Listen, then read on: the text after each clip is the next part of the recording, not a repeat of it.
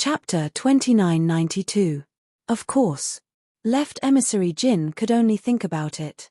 Since the sect master had given the order, he couldn't go against it and could only obey. When he announced the news to the disciples and god lords were overjoyed. Everyone was moved to tears and shouted that the sect master was mighty and that they would forever be loyal to the Bloodblade sect. Next, Left emissary Jin led people to treat the injured and counted the names of the dead disciples. By the time he was done, 4 hours had passed. Thus, the people of the Bloodblade sect boarded the divine ship and left the Dragon Blood Forbidden Ground. The once glorious Dragon Blood Forbidden Ground was annihilated in the flames of war and completely silent. For a long time after that, there were many experts and powerhouses who came to investigate the situation in the Dragon Blood Forbidden Land every day. Countless people sighed and found it hard to believe. How could the Blood Sword sect, which had once been as domineering as the sun in the sky, disappear just like that? After Lin Shue's divine ship left the Dragon Blood Forbidden Ground, it arrived at the branch outside Shanyang County City. Through the teleportation array in the branch, they left Shanyang County. After half a day, the divine ship finally returned to the headquarters of the Bloodblade sect. At this time, the news of the destruction of the Bloodblade sect had already spread throughout Shanyang County. The news of this earth-shattering explosion was spreading at an extremely fast speed to all the counties. At the Bloodblade sect's headquarters, something shocking had happened as well. Sect Master Lin Shui arranged the follow-up matters in just one day. Then, she gathered the elders, reverends, and deacons and announced the dissolution of the Bloodblade sect. Once this news came out, everyone was stunned. More than 20 god lords were like petrified statues. They stood in the hall and couldn't make a sound for a long time. No one could believe that the sect master would dissolve the Bloodblade sect at its most glorious moment. Before they could enjoy the fruits of victory, they were dismissed. This was like a bolt from the blue. After everyone came back to their senses, they all objected and tried to persuade the sect master. There were even some emotional elders and deacons who knelt on the ground and cried. But Lin Shui was abnormally calm and her attitude was firm. Shui Huan and Left emissary Jin were also in the hall. Their expressions and emotions were very complicated. Although the two of them had a premonition. Many years ago, they had guessed that revenge was the sect master's greatest belief. Once he took his revenge, the sect master would have nothing to worry about and would no longer manage the Bloodblade sect. In any case, the sect leader was not ambitious and did not yearn for power and status. The purpose of the Bloodblade sect's existence was to deal with the Bloodsword sect. Even though the two of them were already mentally prepared. But when they heard the sect master announce the news in front of everyone, their hearts still felt heavy and uncomfortable. After waiting for a while, Xuelin explained the reason. Other than the vice sect leader and Left emissary Jin, the others may not know that I founded the Bloodblade sect for revenge. Now that I've gotten my revenge, the evil beast Lin Shan has also fallen into my hands. My wish has been fulfilled, so I have no more worries. I just want to live in seclusion and stay away from the disputes and slaughter in the mortal world. However, please rest assured that I will distribute all of the Bloodblade sect's assets to those who have contributed greatly. This way, we won't let down everyone's dedication to the sect for so many years. After speaking, Xuelin stood up from the throne and said in a serious tone, "Everyone, I have made up my mind. No one needs to persuade me anymore." The elders and deacons looked at each other and discussed secretly. Their hearts were heavy and complicated. At this moment, 2 deacons knelt on the ground and said with a sobbing tone, "Sect leader, the Bloodblade sect is the result of all of us spending half of our lives. Without the Bloodblade sect, we will be lonely ghosts in the future. Even our families will have nowhere to go. If the sect leader is tired of the mortal world and is no longer willing to manage the affairs of the sect, then please allow me to beg you. You can abdicate the position of sect leader and withdraw with peace of mind. This way, we can still create glory under the leadership of the new sect leader."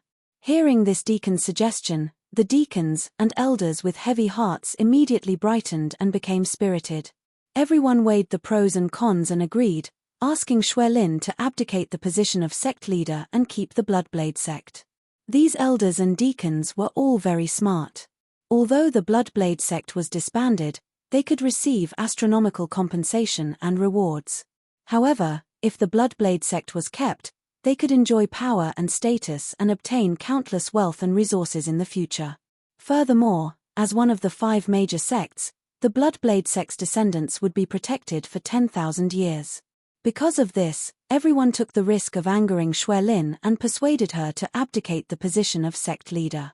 In a short while, all the deacons, elders, and guardians bowed and begged Xue Lin to abdicate the position. Only the blood illusion god and gold-left emissary stood quietly beside Xue Lin and did not say anything. Furthermore, everyone was well aware of the situation. If Xue Lin abdicated the position of sect leader, the two of them had the highest chance of succeeding. Xue Lin looked at everyone calmly and shook her head gently. She said sincerely, "I have my own reasons for disbanding the Bloodblade sect, but there are also more important considerations. It is indeed worth celebrating that we have destroyed the Bloodsword sect. However, we have also suffered heavy losses and will only be able to recover after 10 years. Furthermore, there are 2 powerful mountains behind the Bloodsword sect. They are not people we can offend. They will definitely try to disband the sect while it is weak. Everyone present today was their target to be killed. Is glory and wealth more important, or the lives of our disciples and brothers more important?" After saying this, she looked at everyone with a dignified gaze and observed their reactions. Many of the elders and deacons were astonished. Everyone looked at each other and started to discuss secretly. After all, they did not know the background of the Bloodsword sect, nor did they know who was behind the Bloodsword sect. Now that the sect leader had said it, she had already considered it. How could they not be worried? After hesitating for a while, many elders and deacons gave up on persuading her. Although there were still a few people who were unwilling, the situation was already decided. The Bloodblade sect was bound to be disbanded. Gold-left emissary stood out and persuaded everyone, "In 3 days, the sect leader will retire. Everyone, take the treasures and wealth you deserve and leave the Bloodflame Divine Kingdom as soon as possible. You can either go to a foreign country and establish your own sect, or you can live in seclusion and cultivate the divine Tao. In short, like the sect leader, I hope that everyone can live the rest of their lives peacefully." After another hour's delay, the group of elders, deacons, and reverends finally left with complicated feelings. In the next 2 days, Gold-left emissary and Blood Dragon right emissary followed Xue Lin's instructions and took charge of the disbanding matters. Batch after batch of disciples, deacons, and elders of the Bloodblade sect left the Bloodblade sect with great wealth and treasures. 3 days later, everyone in the Bloodblade sect's headquarters was dismissed. Next, only the assets and wealth of the various branches were left to be handed over and distributed. Gold-left emissary and Blood Dragon right emissary took care of those trivial matters. Xue Lin took Blood Illusion God Lord and quietly left the headquarters for the imperial capital. Mobile version update website, M. Chapter 2993. Originally, a top force like the Bloody Blade sect had many properties and complicated personnel. Even if she wanted to disband the sect, disband the various branches and 10,000 people, it would take a long time. But Lin Xue was already prepared and had a corresponding plan. As long as she successfully killed Lin Shan and took her revenge, she could immediately disband the Bloody Blade sect. More importantly, she did not need to do it herself. Left emissary Jin and right emissary Blood Dragon would do it. When she left the Bloody Blade sect, only Sir God Blood Illusion followed her. The two of them used the transportation formation and crossed 3 counties, successfully entering the Bloody Flame County. This was the largest and most prosperous county in the Holy Kingdom. Because the county was the capital of the Holy Kingdom. After entering the Bloody Flame County, Lin Xue and Sir God Blood Illusion could not use the transportation formation to travel. The two of them could only drive the God ship and speed in the sky. The journey was long. Even with the speed of the God ship, it would take 2 days to reach the capital. Along the way, Sir God Blood Illusion asked Lin Xue about his doubts. "Sect Master, the Bloody Blade sect was founded by you and developed for almost 1,000 years. It is also the product of your hard work. Disbanding and giving up like this, won't you have any regrets? Lin Shui answered calmly, there's nothing to regret. I'm tired of scheming and cheating. Being bound by the sect, I have no freedom and no chance to reach higher realms of the divine path. Even if it develops for another 2,000 or 3,000 years, it will only expand the Bloody Blade sect's influence by 2 or 3 times. By then, the Bloody Blade sect will at most become the second sect. If I concentrate on cultivating and reach the Divine King realm, after 2,000 or 3,000 years, even if I can't reach the Divine King realm, I will definitely be a peak Divine Emperor. Hearing this, Sir Godblood Illusion nodded in agreement, that's right. Instead of slowly strengthening the sect, it's better to focus on improving oneself. If I can reach the Divine King realm and become a supreme expert, I can crush countless holy kingdoms alone. No matter how strong the sect or holy kingdom is, it is nothing in front of a Divine King expert. After a pause, he asked again, Sect Master, since you have already disbanded the sect and are preparing to concentrate on cultivating the divine path, why are you still heading to the capital? You know that in the next 2 or 3 months, there will be major events happening in the capital. It won't be peaceful. Sir Godblood Illusion did not say it, but both of them knew it. In a few days, the divine blood ceremony would begin. When the time came, prodigies from all over would gather in the capital city. Countless powerhouses and forces would flock there. The royal city would be very lively, but also very dangerous. Godlord Blood Illusion believed that after Shui Lin disbanded the Crimson Blade sect, she would very likely return to the Celestial Fey Empire and live in seclusion. He would always accompany Shui Lin, be her attendant and guard, protect and take care of her forever. But he did not understand why Shui Lin would go to King City. Shui Lin looked in the direction of the Imperial City and smiled. She said in a playful tone, my trip to the Imperial City has nothing to do with the Divine Blood Ceremony. That's a feast for young geniuses. It has nothing to do with me. Moreover, the news of the destruction of the Bloodsword sect and the disbanding of the Bloodsword sect should have spread to the capital and reached the ears of all the major forces. Now that we've entered the capital, we're indeed in a perilous situation. But I had to go. After all, the consequences of eliminating the Bloodsword sect had yet to be revealed. We have to face it personally. We can't let him suffer for us. Sir Godblood Illusion was stunned and said with a strange tone, him? Are you talking about young Master Tianxing? Shui Lin nodded slightly. Sir Godblood Illusion frowned and said, no wonder he quietly left the battlefield after defeating Lin Shan. So he went to the Imperial City. I've never understood why he didn't stay behind to celebrate the destruction of the Bloodsword sect when he deserved the greatest merit. With your personality, you would have given him an incomparably generous gift of thanks.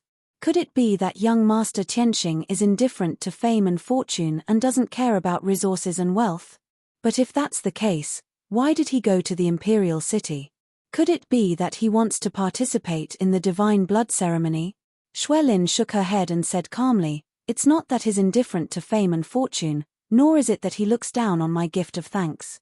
It's because he's already guessed my next plan. His vision is even further than ours. How so? Sir Godblood Illusion was even more puzzled. Shui Lin patiently explained, if I had given him a gift of thanks, I would have given him at least several billion godstones or resources. Reality has proven that these resources are not that important to him. He only needs to use a little trick to easily obtain them.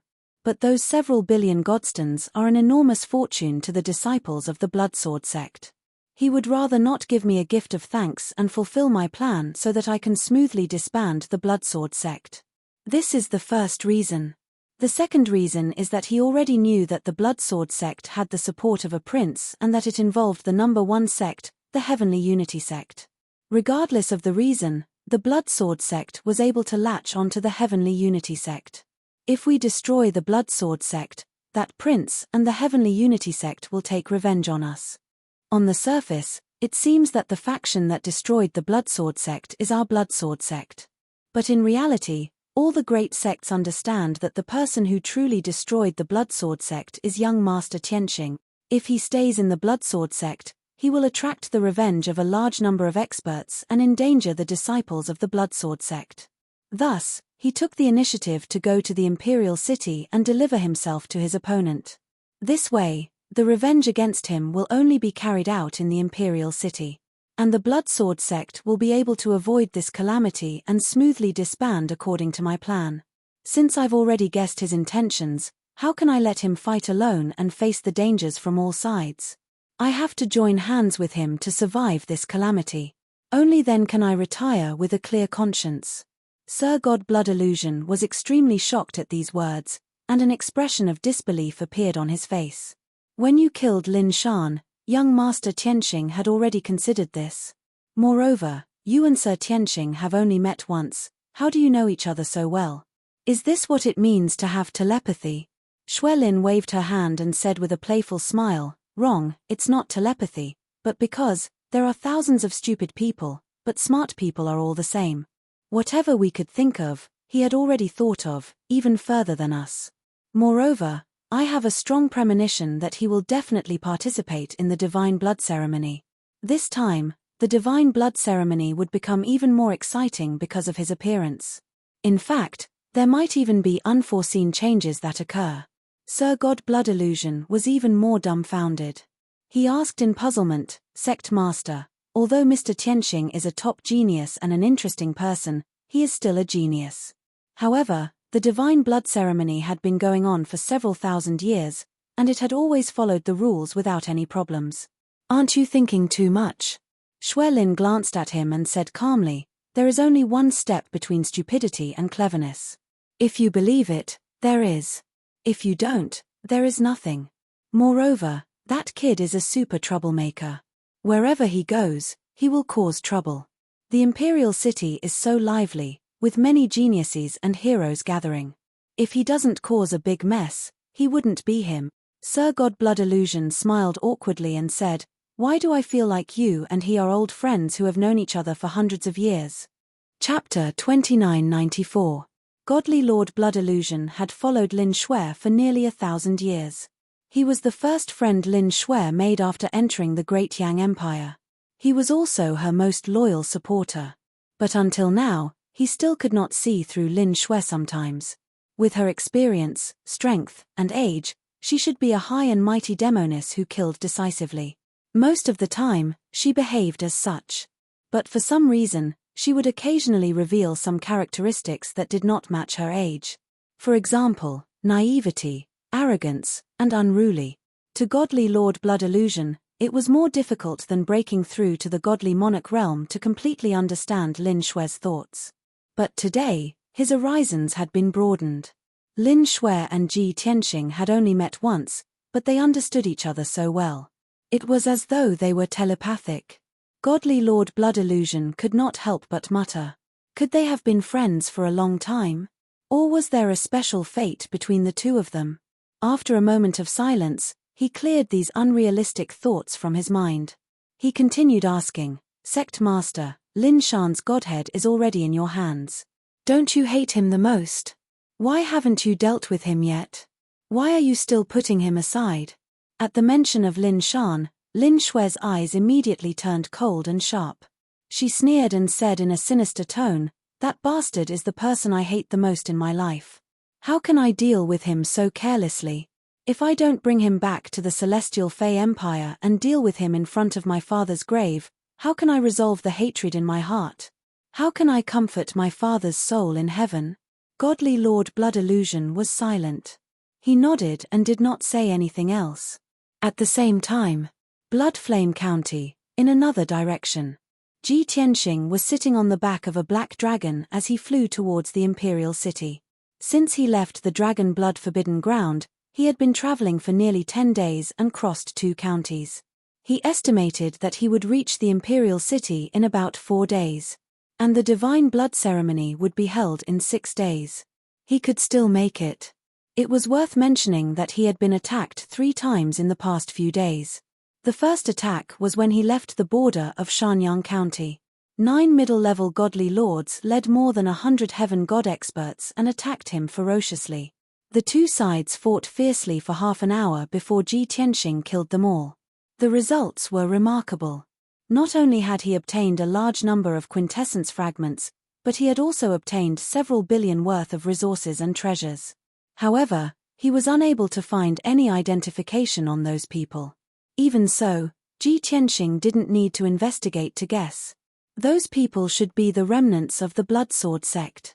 The headquarters of the Blood Sword sect had been destroyed, and 80% of the elites and experts had been killed. However, the Blood Sword sect's sphere of influence was extremely vast. He had many branches under his command, as well as many consecrators and divine lord experts roaming the divine kingdoms. It was understandable that those remnants would ambush him in anger when they found out that the Dragon Blood Forbidden Land had been destroyed. Ji Tianxing was already mentally prepared, so he wasn't surprised at all. 4 days ago, he was attacked a second time in Kuyu County. There were only 4 Sir Gods who had attacked him. 3 middle-level God Monarchs and 1 7th-level God Monarch. The 4 Sir Gods had different styles and came from different clans. The divine abilities and consummate skills that they were good at were also rarely seen. In fact, these 4 Sir Gods might not even be citizens of the Bloodflame Divine Kingdom. Ji Tianxing guessed that they were most likely consecrators or hired thugs of some faction or noble. After a fierce battle, he successfully killed the 3 middle-level God Monarchs. As for the High God Monarch, he had a spatial divine artifact. After being heavily injured by Ji Tianxing, he saw that the situation was bad and fled. Yesterday morning, Ji Tianxing had just entered the Bloodflame County. When he passed by a certain mountain range, he was attacked for the 3rd time. The people who attacked him this time were even more strange. 3 Sir Gods appeared at the same time. The leader was an ugly silver-haired old man with a sinister face. He had the strength of a 6th-level God Monarch. After the 2 sides exchanged several blows, the silver-haired old man and the 2 Sir Gods were injured. They actually stopped attacking and threatened Ji Tianxing not to enter the capital, or else they would lose their lives. After leaving behind a few harsh words, the 3 Sir Gods were about to leave. However, Ji Tianxing was even more ruthless. Without hesitation, he used the Heaven Sealing Sword formation and stopped the 3 Sir Gods. After a fierce battle, the 3 Sir Gods were killed by Ji Tianxing. Their godheads were also shattered. Next, he let the Black Dragon continue on his way. After entering the 9 Heavens 10 Absolutes Tower, he refined the godhead fragments of the 3 Sir Gods in the distorted spacetime.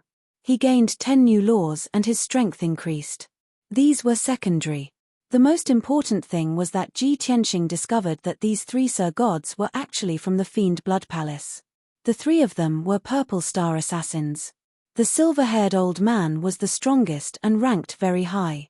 Previously, when Ji Tianxing was still in the Ning residence in the heavenly Snow County city, Duanmu Xiong had spent 10 billion divine stones to hire 2 Purple Star Assassins from the Fiend Blood Palace to ambush Ji Tianxing in the Maplewoods Manor. The 2 Purple Star Assassins were called 1000 Star Extermination and 1000 Star Kill. At that time, Ji Tianxing killed 1000 Star Kill but spared 1000 Star Extermination. 1000 Star Extermination was severely poisoned and fled back to the Fiend Blood Palace with serious injuries. At that time, Ji Tianxing asked 1000 Star Extermination to pass a message to the Fiend Blood Palace that they should not provoke him in the future. He did not expect that the Fiend Blood Palace would send 3 Purple Star Assassins to deal with him in less than a month. Of course, the mission of these 3 Purple Star Assassins was not to kill Ji Tianxing. They were only there to warn Ji Tianxing and pass a message to him. However, they did not expect that Ji Tianxing would fulfill his promise and kill them directly. It could be said that he had died a very sullen death. The Fiend Blood Palace should be a force under the second prince.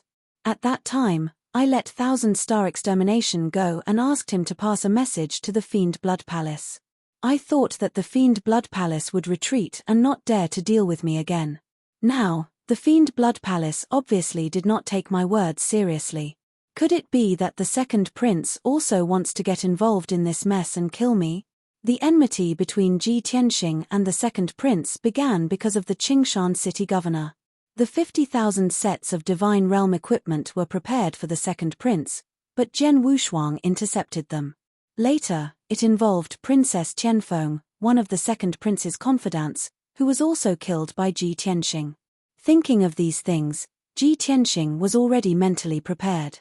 When I enter the royal city this time, not only will I have to bear the revenge of the little prince, but I will also be targeted by the second prince.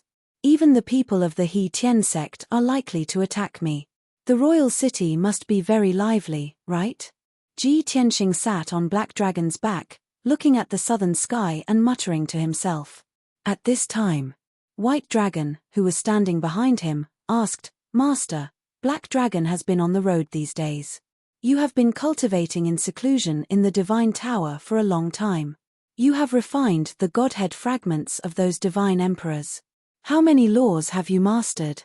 Are you about to break through the fourth stage and become a middle-level divine emperor?" When Ji Tianxing was in seclusion in the divine tower, White Dragon guarded the divine tower while Black Dragon carried him on the road. Ji Tianxing came out of seclusion an hour ago. Hearing White Dragon's question, Ji Tianxing said with a smile, "I have refined the godhead fragments of 3 batches of divine emperors. The number of laws I have mastered has reached 190, which is comparable to that of a divine emperor in the 9th stage. As for the 4th stage, I won't be able to reach it in a short time." Chapter 2995. Ji Tianxing's answer made Bai Long feel a little regretful.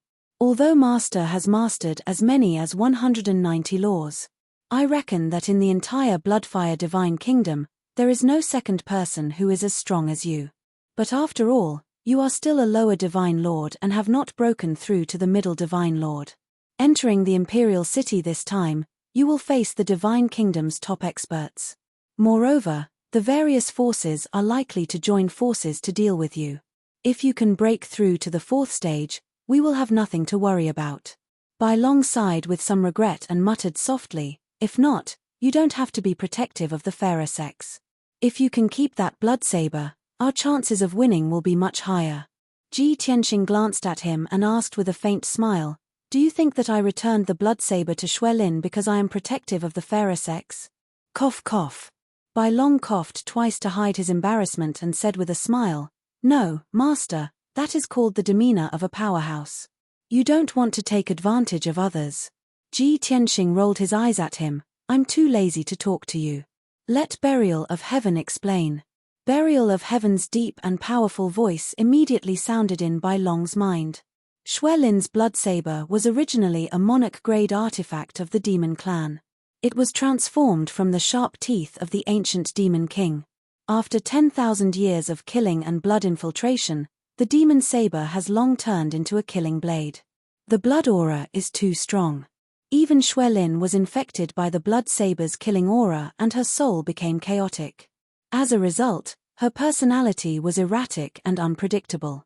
Moreover, that blood saber is destined to not become a monarch-grade artifact. If I refine it and completely integrate it, it will affect my quality and power. In the future, it will be even more difficult to restore it to a monarch-grade artifact. After listening to Burial of Heaven's explanation, Bai Long suddenly understood and nodded. "You mean that the blood saber has caused Xuelin to have a split personality? The blood saber's material and power are special. It is destined to not become a monarch-grade artifact, so you don't like it?" Burial of Heaven said in a low voice, "You can say that." Bai Long hurriedly looked at Ji Tianxing and asked, "Master, is that witch really suffering from schizophrenia?" Ji Tianxing nodded and said calmly, "Yes, but it's not too serious at the moment." "Then why did you return the blood knife to her? Her condition will definitely get worse in the future," White Dragon asked, puzzled. Ji Tianxing frowned and said, "The Burial of Heaven can't devour the blood saber, so why would I keep the blood saber?" Of course he had to return it to her. The matter with the Blood Sword sect wasn't over yet. If she lost her blood saber, how could she protect herself from so many experts? As for whether or not her schizophrenia will worsen in the future, what does that have to do with me? Bai Long rubbed his chin and said with a playful smile, "Master, according to this disciple's understanding, you are not such a heartless person. That demoness is obviously interested in you. Don't you plan to help her?" Ji Tianxing looked at him expressionlessly. "And then?" Bai Long smiled and said in an even more strange tone, "And then, if you do her a favor again, she will definitely be unable to resist and repay you with her body. As long as the red flag at home doesn't fall, The colorful flag outside flutters. Ji Tianxing frowned and narrowed his eyes. The corner of his mouth hooked into a cold smile and was about to make things difficult for him. At this time, a cold and disdainful voice suddenly sounded. Scum. The cold voice came from Chen Yu, full of disdain and disdain. Ji Tianxing's brows relaxed and he looked at Bai Long with a playful smile. Did you hear that? Bai Long didn't dare to talk back to his master. He angrily scolded Chen Yu, "You little fox. Instead of cultivating in seclusion, you eavesdrop on our master and disciple conversation. You disappoint me." Chen Yu's voice was still cold and full of disdain. "You like being a scum, so don't lead old Ji astray. Besides, why are you so disappointed all the time? Hey, you stinking fox." Bai Long rolled up his sleeves and went into the divine pagoda to argue with Chen Yu. Ji Tianxing dismissed it with a smile, no longer paying attention to their quarrel, and continued to meditate. Time passed quickly. 1 day, 2 days, 3 days, soon, 4 days had passed. On the morning of the 5th day, Ji Tianxing finally arrived at the imperial city. When he was still 1,000 miles away from the imperial city, he put away the black dragon and traveled alone. Whoosh! He sped across the sky and looked at the imperial city 1,000 miles away. The weather was clear and the sun rose from the east. Under the golden sun, the imperial city exuded an ancient and majestic aura. It was an ancient and majestic city with 10,000 years of history, located in the Changfeng mountain range. The Changfeng mountain range ran from north to south and stretched for nearly 10 million miles. It was one of the best divine ranges in the divine nation. The imperial city was located in the most majestic area of the mountain range. It was also the area with the most divine power. This majestic city was located on a towering mountain range of 10,000 miles. The mountain was like an ancient divine dragon lying on the ground. The majestic city was like a dragon on its back, commanding the wind and rain as it looked down on all living beings. It was different from other prefectural cities, which were all square in shape. This majestic city was built along the mountain ridge in the shape of a long strip. Its width was between 50 to 100 miles, but its length was more than 500 miles.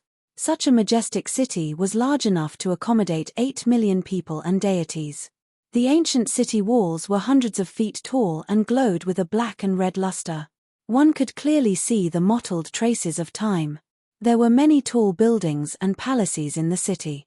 Countless residences and buildings were arranged in picturesque disorder. Under the morning sun, the glazed and golden tiles of the palaces reflected dazzling light. Ji Tianxing released his divine sense to investigate and saw that in the sky around him, there were many gods and powerhouses flying toward the imperial city like him. These gods and experts came from all over the divine nation. They were of different races and attire. There were the Blood Flame God race, the Raging Flame God race, the Crimson Blood God race, the Three-Eyed God race, the Indigo God race, the Heavenly Jade race, and other races. Most of the experts rode on mighty divine beasts or sat in luxurious carriages pulled by rare and exotic beasts. A small number of experts and commoners rode on divine ships or walked on air. Ji Tianxing knew that the flow of people in the imperial city was usually very large. The divine blood ceremony was about to begin. Countless gods would come to watch the ceremony. Thus, the number of people entering and leaving the imperial city was several times greater than usual. He had originally been considering whether he should disguise himself before entering the imperial city. But on second thought, he realized that only a few experts and sects knew his identity and background. The vast majority of people did not recognize him. Even if they passed by him, they would not give him a second glance. Even if he disguised himself, he would not be able to fool those who wanted to find him. Thus, there was no need to disguise himself. Thus, he openly landed outside the northern city gate and waited in line to enter the city. As soon as the 1,000-foot-tall city gate opened, a line of 100 people had already formed in front of it. Many gods and experts obediently took out their identity cards and waited in line to enter the city. No matter where the experts came from, they did not dare to cause trouble in front of the imperial guards. Ji Tianxing had only been in line for a short while when 4 silver-armored Imperial Guards suddenly walked out of the city gate and stopped him. Chapter 2996. There were more than 100 silver-armored Imperial Guards at the city gate. They had an iron-blooded aura as they stared at everyone who entered the city. The moment Ji Tianxing appeared, the captain of the Imperial Guards stared at him. After observing him carefully and confirming that it was him, the captain personally led 3 Imperial Guards to stop him. "You are Tianxing." The captain of the Imperial Guards, who was burly and had a full beard, stared at Ji Tianxing with his red eyes and asked expressionlessly. The 3 Imperial Guards spread out and surrounded Ji Tianxing. It was obvious that they did not come with good intentions. It was as if they were trying to catch a fugitive. The surrounding citizens and experts immediately took a few steps back to avoid being implicated. At the same time, everyone looked at Ji Tianxing with vigilance and curiosity. Ji Tianxing raised his eyebrows and said indifferently, "That's me." The captain of the Imperial Guards nodded slightly and said in a dignified tone, "Please come with us."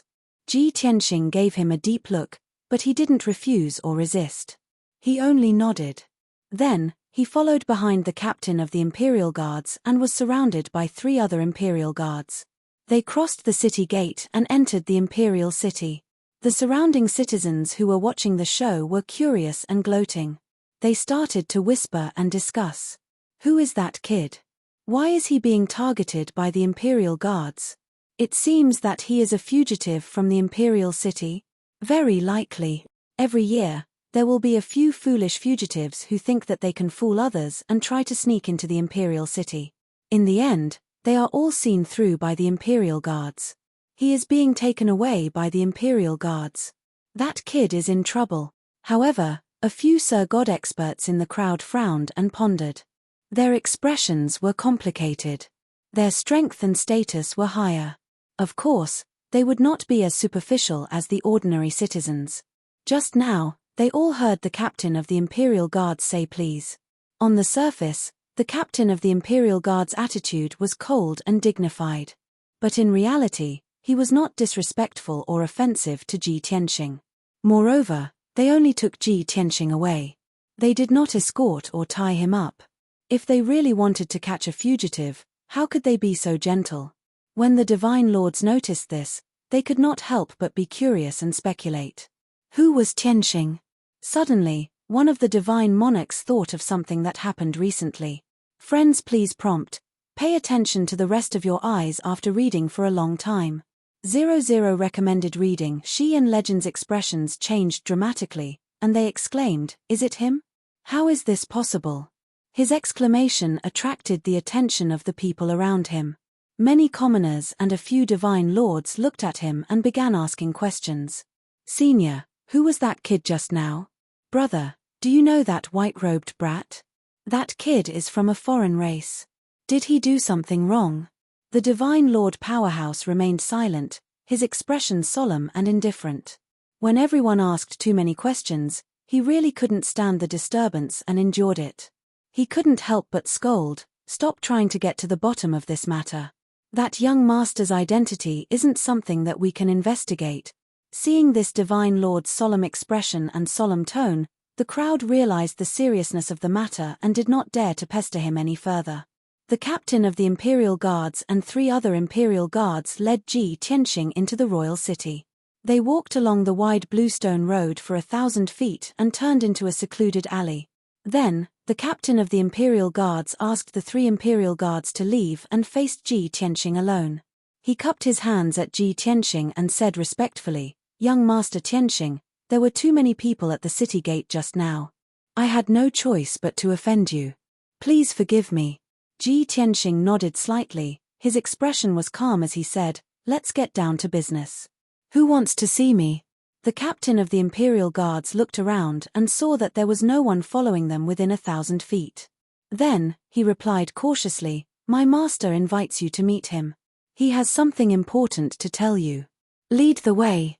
Ji Tianxing vaguely guessed something and agreed.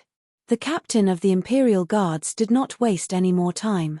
He quickly took out a monarch-level divine talisman and poured his divine power into it. Swoosh!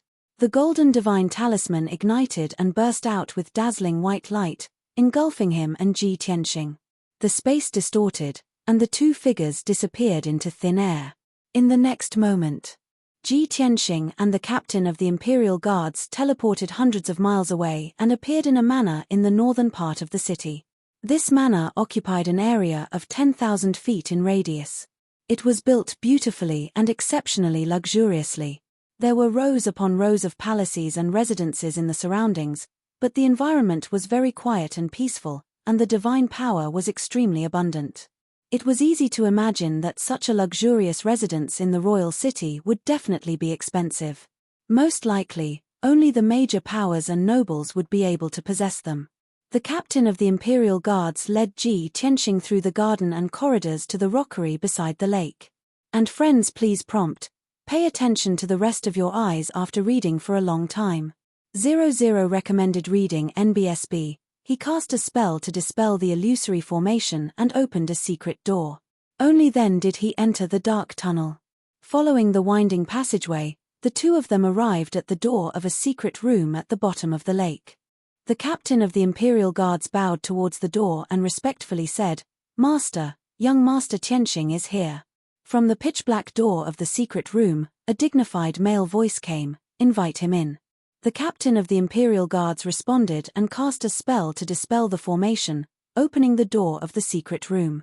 Then, he stood guard at the door of the secret room and gestured for Ji Tianxing to enter. Ji Tianxing stepped through the stone door and entered the dark secret room. Bang! The heavy stone door closed. The secret room with a radius of 100 feet was very quiet. The floor and walls were engraved with divine formations, and the five-colored divine power condensed into threads and clouds, illusory and blurred. Ji Tianxing looked around and saw a purple jade stone table and two white jade chairs in the middle of the secret room. A middle-aged man wearing a golden dragon robe and a golden crown was sitting on the white jade chair. In front of him was an exquisite teapot and two exquisite teacups. "Young Master Tianxing, please sit." The golden-robed man stood up and greeted, looking at Ji Tianxing with a smile. This person was well-built and had a dignified appearance. His brows were filled with righteousness, but he did not pretend to be dignified. He had a natural affinity. Ji Tianxing walked to the table and cupped his hands. "Greetings, third prince." Clearly, the golden-robed man was Ning Qinggong's brother-in-law, the third son of the current king, Duanmu Yannian. The third prince saw that Ji Tianxing was neither servile nor overbearing and was still unfathomable. He could not help but sigh. For half a year, this little prince has only heard of young master's various deeds and has already felt admiration. Now that I have seen young master in person, I am even more amazed. "You are truly extraordinary." "Third prince is too kind," Ji Tianxing said politely. The third prince extended his hand and said, "Come, sit down and drink some tea." He made a please gesture with his left hand and held the teapot in his right as he personally poured tea for Ji Tianxing. Ji Tianxing nodded and sat down, taking a sip of tea. "I have just arrived at the capital, and the third prince is meeting with me in secret.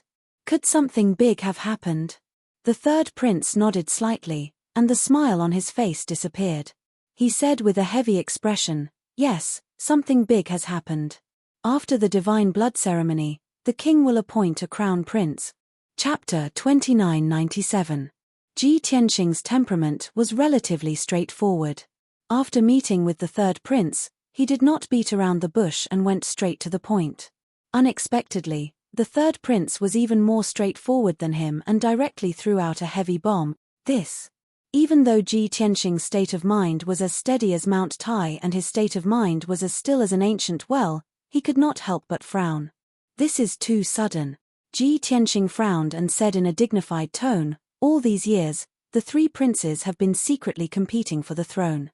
This is also known by the high-level forces and powerhouses. Everyone understands the monarch's attitude. He wants to observe for a few more years to see the talents and characters of the three princes before making a decision." But why did the monarch suddenly announce the result? Appointing the crown prince is equivalent to announcing the monarch's decision. As long as the monarch is alive and the kingdom of God is not in chaos, the crown prince will be the crown prince.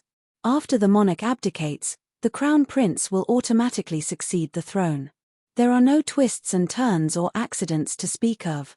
The third prince picked up the teacup and took a deep sip. He gently shook his head and said, logically speaking, Father is in his prime and the kingdom of God is very stable. There is no need for him to be so anxious and there is no reason for him to make this decision. Ji Tianxing nodded in agreement and said slowly, unless the monarch is under some kind of threat or is under some kind of pressure. The third prince frowned and thought for a while, then shook his head and said, this does not make sense. Ji Tianxing asked, then do you know who the monarch is going to appoint as the crown prince? The third prince stared at him and said, I have always heard that young master has excellent strategy and great foresight. Please make a guess. Ji Tianxing raised his eyebrows and said in a playful tone, since the third prince said so, the answer is basically confirmed. First of all, the monarch's choice is definitely not you. Otherwise, you would not be so anxious. Instead, you should be thinking about how to stabilize the position of the crown prince and suppress the other two princes. The third prince nodded and looked at him with shining eyes, indicating for him to continue.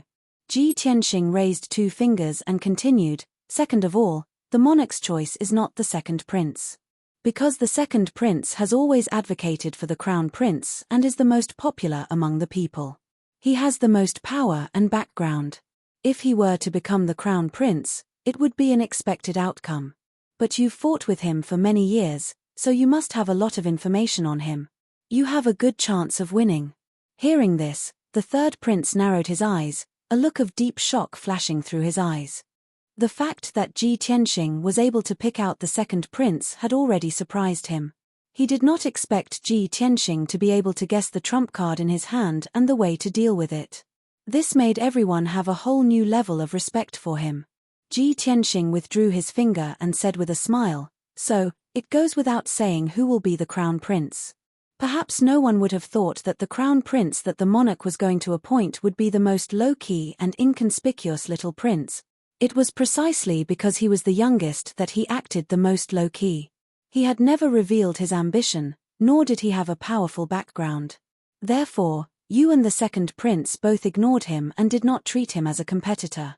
On the contrary, all of you even tried to win him over and rope him in, wanting him to become your helper. But in the end, the two of you who had the most hope became the losers. He didn't seem to be a threat, but he was the biggest winner. So much so that when you heard the answer, you felt that it was both absurd and terrifying. Moreover, you only just realized that you did not understand him well enough. Even if you wanted to deal with him, you didn't know where to start. Ji Tianxing's tone was solemn as he spoke frankly with assurance. Hearing this, the third prince's blood boiled, his eyes flashing. When Ji Tianxing finished speaking, he actually stood up and couldn't help but applaud and praise. Good. Well said. That's great. The third prince was excited, not concealing the excitement in his heart and his admiration for Ji Tianxing. Young master is indeed a great talent. Your analysis is thorough, meticulous, and accurate.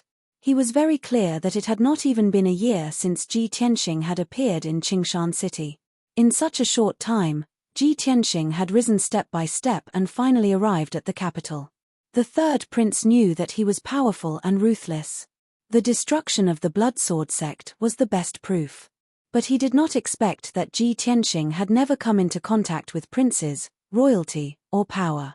Yet, he was able to point out the pros and cons in a single sentence, as well as the hidden key points. It was as if he had seen everything with his own eyes and understood everything. The third prince was extremely shocked and impressed by such terrifying analytical and reasoning abilities. He even suspected that this young master Tianxing was really a young genius and not an old monster that had lived for tens of thousands of years. After a long while, the third prince gradually calmed down. He stared at Ji Tianxing, cupped his hands, and solemnly said, "It is this humble prince's honor to be acquainted with such a great talent as young master Tianxing. Now that the great calamity is imminent, although this humble prince has made all sorts of preparations and methods, I still do not feel confident. I hope that young master can lend a helping hand and help this humble prince reverse the situation and stabilize the situation." The third prince was so impressed by Ji Tianxing's intelligence that he solemnly asked for his help. If others were to see this scene, they would probably be dumbstruck. To have a respected prince treat a wise man with respect and sincerely ask for help was the lifelong dream of every strategist in the world. However, Ji Tianxing shook his head and refused. Third prince is too serious. This lord is just a country bumpkin. How could I have the ability and methods to reverse the situation? The third prince thought he was being modest, so he bowed again and said sincerely, young master's talent and learning are obvious to all the princes and great sects. This humble prince sincerely invites young master to assist me and is willing to make you the chief of staff. In the future, if the situation is reversed and this humble prince is able to inherit the throne, you will definitely be made prime minister. This is this humble prince's promise to you. The third prince's words were powerful and sonorous.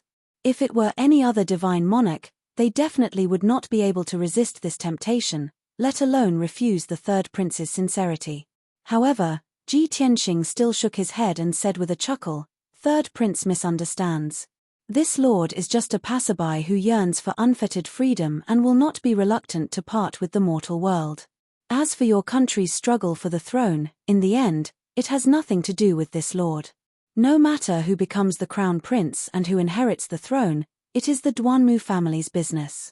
Since Ji Tianxing had already made it so clear, the third prince naturally knew that his mind was set and that it would be very difficult to change it. However, the third prince was still very unwilling. He frowned and thought for a moment, then said sincerely, "Young Master Tianxing, this king has also heard Patriarch Ning say that you have a free and easy personality and yearn for freedom. Now that you have refused this king's invitation, it is within expectations. However, you must know that you and second royal brother have already formed a deep enmity that is very difficult to resolve. The Blood Sword sect is also the fifth prince's arm, but it was also destroyed by you. Second prince and fifth prince are like fire and water with you. If they succeed in ascending the throne, they will definitely use all of divine nation's power to deal with you. At that time, even if this king shares a common enemy with you and wants to help you resist the storm, I will not be able to do so." Chapter 2998. The third prince tried to persuade Ji Tianxing with emotion and reason. Not only did he play the emotional card, but he also explained the pros and cons and deduced the future situation. If it was anyone else, they would not reject him. However, Ji Tianxing had always been amenable to coaxing but not coercion. He was not afraid of how unreasonable, domineering, or cruel the opponent was. He could always fight back in an even more domineering manner. He was only afraid of sincere invitations, pleas, and crying complaints. This made it difficult for him to refuse. In the end, the third prince said everything he needed to say. He even said that he had a young, beautiful, and intelligent daughter.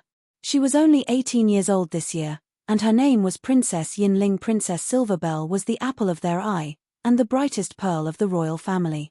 Ordinary young talents were definitely not worthy of their daughter. Only a peerless genius like Ji Tianxing was qualified to marry Princess Yinling. Ji Tianxing felt his scalp tingle. He was afraid that the third prince would be his father-in-law if he continued to speak. If that was the case, then when he saw Ning Xiuan again, wouldn't he have to call her cousin? It was so awkward no matter how he thought about it. In the end, Ji Tianxing could not refuse the third prince's kindness. He could only interrupt and say, "Third prince, thank you for thinking so highly of me and trusting me. Unfortunately, I won't be staying in the divine kingdom for long, and I can't help you ascend to the throne. However, although I can't be your aide, we can be friends. We can help each other, fight the enemy together, and help you plan." Hearing this, the third prince felt much better. Although it was very regretful that Ji Tianxing could not be used by him and become a general under his command. He knew very well that a genius like Ji Tianxing might not be someone he could control. It was already a good result for them to be friends, watch out for each other, and help each other. Therefore, the third prince cupped his hands and bowed to Ji Tianxing, sincerely thanking him. Ji Tianxing hurriedly returned the bow. The two of them exchanged a few pleasantries before sitting down to chat. Without talking about government affairs or important matters, the atmosphere became much more relaxed. The third prince took the initiative to ask, "If this king is not wrong, young master, you came to the capital this time for the divine blood ceremony, right?" That's right. Ji Tianxing did not hide it. The third prince smiled faintly and said, with young master's strength, winning the championship in the martial arts competition is already a foregone conclusion. However, the rules of the martial arts competition were complicated. They had to be selected layer by layer, and it would take a long time. This king will arrange for you to enter the top 20 and participate in the last few rounds of the competition. This will save you a lot of trouble. This was a classic example of under-the-table manipulation. However, the third prince did not have any psychological burden. After all, Ji Tianxing's strength was too strong. He would definitely sweep away all his opponents. Ji Tianxing chuckled and said, "Thank you." The third prince continued, "This prince heard that after the Bloodsword sect was destroyed, fifth brother flew into a rage and smashed many things in the residence, even killing several attendants. Fifth brother had always been low-key and steady in his actions. He never showed his emotions on his face. In all these years, this is the first time I've seen him so angry. It's easy to imagine that before you even arrived at the capital, he was already plotting how to get rid of you." After a pause, he continued, "There's also second brother. Although you don't have any direct enmity with him, he's the Princess of Skywind. However, Princess Tianfeng was his most trusted subordinate. She was also the most important chess piece in his network of forces in the north. In the end, you killed Princess Skywind and did not receive any punishment from the king. The position of Princess Skywind fell into the hands of an old noble of the neutral faction. This is a great loss to second brother. With second brother's vengeful personality, he most likely won't let you off." Ji Tianxing nodded slightly and said, "This king knows. Apart from the two princes, there are also other forces that want to get rid of me. Right now, the capital is like the mouth of a giant beast, ready to swallow me at any time." Seeing that he was so clear about the situation, the third prince took the opportunity to persuade him, "Since young master also understands your situation, then this king will be frank. I hope that young master can stay in this king's mansion temporarily. You can rest in peace and avoid unnecessary trouble." Ji Tianxing waved his hand and said, "No need. This will inevitably bring more danger and trouble to the third Marquis mansion." The third prince's eyes were somewhat dim. He thought to himself, "I'm afraid that's not the only reason. Most importantly, you don't want to get too close to this king, right?" Of course, he could only think about this in his heart. Everyone had a tacit understanding. If he said it out loud, it would be meaningless. But the third prince was still not satisfied. He continued, "Since young master feels that it's not convenient to stay in the third Marquis mansion, then why don't you stay here? This Longwind courtyard is one of my mansions. It has all the necessary facilities. Maids, guards, and servants are also fully equipped. Your safety and comfort are guaranteed. Moreover, this Longwind courtyard is not far from my mansion. It's only 50 miles, so it's convenient to travel." Ji Tianxing thought for a moment and nodded in agreement. He thought of something and asked, "Right, is there any news about Miss Ning?" Calculating the time, she should have broken through to the Divine Lord realm and should be arriving at the capital soon, right? At the mention of Ning Xiyuan, the third prince immediately revealed a gratified smile. "Aya, this prince forgot about such an important matter. Before we meet, this king still wants to report the good news to young master." "That's right. As you expected, that girl Xiyuan successfully broke through to the Divine Lord realm 10 days ago. After recuperating at home for 7 days, she rushed to the capital. Calculating the time, she should be arriving tomorrow." The third prince stared at Ji Tianxing and said in a solemn tone, "Speaking of Xiyuan, before this king came to see you, the queen consort repeatedly urged me to thank you in person. Thank you for providing medicine and pill formulas to resolve the Ning family's bloodline, Heavenly Bane. From now on, the Ning family descendants will no longer be tortured by Heavenly Bane. Each of them will have a boundless future. Not only did you save the Ning family from calamity, but you also sent the Ning family from hell to heaven, giving the Ning family a chance to soar. To the Ning family, you are a great benefactor of immeasurable merit. The Ning family descendants will forever remember this in their heart. The queen consort has often said that when you come to the capital, she will definitely hold a banquet to welcome you." Ji Tianxing smiled and nodded, his tone indifferent as he said, "It's just a small matter, not worth mentioning." He wasn't bragging, but it really wasn't difficult for him. The third prince was even more shocked. He laughed heartily and said, "A genius is a genius, indeed different from the rest.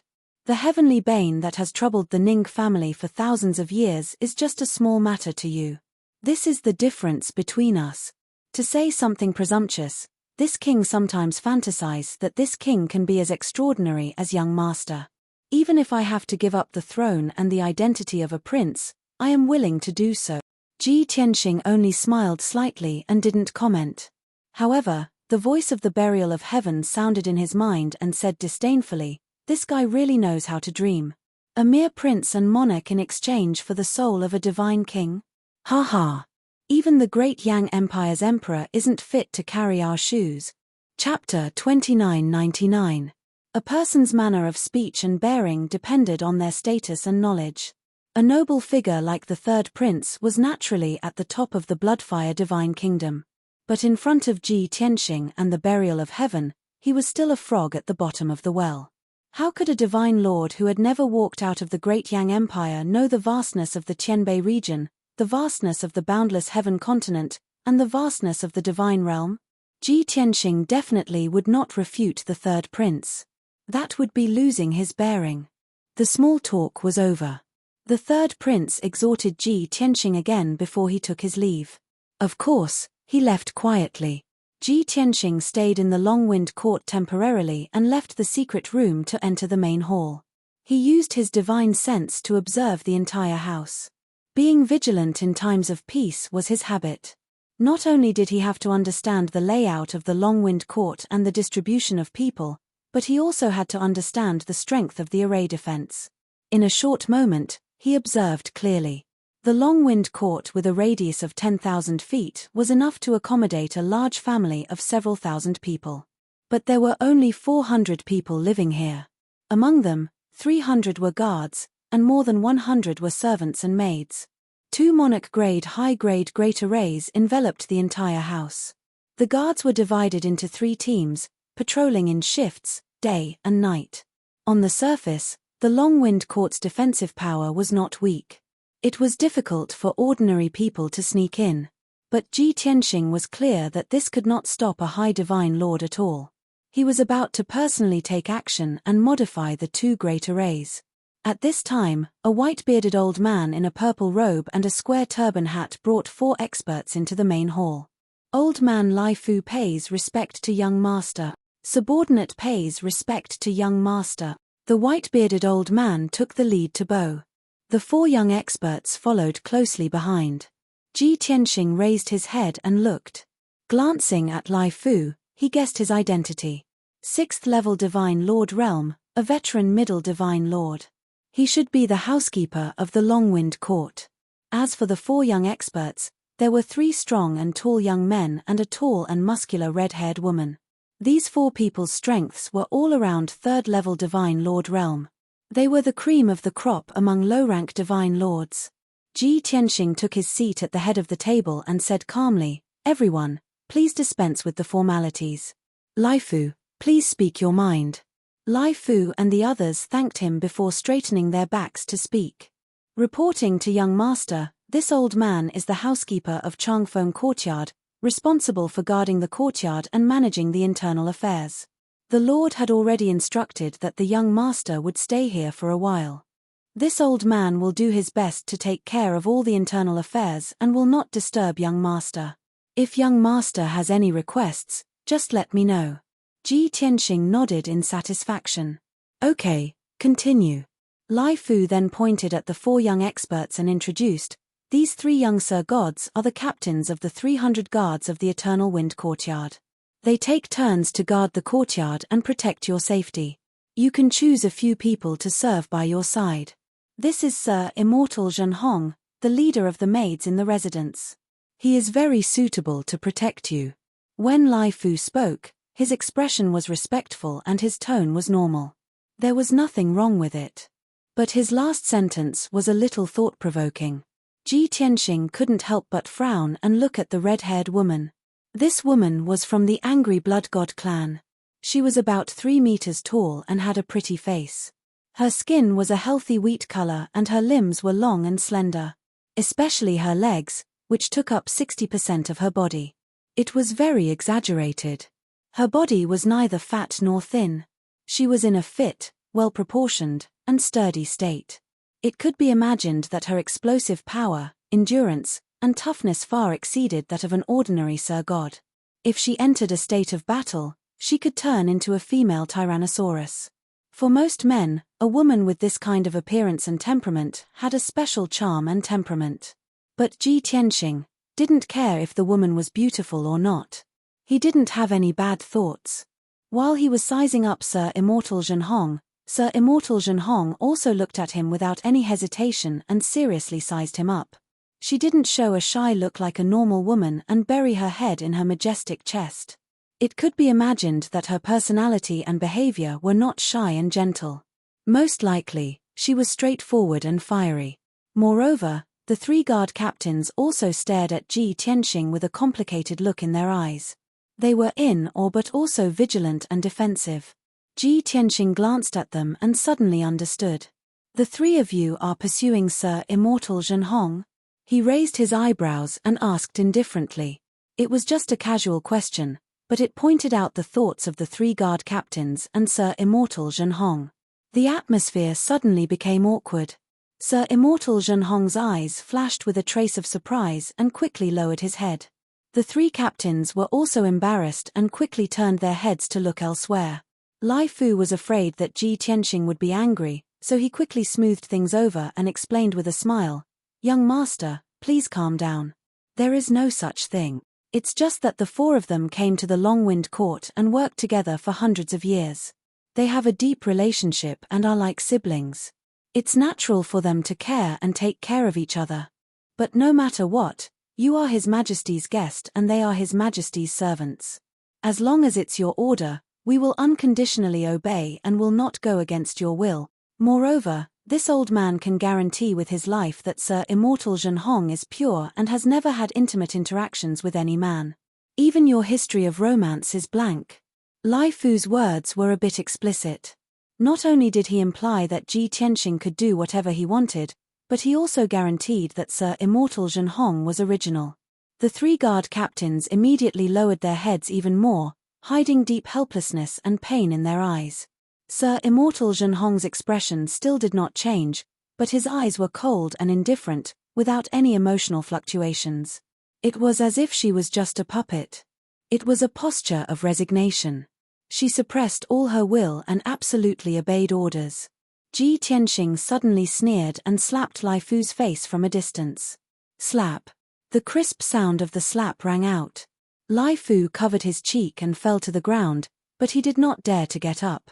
He hurriedly knelt down and apologized. Ji Tianxing coldly shouted, "You old dog, you are so good at currying favor and taking advantage of others. What kind of person do you think I am? What do you want to do? Pimp? Or is this a honey trap that the 3rd prince asked you to carry out?" His voice was not loud, nor was it angry, but it contained a soul-stirring majesty, fiercely intimidating Lai Fu and the 4 Sir Immortals. The entire hall was shrouded in an invisible aura. Lai Fu knelt on the ground, trembling, kowtowing and begging for mercy. The 3 guard captains and Sir Immortal Zhenhong also lowered their heads in fear, not daring to breathe. However, Ji Tianxing's reaction and attitude made the 3 guard captains secretly relieved, lowering their vigilance. Sir Immortal Zhenhong was the same. His cold and indifferent eyes eased a lot. Seeing Lai Fu's frightened and pitiful appearance, she couldn't bear it. She hurriedly bowed and said to Ji Tianxing, "Please calm down, young Master Tianxing. Uncle Lai Fu did not dare to offend you, nor did he mean to blaspheme you. It was Sir Immortal Zhenhong who failed to fulfill his duty as a guard captain. Sir Immortal Zhenhong is willing to accompany young master and ask for forgiveness with practical actions." Chapter 3000. Sir Zhenhong's reaction was within everyone's expectations. The 3 guard captains and Lai Fu all knew her nature. She was cold and resolute on the outside and obeyed all orders. She had never been weak or delicate. No matter how difficult it was, she would never say a word. But in fact, her personality was simple, straightforward, and kind. Lai Fu took good care of them and treated them like his own nephew. The four of them were also very respectful to Lai Fu and always called him uncle. Sir Zhenhong didn't want Lai Fu to be punished, so he offered to serve Ji Tianxing. Using practical actions to atone for his sins was a very obvious hint. She had already mustered up a lot of courage to say these words. Because she knew that sooner or later, she would be offered to a big shot and used as a bargaining chip. This was the destined ending. It was also the greatest role she could play in repaying the third prince. After all, she had almost lost her life back then and the third prince had saved her. The moment she was saved, she made a vow to the third prince. She would have to pay it back sooner or later. Rather than wait for the future and be offered to an unknown big shot. Perhaps he was old and ugly, perhaps he was despicable and sinister, perhaps he had strange habits that made people want to vomit. She would be more willing to offer herself to this young master in front of her. After all, although this young master was of a foreign race, he was extremely handsome and divine. Especially the unfathomable and invisible divine power on him that was even more awe-inspiring and worshipping. That special temperament could disregard any race and create a fatal attraction. Therefore, Sir Zhenhong thought to himself. If she could offer herself to this young master Tianxing, she wouldn't feel wronged and could also repay the third prince for saving her life. It was the best of both worlds. However, Sir God Zhenhong's words caused the atmosphere in the hall to become even weirder. Lai Fu and the three guard captains had complicated looks in their eyes as they muttered in their hearts. Zhenhong, Zhenhong, I have already angered young Master Tianxing. He obviously doesn't like women. Why do you still want to anger him? For a noble big shot like him, this is humiliating him. Zhenhong, you've changed. Are you tempted by this young master because he is very powerful and very valiant? Ah, my heart hurts. My innocent Zhenhong actually fell in love with him at first sight. Zhenhong, you are too kind. You are indeed the goddess of my dreams. Don't worry, even if this young master cheated on your feelings, he will abandon you after a few days.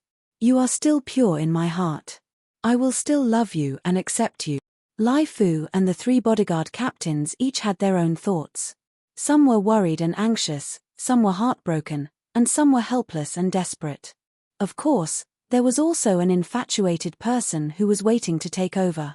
However, Ji Tianxing stared at Sir God Zhenhong expressionlessly, exerting great pressure on him. Do you really want to follow me?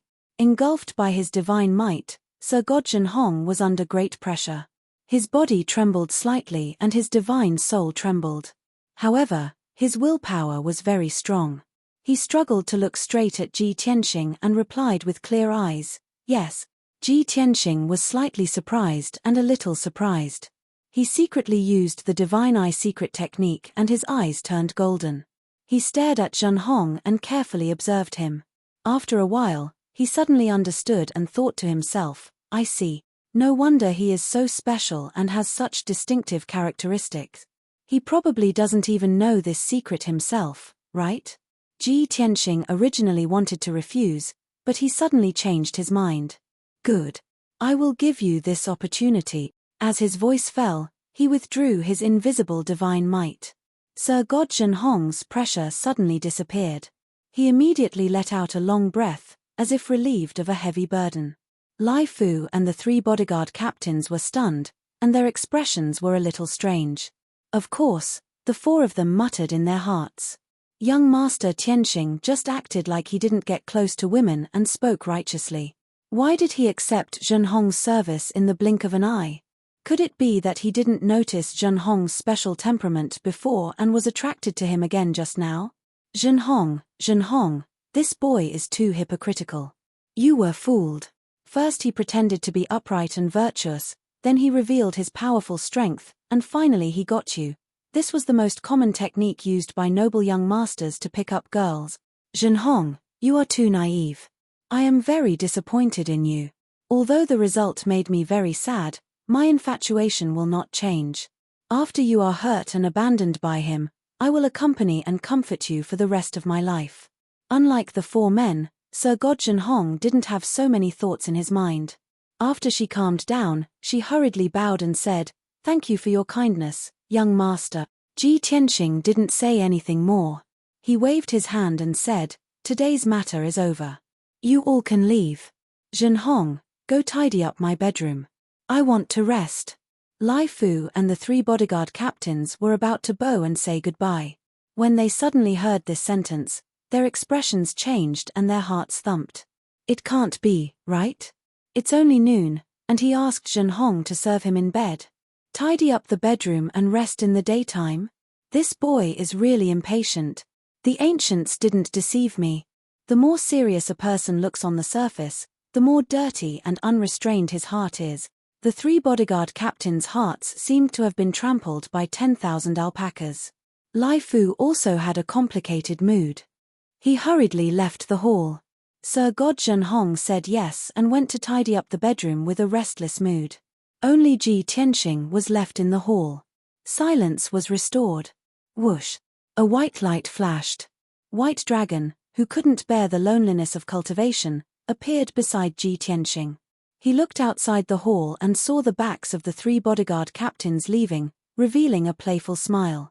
"Master, I dare to bet that those 2 guard captains definitely regard you as a mortal enemy.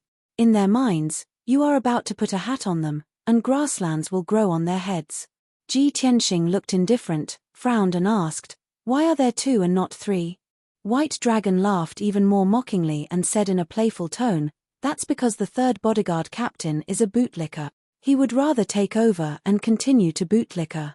Speaking of this, he shook his head sympathetically and sighed, "Unfortunately, that boy hasn't heard a word. A bootlicker, has nothing." Ji Tianxing glanced at him and said with a dignified expression, "You don't cultivate all day, why do you talk so much nonsense? You can't bear the loneliness and don't want to cultivate." White Dragon smiled and said, "Sure enough, I can't hide from Master's discerning eyes. Recently, I've been stuck in the 9th level of the heavenly god realm and have encountered a bottleneck. Moreover, the 2 Masters' wives are also stuck in the half-step Divine Lord realm. And Junior Sister has also been stuck in the 8th level for a long time. I think that everyone has been cultivating in seclusion for too long, so it's appropriate to relax and strike a balance between work and rest." Ji Tianxing turned to look at him and asked, "You mean, everyone should stop cultivating and stay in Changfeng courtyard to rest for a while?" White Dragon quickly nodded and said, "Yes. Before, you were always on the move and the situation was very dangerous, so no one mentioned this matter. Now that we are in the capital, it is more prosperous, and you are safe, so it's time for everyone to relax." Chapter 3001. It wasn't that Ji Tianxing hadn't thought about it before. But he already had an answer. And it was no. However, White Dragon had brought it up. Of course, he couldn't ignore it. He still had to ask for everyone's opinion. Moreover, he had always been a loner. This caused some unnecessary misunderstandings between the Ning family, the 3rd prince, Lai Fu, and Zhenhong. He thought that if Yun Yarrow and Ji Ku were by his side, they should be able to avoid those misunderstandings. After all, any woman would feel ashamed when she saw Yun Yarrow and Ji Ku, right? Okay, I'll go to the space-time distortion to see them and ask for their opinions. Ji Tianxing made up his mind. He left the hall with White Dragon and went to the residence. When he and White Dragon arrived at the residence, Sir God Zhenhong had already tidied up the bedroom. The spacious and warm bedroom was not only spotless, but also filled with the elegant fragrance of flowers. The guards and maids outside the door had already been dismissed by Sir God Zhenhong. She was the only one left in the room, waiting anxiously. When Ji Tianxing and White Dragon stepped into the bedroom, they saw that she had already changed into a soft silk dress. Her red hair was loose and hung down to her waist. At this moment, she was not as valiant as before. Instead, she had a charming temperament. She was sitting on the edge of the bed with her hands supporting her chin. She stared at her feet with a complicated look in her eyes. No one knew what she was thinking.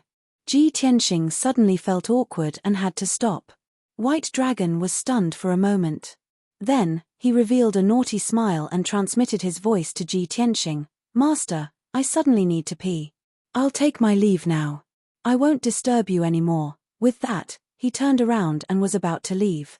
Ji Tianxing glared at him angrily. Although he didn't say anything, White Dragon understood what he meant. At this moment, Sir God Zhenhong heard the footsteps and came back to her senses. She turned her head and saw Ji Tianxing and White Dragon standing at the door. They were looking at her with strange expressions. She was also stunned on the spot.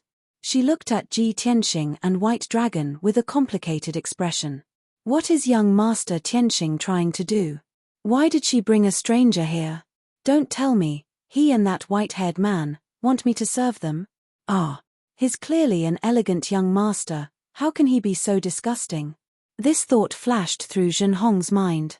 His body suddenly trembled, and his heart was filled with fear. She subconsciously stood up and clutched her dress tightly with both hands. With a nervous expression, she said, "Young Master Tianxing, this servant suddenly feels unwell. I'm afraid I can't serve you. I'll take my leave now." As she spoke, she took a step forward in a panic and was about to escape. "Stop." However, Ji Tianxing shouted coldly with an expressionless face and stopped her. Zhenhong's body trembled. He could only stop and look down at the ground. The panic in her heart intensified, and she did not dare to raise her head to look at Ji Tianxing's expression. As soon as she thought of the terrifying scene that might occur, she felt endless regret. Unexpectedly, what she expected did not happen. Ji Tianxing and Bai Long stood at the door. They did not mean to take advantage of her. Moreover, Ji Tianxing looked dignified and ordered, "Put on your clothes. This monarch has something to say to you." Zhenhong was relieved. She breathed a sigh of relief and quickly put on her dress and shoes. When she returned to her previous dress, her heart was at ease. She respectfully saluted and said, "Please instruct me, young master." Ji Tianxing stared at her majestically and said in a solemn tone, "This monarch doesn't care if you're shouldering a task or being instigated by others. In short, you've all misunderstood. This monarch is clean and has a family. I hope you respect yourself. This is the only time this happened. This monarch can pretend that nothing happened. If you flatter and offer yourself to this monarch again, don't blame this monarch for punishing you severely." Zhenhong was stunned on the spot. Her eyes widened in disbelief, and she looked at Ji Tianxing in astonishment. She never thought that things would turn out like this. It turned out that young Master Tianxing did not have any evil thoughts from beginning to end. He was indeed a clean and honest gentleman. It was just that she, Lai Fu, and the others had dirty thoughts. That was why they repeatedly offended young Master Tianxing. Understanding this, Zhenhong remembered her half-covered appearance just now. She suddenly blushed with shame and wished she could find a hole to hide in. Too shameful. Too shameful. Zhenhong could not stay a moment longer. Her cheeks and neck were red and hot. Her mind was in a mess. She dizzily bowed and hurriedly excused herself. Then, she ran out of the room like she was escaping. It was not until she was far away from the palace and returned to her residence that she gradually calmed down. Recalling Ji Tianxing's cold and dignified eyes at that time, she vomited blood with shame and indignation. "Zhenhong, Zhenhong, how could you be so stupid and impatient? It's over. Your reputation is over. Young Master Tianxing will definitely think that you're only pretending to be noble and pure. In fact, your behavior is improper and your heart is wanton. Even if young Master Tianxing doesn't punish you, how can you face others in the future?" Thinking of this, Zhenhong wanted to cry but had no tears. She even wanted to die. In Ji Tianxing's bedroom, Bai Long could not help but want to laugh out loud.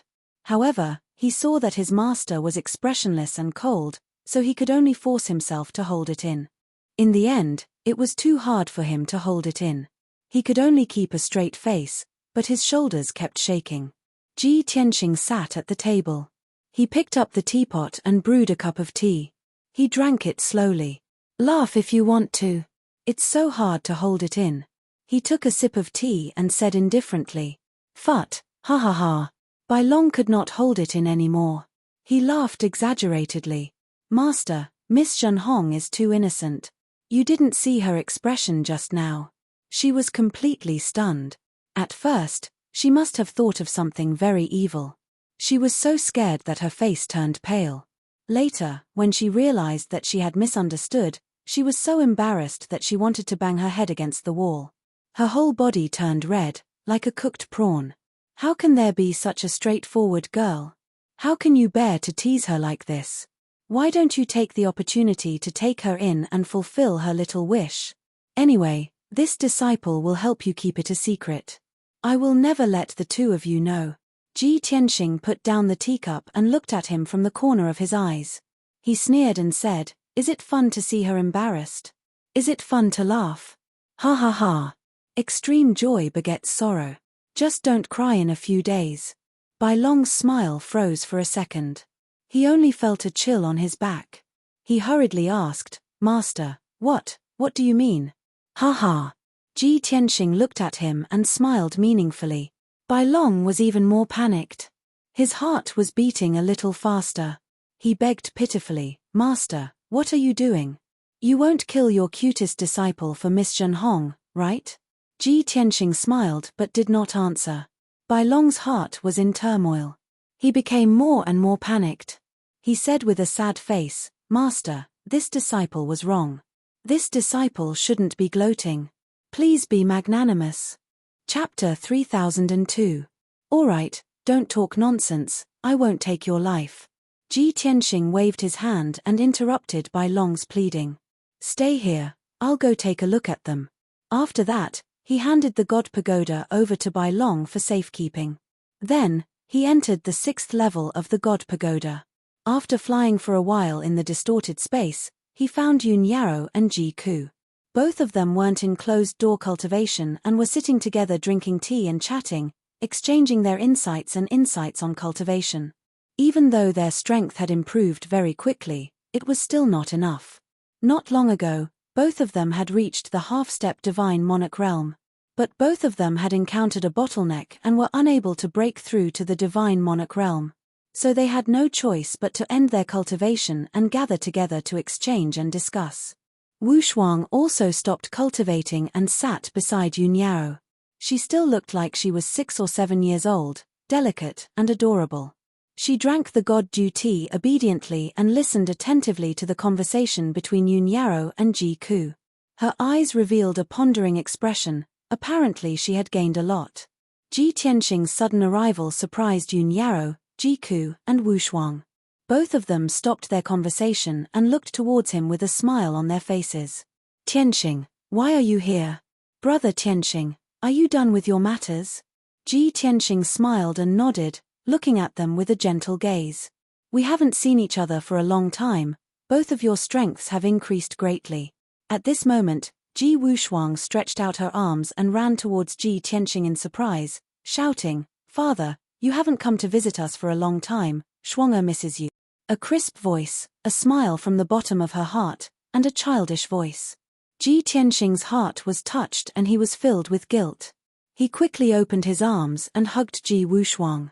"Shuang'er, father hasn't come to visit you these few days, have you been cultivating diligently?" Ji Wushuang hugged his neck and replied without hesitation, "Of course, I've broken through to the 8th stage realm. However, I've recently encountered a bottleneck and am temporarily unable to break through to the 9th level." At this point, Ji Wushuang curled his lips and revealed an ashamed and self-blaming expression. Ji Tianxing rubbed her head and said dotingly, "Shuang'er is the smartest. Don't blame yourself or feel dejected. Wasn't it just a small bottleneck? Tell me, what difficulties have you encountered?" Ji Wushuang shook his head and said, "Father, you and mother haven't seen each other for a long time. You definitely have a lot to talk about. You guys can chat first. We'll talk about my cultivation bottleneck later." Ji Tianxing pinched her little cheeks and said in a gratified tone, "Shuang'er has really grown up. You've also become sensible. Your thoughts are actually so meticulous. All right, I'll help you settle it later." After he finished speaking, he looked at Yun Yarrow and Ji Ku and asked, "I heard that the two of you have both reached the half-step Divine Lord realm but have encountered a bottleneck and are temporarily unable to break through. I'm currently in the capital of Bloodflame Divine Country. I'll be staying here for a while. The capital is prosperous and affluent. Moreover, the Divine Blood ceremony will be held in 2 days. It will definitely be very lively. After you guys came to the divine world, you guys have been cultivating in seclusion in the divine pagoda and have never relaxed. Why don't you take this opportunity to stay in the long-wind courtyard for a few days and rest and relax? Hearing him say so, Yoon Yarrow and Ji-ku looked at each other and revealed puzzled expressions. However, the two of them understood the reason when they saw each other's reaction. Yoon Yarrow revealed a faint smile and shook her head gently. Tianxing, although we've encountered a cultivation bottleneck, Ku and I are discussing how to solve it. The two of us have never thought of leaving the divine pagoda to rest and relax outside. Because we know that you don't have a fixed residence now and have enemies on all sides. We haven't reached the divine lord realm yet. We can't help you or protect ourselves. It's very likely that we'll drag you down. Therefore, it's better for us to wait until we break through to the divine lord realm before leaving the divine pagoda. It's more suitable for us to stay by your side. Ji-ku also nodded in agreement and said, Big brother Tianxing, you must have something important to do in the capital of Bloodflame Divine Country. There must be experts gathered here and danger lurks everywhere. At such a crucial time, we won't cause trouble for you. Moreover, Big Senior Sister and I have never thought of leaving the divine pagoda to rest and relax. Who told you all this? It must be that fellow Little White again, right? Me. This fellow has a lot of tricks up his sleeves. Ji-ku pretended to be angry and frowned, scolding White Dragon. In the bedroom, White Dragon, who was holding the divine pagoda and waiting quietly, sneezed inexplicably and felt a chill on his back. Although he didn't know what Ji Tianxing and Yoon Yarrow talked about, he had a premonition. However, he had a bad premonition that he was going to be scolded again. Ji Tianxing helped White Dragon to smooth things over. He smiled and shook his head, saying, It has nothing to do with White Dragon. I'm just worried that you'll feel depressed and bored after being in seclusion for a long time. However, Ji-ku didn't believe him. She chuckled and said, Big brother Tianxing, don't make excuses for Little White. It must be that he can't stand the loneliness and wants to go out to play. That's why he's using us as an excuse. Ji Tianxing didn't comment and quickly changed the topic. Alright, let's not talk about this anymore. Since you don't want to leave the divine pagoda, I'll help you solve your cultivation bottlenecks first. Come, tell me about the problems you've encountered. Yoon Yarrow and Ji-ku nodded at the same time and said in unison, You go first. Seeing that the two of them had such tacit understanding, Ji Tianxing smiled and said, Ku, you go first. Thus, Ji-ku recounted the difficulties she had encountered in her cultivation in detail. Although she had also become a peak divine lord 1,000 years ago. Logically speaking, with her cultivation experience, she shouldn't have encountered any problems at the peak divine lord realm. However, in this life, she had inherited the legacy of the divine beast phoenix and cultivated the 5-colored divine fire and dozens of demon Dao divine powers. This was something she had never come into contact with in her previous life. With the memories and experience of a peak divine lord, it was natural for her to encounter a bottleneck when cultivating the peak divine king's divine powers. Fortunately, after she told him all the problems, Ji Tianxing only used 15 minutes to find the corresponding solution in his memory. For problems that could be solved according to the symptoms, he directly said the solution. For problems that couldn't be solved directly, he could also beat around the bush, hint, and enlighten Ji-ku. In this way, Ji-ku saw the clear sky through the clouds and immediately came to a realization. The problems that were difficult to solve previously were immediately solved. The hazy and vague concepts in the past also suddenly became clear. Ji-ku's problem was solved and she became full of confidence. She was confident that she could break through the bottleneck and reach the first level of the Divine Lord realm within 10 days. Ji-ku's problem was solved. It was Yoon Yarrow's turn to talk about the problems she had encountered, as well as the obscure and uncertain perplexities. Originally, she had fused with the 6 divine pearls and awakened most of Goddess Yaoguang's memories. However, what she was currently cultivating was Goddess Yaoguang's divine Dao inheritance, which were all top-notch divine powers and consummate skills. However, there were still some missing memories in her divine soul, and the most important memories had not been awakened. This caused her to occasionally encounter difficulties when comprehending the divine Dao and cultivating king-level divine powers and secret techniques. Chapter 3003. Ji Tianxing listened to Yun Yaro's question seriously. It took him 4 hours to come up with a solution. Of course, he had a way to solve most of the problems. He didn't have a targeted and definite solution to some of the problems. However, he could draw inferences and give the most suitable suggestion. As long as Yun Yaro tried a few more times, she would definitely be able to solve all the problems. Just like that, Yun Yaro's cultivation problem was solved. She was also full of confidence and anticipation that she would be able to break through to the Divine Lord realm in a few days. Ji Tianxing solved their cultivation bottlenecks. Finally, he looked at Ji Wushuang, who was in his arms, and was about to ask her what problem she had encountered. Unexpectedly, Wushuang was lying on his shoulder, quietly in a daze.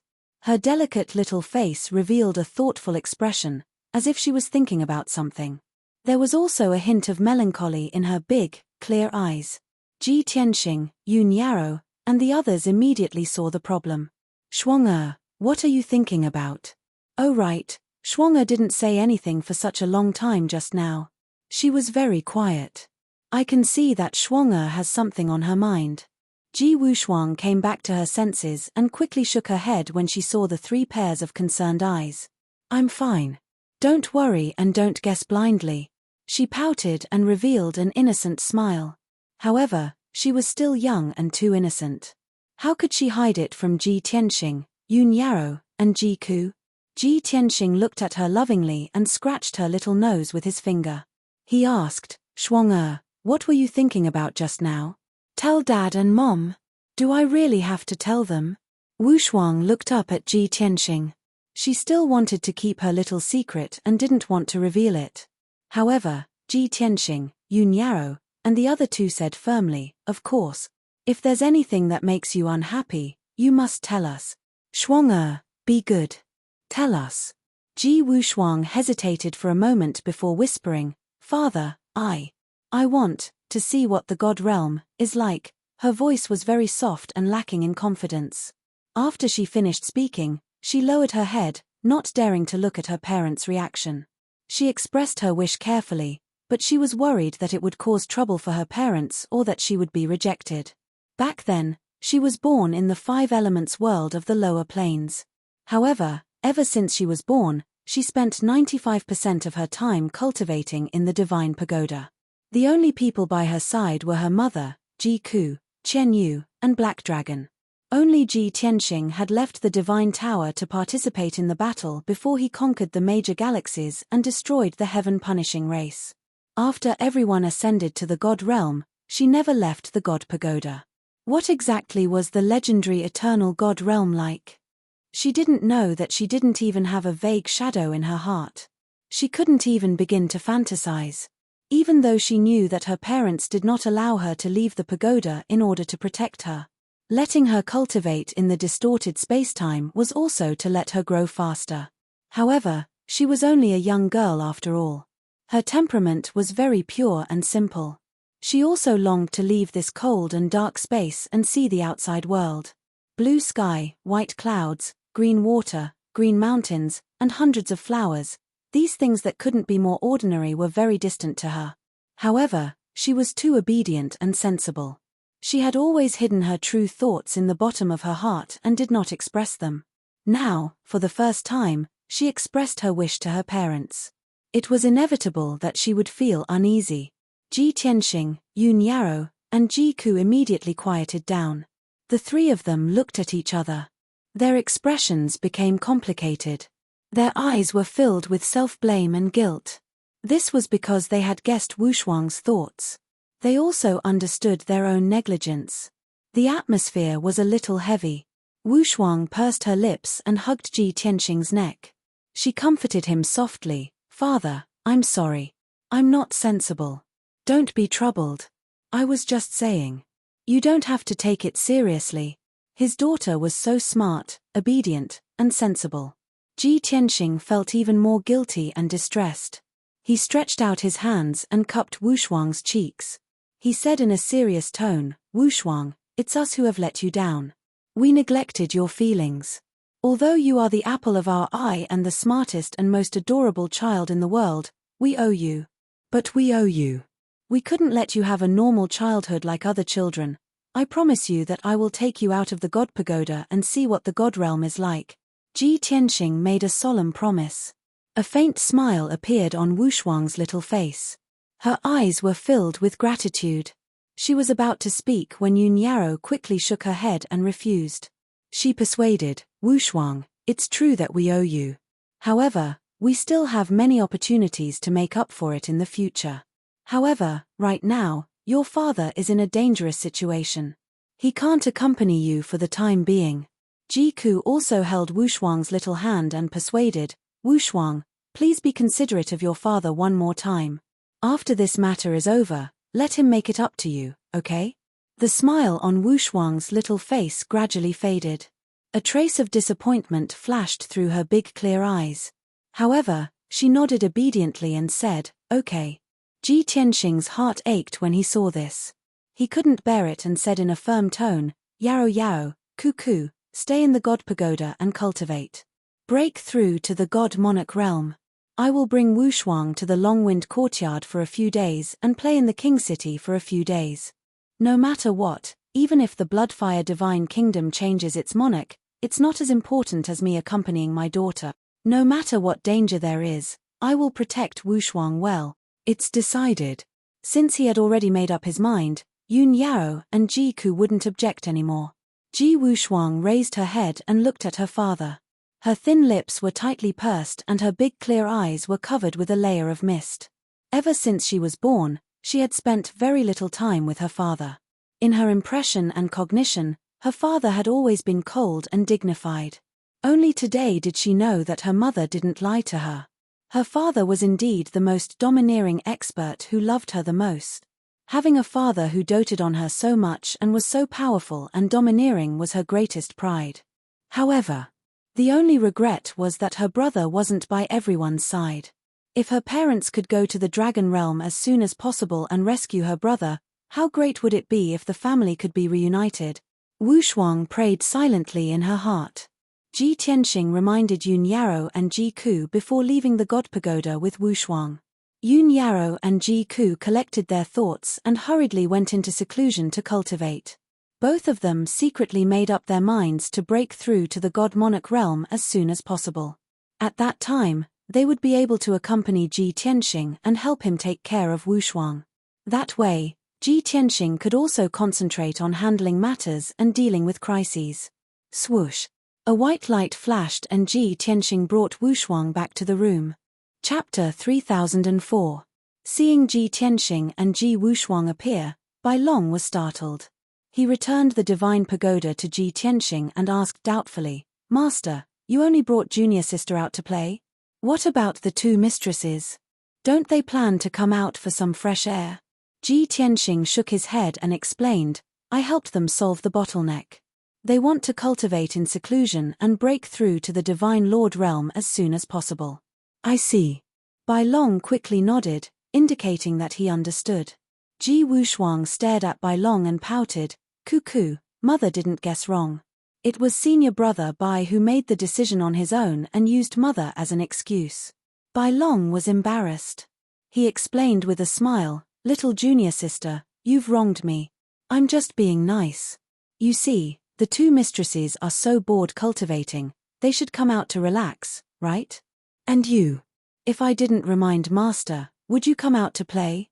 Wu Shuang thought for a moment, and it seemed to be reasonable, so she didn't argue with Bai Long anymore. Bai Long successfully fooled his junior sister, and he snickered in his heart, secretly rejoicing.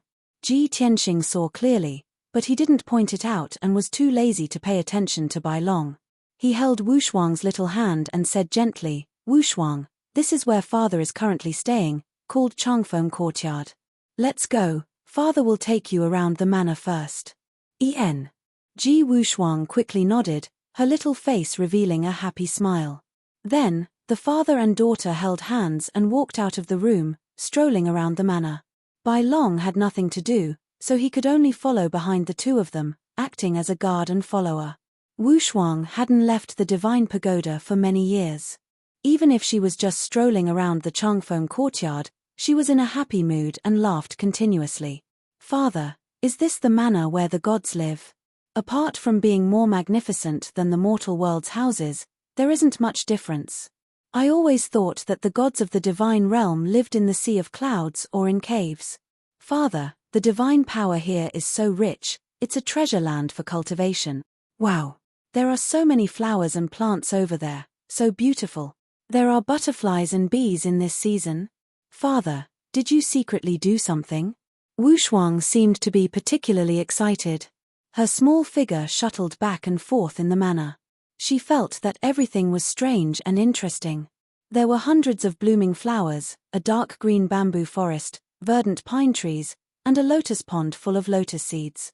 Even the flocks of spirit birds, butterflies, and flying ants were the targets of her observation.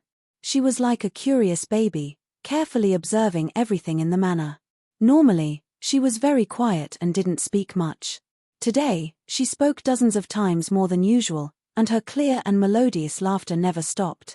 Ji Tianxing was not only patient, but he also enjoyed this rare moment of warmth. He followed closely behind Wu Shuang and patiently answered all her questions. Looking at her smiling face that was like a flower, looking at her jumping around, looking at her dancing with the butterflies among the flowers. He watched as she flew into the sky and flew side by side with all kinds of spirit birds. This scene made him smile dotingly. At this moment, he'd completely let go of his grudges and schemes to accompany his daughter with all his heart. At first, the white dragon felt a little bored. Later, he was also infected by Wu Shuang's naivety and happiness. He actually didn't care about his image, and played with Wu Shuang, trying his best to make her happy. The many maids and guards in the manor all knew that Ji Tianxing's background was mysterious and noble. Wherever Ji Tianxing went, the surrounding guards and maids would respectfully bow and quietly retreat. After the crowd retreated, they would gather in groups of 3 to 5 and whisper to each other. Everyone was very curious.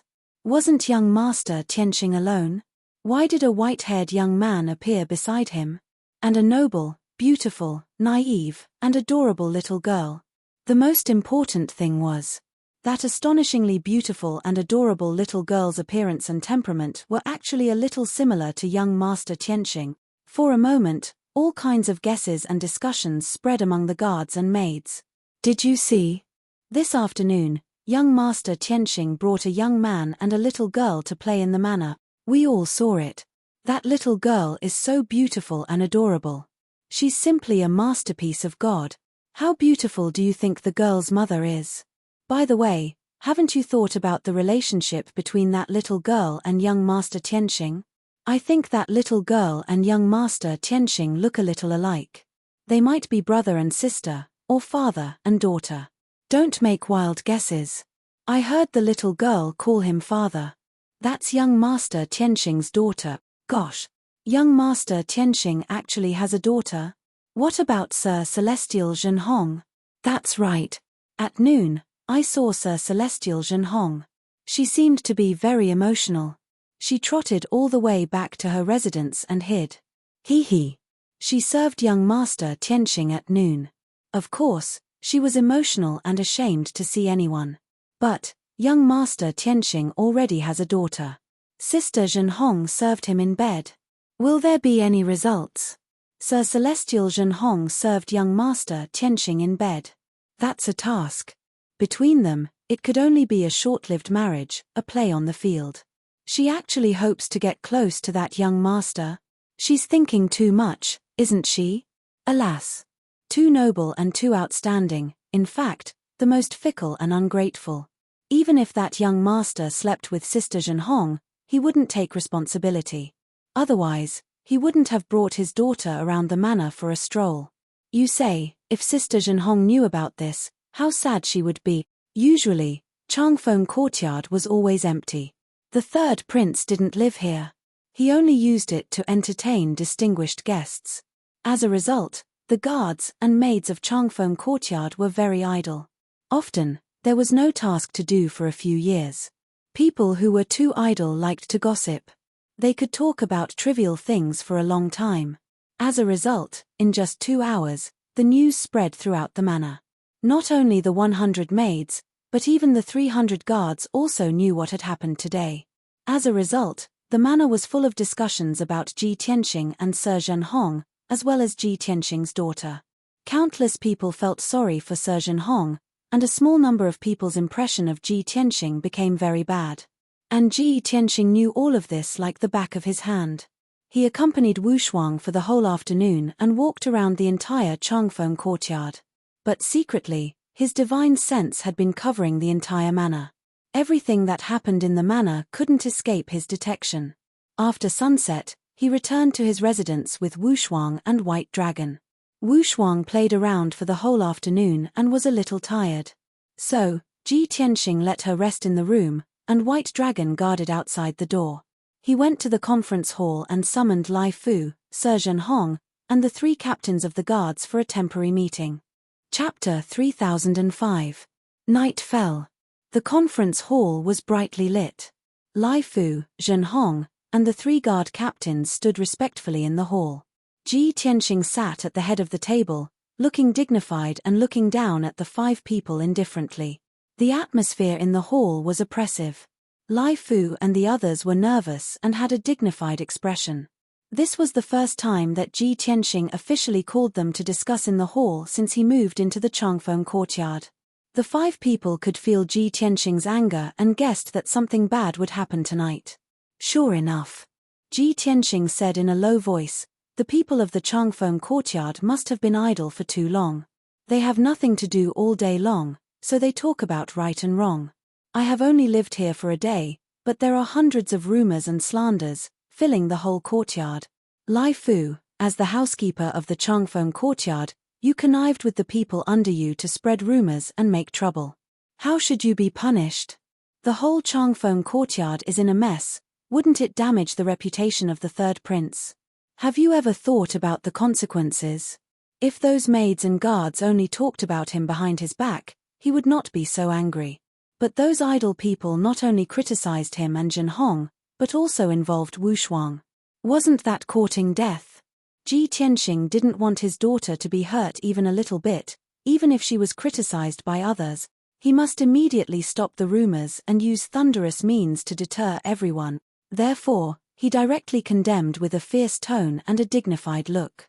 The invisible pressure of the divine soul suddenly shrouded the whole hall. Lai Fu, Zhenhong, and the others were all shocked, and a strong fear was born in their hearts. Especially Lai Fu, he quickly bowed and apologized. "Young Master Tianxing, please don't be angry. It's this old man's fault for not being able to stop the spread of rumors in time. This old man doesn't want to shirk the responsibility, and I dare not damage the reputation of the Lord. This old man deserves to die 10,000 times. I have betrayed the trust of the Lord and the young master. Please punish me heavily." Ji Tianxing stared at him expressionlessly and said in a deep voice, "How can a punishment deter those idle people? This Jun will cut the Gordian knot and stop the rumors with blood." Lai Fu's body stiffened, shock flashed across his eyes, and his heart trembled. He subconsciously thought that Ji Tianxing wanted to kill him to establish his authority. Zhenhong and the 3 captains also had the same idea.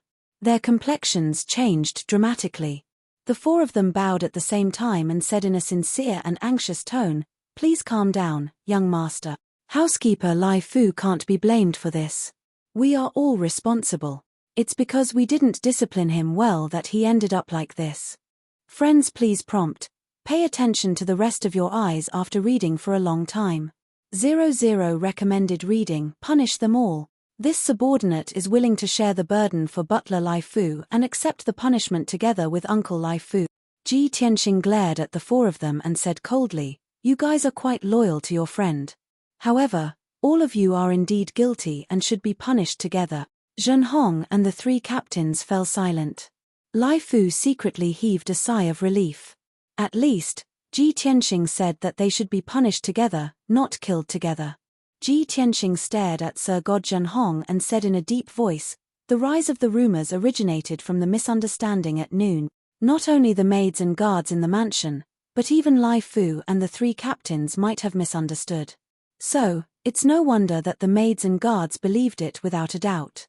Zhenhong, tell them in person what happened at noon." As soon as he said this, Sir God Zhenhong froze in place. She opened her mouth in astonishment, and her expression became extremely awkward. Her eyes also became evasive. What happened at noon was too embarrassing, too shameful. After she returned to her residence, she stayed in her room for the whole afternoon. It took her a long time to calm herself down. Now, Ji Tianxing actually wanted her to repeat it in front of everyone. How could she say it? It was too embarrassing. For a moment, Sir Godjin Hong was at a loss. Lai Fu and the three captains looked at each other. They looked at Ji Tianxing, then at Zhen Hong, and muttered in their hearts. Could it be that something really happened between them? Otherwise, why would Sir Godjin Hong be so bashful and embarrassed? But that's not right. If something really happened, shouldn't they be hiding it? And they want Sir Godjin Hong to repeat it in public? How perverted. Thinking of this, the expressions of Lai Fu and the three captains changed again. At this time, Ji Tianxing shouted in a dignified tone, "Zhen Hong, the matter is clear and clear. Since you didn't do anything wrong, why can't you say it?" Zhen Hong took a deep breath and finally made up his mind. Then, he said, "Sir Godjin Hong's life was given to me by His Majesty. This kindness must be repaid sooner or later. Unfortunately, Zhen Hong's strength is too low to help His Majesty. The only use and value it had was that it was a rather decent body. Therefore, the government of Zhen Hong has long determined that friends please prompt, pay attention to the rest of your eyes after reading for a long time. 00 recommended reading. Yes, I will offer myself at the right time to help Master solve his problems." Today, he met young Master Tianxing, who was an honored guest of the Lord. Moreover, the Lord had specially arranged for the young master to stay here. I took it as a sign from the Lord, and decided that the time had come to repay the Lord. Similarly, Uncle Lai Fu also thinks the same, which is why he took the initiative to bring up that matter. Zhen Hong spoke expressionlessly and calmly. He had completely abandoned his sense of shame and guilt, as if he was talking about someone else. Only in this way would she be able to clearly explain the cause and effect of the matter. Lai Fu and the three imperial bodyguard captains listened quietly and nodded in agreement. After all, what Zhen Hong said was also what they were thinking. Zhen Hong continued, "At noon, the young master ordered Zhen Hong to tidy up the bedroom and said that he wanted to rest later." Zhen Hong's misunderstanding deepened. "After helping the young master tidy up the room, I took off my outer clothes, sat at the head of the bed, and waited for the young master." No matter how strong her willpower was, she had already made sufficient preparations. When talking about this matter, she was still blushing with shame. Her whole body was red and boiling, and her voice was trembling and intermittent. Lai Fu and the three imperial bodyguard captains were also extremely embarrassed. They wanted to raise their hands to support their foreheads. Ji Tianxing said expressionlessly, "No need to describe the details. Continue to talk about the matter." Zhen Hong breathed a sigh of relief. Her shame and indignation were slightly reduced. She continued, but it turned out that Zhen Hong misunderstood. Not long after, young Master Tianxing came, followed by his entourage. Young Master Tianxing righteously rejected Zhen Hong and told Zhen Hong not to offend him again, or he would be severely punished. Zhen Hong was ashamed. After apologizing, she retreated and went back to her residence to reflect on her mistakes. Zhen Hong finally finished talking about the matter. She let out a long sigh of relief. Lai Fu and the three imperial bodyguard captains also endured the awkwardness and listened to the end. A big stone hanging in their hearts finally fell. Fortunately, the thing they expected didn't happen. Everything was a misunderstanding. The news that was spread in the residence was really just rumors and slanders. Ji Tianxing said in a dignified tone, "You already know the course of the matter. The imperial bodyguards and maids in the residence slandered this lord and this lord's daughter. The nature of the matter is very vile. The 5 of you, immediately investigate the source of the rumors. After the results are found, kill the rumormongers. Kill at least 5 people. If one is missing, you will make up for it yourselves."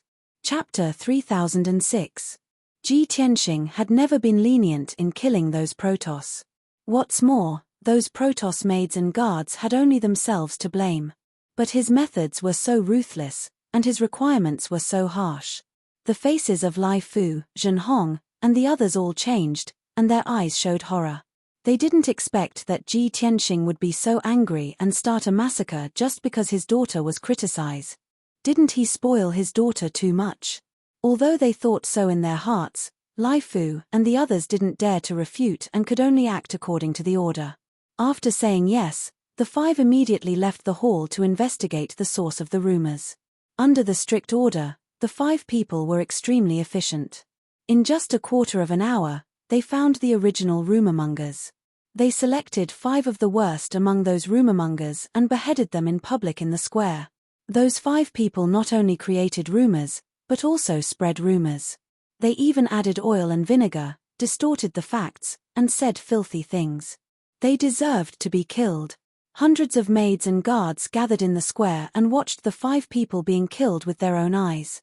All of them were so frightened that their hearts trembled and their souls scattered. After all, they also participated in the rumor and discussion. If they really wanted to investigate, their crimes didn't deserve death, but they couldn't escape punishment. Later, Lai Fu clarified the truth in public and strictly ordered everyone to keep their mouths shut and not make any more rumors. Many maids and guards quickly nodded to show that they understood. Soon, this matter was dealt with. The rumors that were spreading in the Changfeng courtyard were finally stopped. It was 6:45, and it was time for dinner.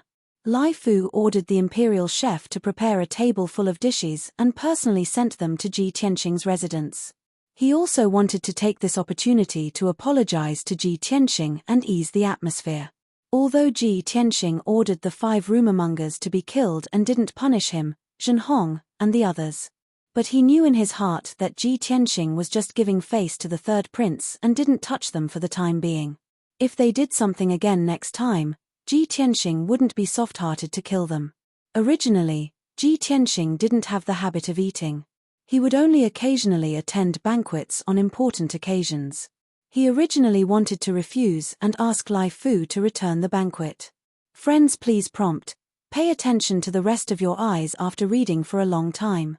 00 recommended reading. However, when he thought about it again, Wu Shuang had never been to such an occasion, nor had he tasted the delicacies of the divine realm. Therefore, he brought Wu Shuang and White Dragon to the restaurant for dinner. Dozens of exquisite delicacies were placed on the white jade round table, which had a circumference of 10 feet. Not only did it look, smell, and taste good, but it also shone with divine light and was full of spiritual energy. Wu Shuang was very happy to see this. Not only was she amazed, but she also pulled Ji Tianxing aside and asked him all sorts of questions. She was interested in everything. Ji Tianxing pulled her to sit down and accompanied her to taste each dish. The White Dragon stood at the side and answered Wu Shuang's questions from time to time. Lai Fu also stood obediently, constantly pouring wine for Ji Tianxing. Although Wu Shuang was young, she had inherited her mother's elegance. Even when tasting such a large table of delicacies, she was still very elegant, lively, and cute. Seeing her smile continuously, happy and satisfied, Ji Tianxing's mood became even more cheerful, and more smiles appeared on his face. Seeing this scene, Lai Fu's heart finally fell to the ground. He thought to himself, young Master Tianxing's love for his daughter is really hard to come by. It seems that I've made the right move this time. In the future, if I want to get closer to young Master Tianxing, I just have to do my best to please his daughter. After an hour, dinner was over. The amount of delicacies on the table was not reduced, and many dishes were still the same. Wu Shuang only tasted each dish twice, so of course, she could not eat much. But even so, she was still very full, very happy, and very satisfied. Ji Tianxing brought Wu Shuang out of the restaurant and went to the garden to look at the stars, planning to tell her a story. Just as he walked into the garden, he saw that in the clear night sky, there were not only silver stars, but also dense multicolored light spots. Wu Shuang looked up and asked in confusion, "Father, didn't you say that most of the stars are silver and white? Why are there so many colorful ones?" Ji Tianxing observed carefully and realized that the colorful lights floating in the night sky were thousands of exquisite lanterns. He patted Wu Shuang's head and explained with a smile, "Those are not stars, they are all lanterns." "Why are there so many lanterns?" Wu Shuang raised her cute little face, blinked her big clear eyes, and asked, "What festival is it today?" Without waiting for Ji Tianxing to reply, Lai Fu took the initiative to explain, "Young lord, this is the annual Lantern Festival in the capital. And NB friends, please prompt, pay attention to the rest of your eyes after reading for a long time. 00 recommended reading SP, it was to commemorate the ancestors who founded the Divine Kingdom, and also to celebrate the completion of the Divine Kingdom. Every year at this time, the Lantern Festival lasted for 2 days.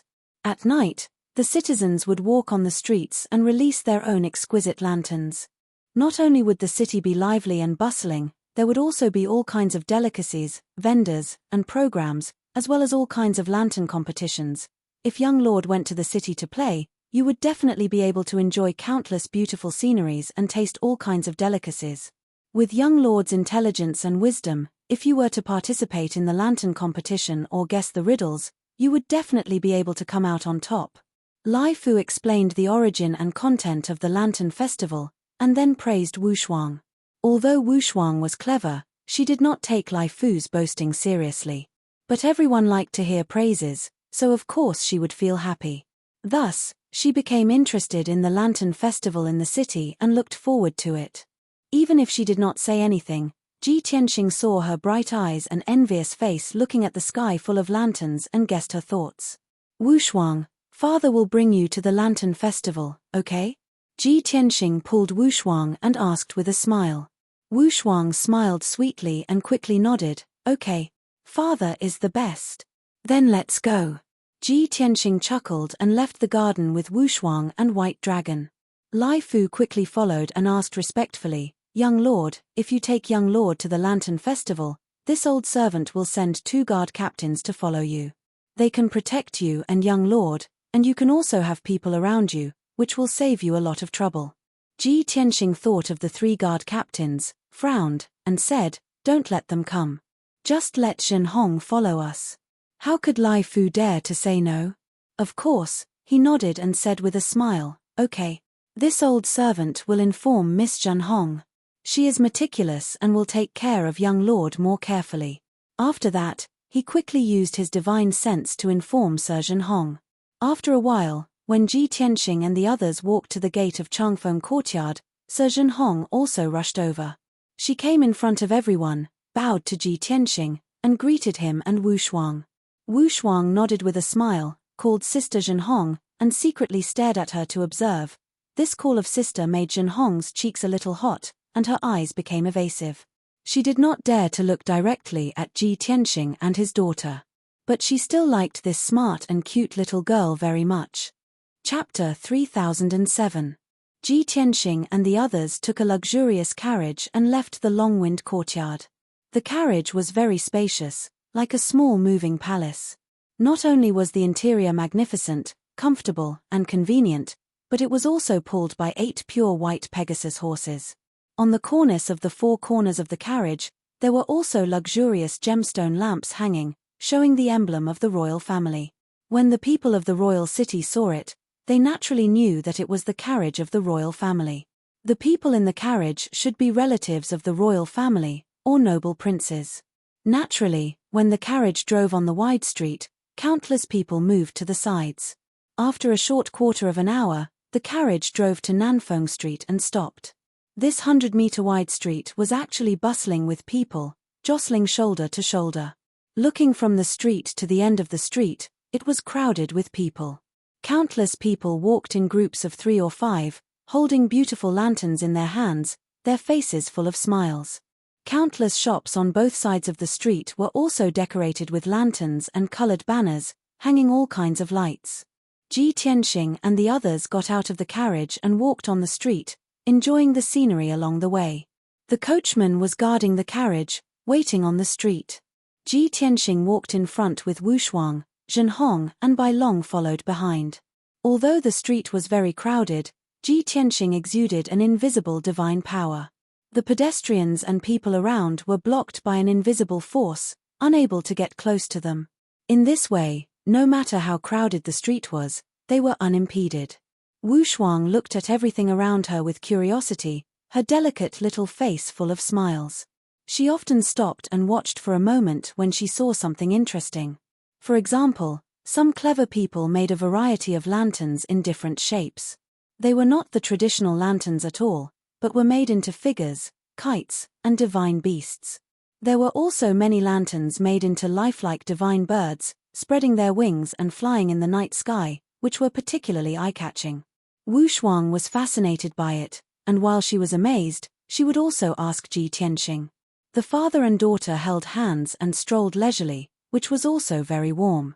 Bai Long and Zhen Hong looked at their backs, and their minds relaxed and were full of warmth.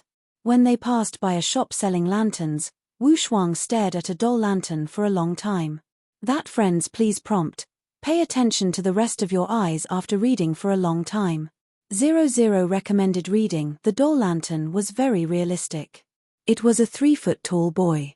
He didn't look childish at all. Instead, he looked exceptionally handsome and cold. There was even a hint of arrogance between his brows. Even though this puppet was of the Protoss race and had a head full of white hair. However, it didn't make people feel strange. Instead, it made him look even colder.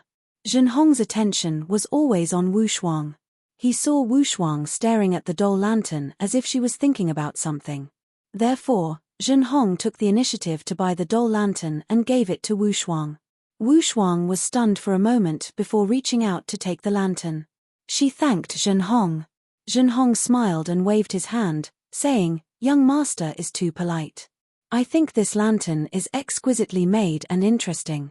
Young master should like it, right?" "Yes." Wu Shuang nodded. She held the doll lantern and looked at it carefully. Ji Tianxing touched Wu Shuang's head and asked, "Wu Shuang, there were so many beautiful lanterns before. There were peacocks, phoenixes, and all kinds of divine beasts. Why did you take a fancy to this lantern?" Wu Shuang pursed her lips, lowered her head, and whispered, "Father, I miss my brother." Ji Tianxing instantly fell silent.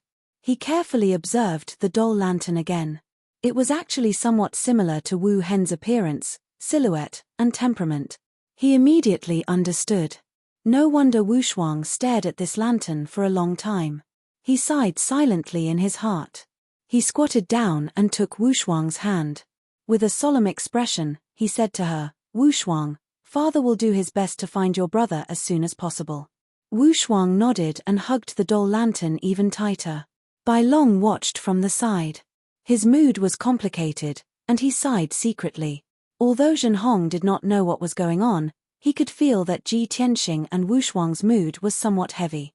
Thus, she pulled Wu Shuang's hand and comforted her, "Young mistress, the Lantern Festival is a tradition of our Kingdom of Gods and is also the most important festival of the year.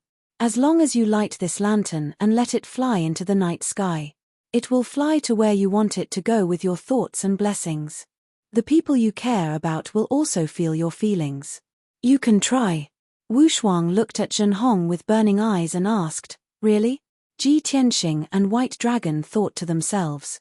Of course, it was fake.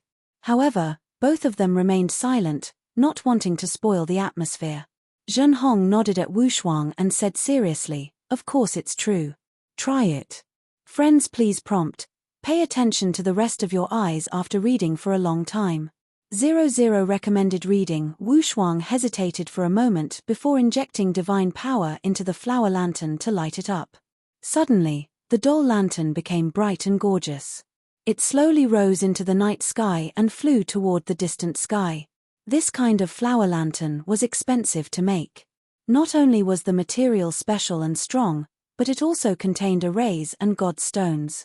With the support of the arrays and divine power, the flower lantern could fly to very far places.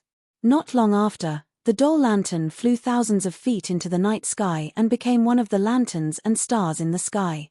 Wu Shuang kept looking up at the doll lantern, her eyes full of hope and expectation. She also prayed silently in her heart, hoping that her brother would be safe and that he could return soon and reunite with his family. After a long time, when the lanterns flew further and further away, they could no longer see them clearly. Only then did they continue shopping. Next, they shopped several streets and bought a few more lanterns and many snacks. Wu Shuang even participated in a lantern riddles competition and successfully won the championship, winning the applause and amazement of the audience. Unknowingly, 2 hours passed. Ji Tianxing, who had been smiling and in a good mood, suddenly frowned. In his deep eyes, a cold murderous intent flashed. Because his divine sense detected that within 1,000 feet radius, there were several groups of people secretly watching them. In fact, from the moment they left the Changfeng court in the carriage, those groups of people had been secretly watching them. They had been watching until now and had not left. The street was bustling with people. Ji Tianxing was playing happily with Wu Shuang and did not seem to notice anything strange. Those groups of people secretly watching them became more and more bold and relaxed, and even came closer. Ji Tianxing did not want to ruin Wu Shuang's mood, and did not want those flies to follow nearby. He quietly released a dozen or so strands of divine power, condensing them into invisible swords, and stabbed at those groups of people. The next moment, those groups of people who were watching them stiffened and stood in place with frightened expressions. 12 masters' divine souls were seriously injured and fell unconscious on the spot, bleeding from their 7 orifices. The remaining masters were also seriously injured. Only then did they realize that they had been exposed and fled into the distance in a panic. White Dragon saw Ji Tianxing's strange look and guessed that something had happened. He asked, "Master, what happened?" Ji Tianxing shook his head gently and said, "Nothing, I just drove away a few flies." Chapter 3008. In the North District of the Royal City, there was a group of majestic palaces where high-ranking officials, rich people, and influential people lived. In this group of palaces, there was a palace made of black stone and golden tiles called the Holy Flame Palace. This was an ancient palace with a history of thousands of years. Many years ago, the first prince had established his own residence after he came of age. The king was sympathetic and thought highly of him, so he gave the Holy Flame Palace to him as his residence. Now, the first prince had passed away many years ago. His successor, Duanmu Crown Prince, became the owner of the Holy Flame Palace. Relying on his father's blessings, Duanmu Crown Prince continued to enjoy wealth and power. The Holy Flame Palace was still the first prince's residence and had not been demoted to a crown prince's residence.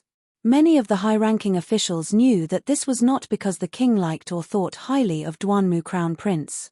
It was because the first prince had sacrificed himself for the king, which made the king feel guilty. No matter what, the king had to take care of the crown prince.